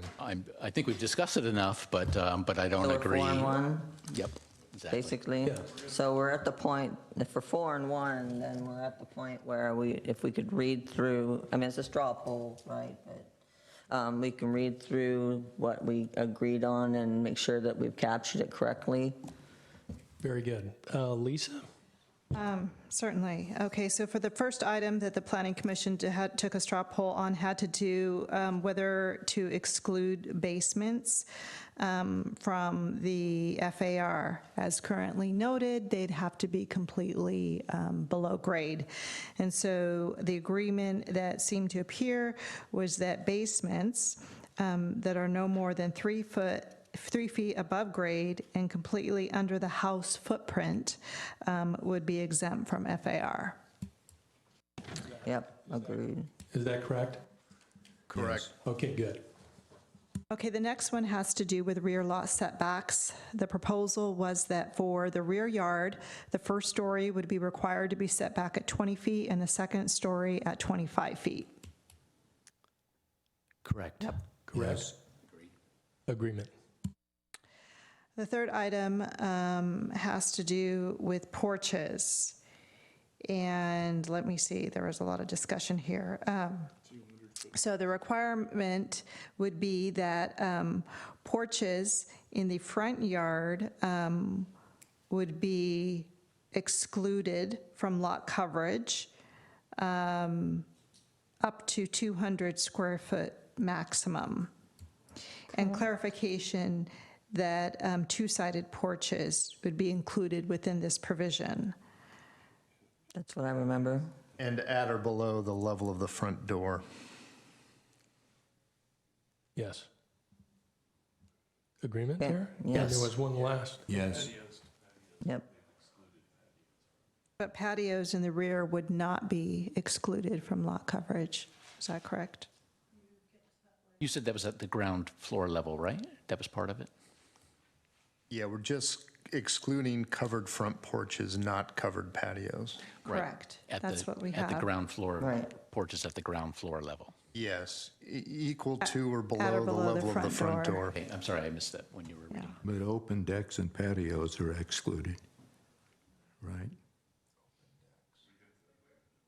That's lot At the deck is coverage, later. not They That's floor late, area that's ratio. a They don't separate one. count as FAR, yeah. Okay. Agreement on that point? Yes. Yes. Front porch, yes. Okay, the next item has to do with the one-car garage. There was discussion that this provision be applied to all lots, not just lots that are 60 feet wide or less, and that it would be optional. And again, provided that the driveway is at least, is a two-car wide driveway of at least 20 feet in width. Yes. Yes. Yes. Yes. Agreement. Yes. The next item is in a code provision, but has to do with the grace period. The recommendation was that the changes would go into effect 90 days after the second reading of the ordinance or when council adopts the regulations, 90 days after. Yes. Yes. Yep. Yes. Agreement. Yes. The next item had to do with neighborhood notification. Okay to increase the 150-foot radius to 300 feet and require signage in the front yard with content to be consistent with the same as the notice that goes out in the mail. And further, that the signage be placed in the front yard and visible from the street. I think we gave you discretion, right, on that one, for the size. So is that Size, what you're right. saying by visible? Right, think that it can be seen from the street, but I think there is And then I think we need that we give you discretion, I think we said that we give the planning department discretion on the actual The size. appropriate size of that, of Yes. said sign, yeah. That, what you guys remember? That sounds good to me. Yeah. Yes. Okay, Yes. agreement? Very good. Okay, the next item has to do with the decks as associated with lot coverage. And the discussion was that decks equal to or lower, or equal to or less than the main first floor that are up to 250 square feet are exempt from lot coverage, subject to RDRC review. No. Up to 250 square feet of such decks are exempt. Is that what the other Up commissioners recall? to 250 feet, up to 250 feet Right, are exempt. yeah, it's That's how I Over remember that what he said. would contribute. To lot coverage. Good. Okay. Can I just clarify something? I'm troubled by the, just use at or below the main level, because I've been in lots of houses in San Carlos that have 3 levels, and the main level's the middle level. So I want to make sure that you're just talking about the floor area of from the main level, and maybe delete the word below the main level. Just somebody can declare this is my main level, but we don't want to say, oh, but if you say below the main level, that means I could have it below there on a lower level. Well, wouldn't we want it on the lowest possible level? I mean, I think we don't want high decks is what I think we don't want. Yeah, but that's the ambiguity that I'm worried about, is what's the main level? You're exempting 250 feet from a second story, essentially, if that's the main level of the I'd be house. fine saying lowest living level. Yeah. Okay. Lowest living level. I think that's the intent. So long as it's not the basement. Yeah. Yeah. Well, yeah, There's you lots could of have houses like with the one of garage those lower. that you dug into the ground. Yeah. Can we say No, that's a good ground point. level? Yeah. Does ground level take care of it? I think lowest living Lowest above living. grade level. Lowest living above grade, perfect. Got it. And just to, can you say it again, Lisa? Equal to decks that are equal to or lower than the lowest living level above grade, up to 250 square feet would be exempt from lot coverage, Yeah, but subject to RDRC. that's where we trip. You can't say up to 250 square feet, because that means a 255-foot deck is completely not excluded. So it always has to say up to 250 square feet of a deck. Are exempt. Yeah. So that's the Yeah. first part of the sentence. Up to 250 square feet of decks, of which are equal to or lower than the lowest living level above grade, are exempt from lot coverage, subject to RDRC review. Yes, that's it. Yep. Yes. Agreement on that? Very good. Yes. Okay. Yes. Okay.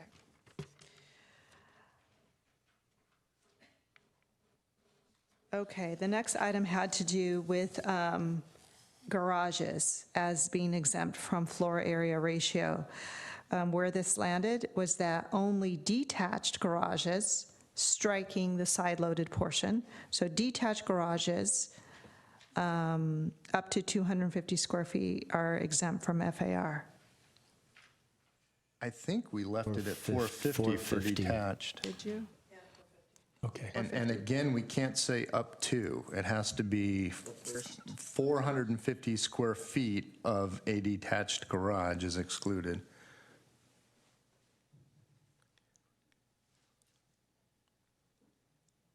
Okay. So up to 450 What you square do feet for a of living. detached garages are excluded from floor area ratio. Okay, I got It it. all Meaning depends. all garage over 450 is included. That's the intent. Yeah. All right. You want to read that one more time? Okay, here's what I think I have, or here's what I have, and you can tell me if I have it right or wrong. 450 square feet of detached garage is excluded from FAR calculations. Yes. Yes, yes. Yes. Yes. Okay. Okay, the next item is floor area ratio. And the direction was to utilize the John Stewart formula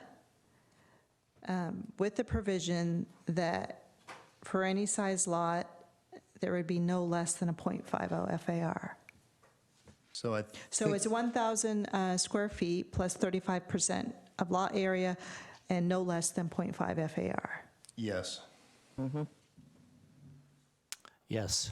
Yes. Okay. The next recommendation was to relay to the city council to prioritize RDRC through provisions of design guidelines, design guidelines or other We don't need to tools. do that. We You don't need just, to do you that. just need to bring that back to the planning commission to look at that, because it's a zoning ordinance change anyway, so it has to come back here first before it goes to the council. But I think, Al, you mentioned that it can't be a priority now unless the city council helps us to make it a priority. You can make a suggestion to the council without making a change to the code, right, Greg? I mean, in the staff report, we could just note that the planning Yeah, that's all we have to do. I Yeah. mean, it's just not, it can't be part of your action tonight. Guidance to It's staff, right? guidance. Put it in the staff Yeah, report to council. it's a suggestion to the city council. Nothing else? I think that's it. One question or clarification. The lot coverage remains the same as now, flat. That's correct, Yeah. 50%. So what staff's looking for now is a motion incorporating the consensus developing that you just did, and recommending that the ordinance go to the city council for approval. I'll move that we accept the provisions just set forth and agreed to by the commission. I'm just being a stickler for because it's I was late at waiting night for- and I understand that.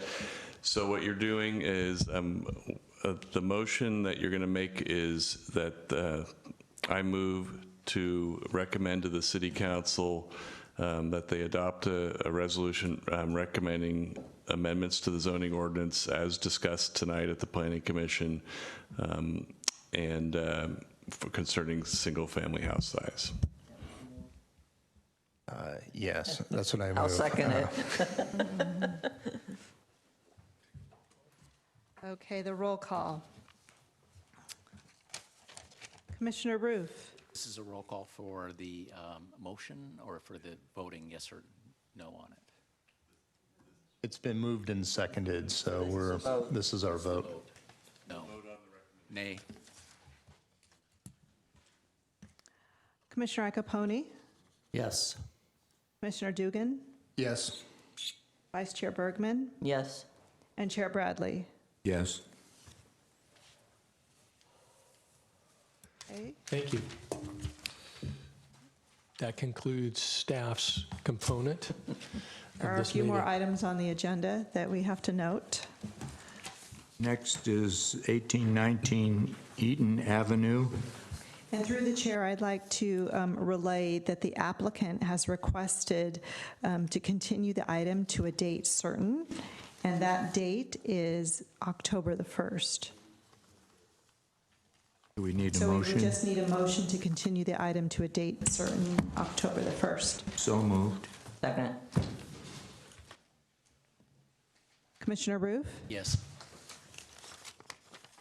Commissioner Iacopone? Yes. Commissioner Dugan? Yes. Vice Chair Bergman? Yes. And Chair Bradley? Aye, aye. Navy term. Next, announcements, correspondence, reports from the staff. No reports for city council actions this evening. Planning Commission comments or reports. I'd just like to thank the staff for perseverance and the culmination of many quarters' worth of effort. Great job. And to Thank my you very fellow much. commissioners, thanks for all the listening, and to members of the public for being here till 12:14. We'll try not to make this a habit. I would also like to extend my thanks to the staff, the people that showed up tonight. There are 3 left. We outnumber them now. And also report that John Dugan and I are taking the Citizens Academy class, and I would recommend it to anybody that hasn't taken it before. Not now. We're not going to take the same one because that would be a quorum. We can't do that. Has to be the next. Chicago last one. week, so I missed one class. They may kick me out. I don't know. I will say the food is surprisingly good. Yeah, my wife is jealous. She wants to come. Any correspondence? No, just other than for the record, 8 emails that were submitted as public comments for the single-family house size item were distributed to the Planning Commission and made available on the dais this evening. Thank you. With that, the meeting is adjourned.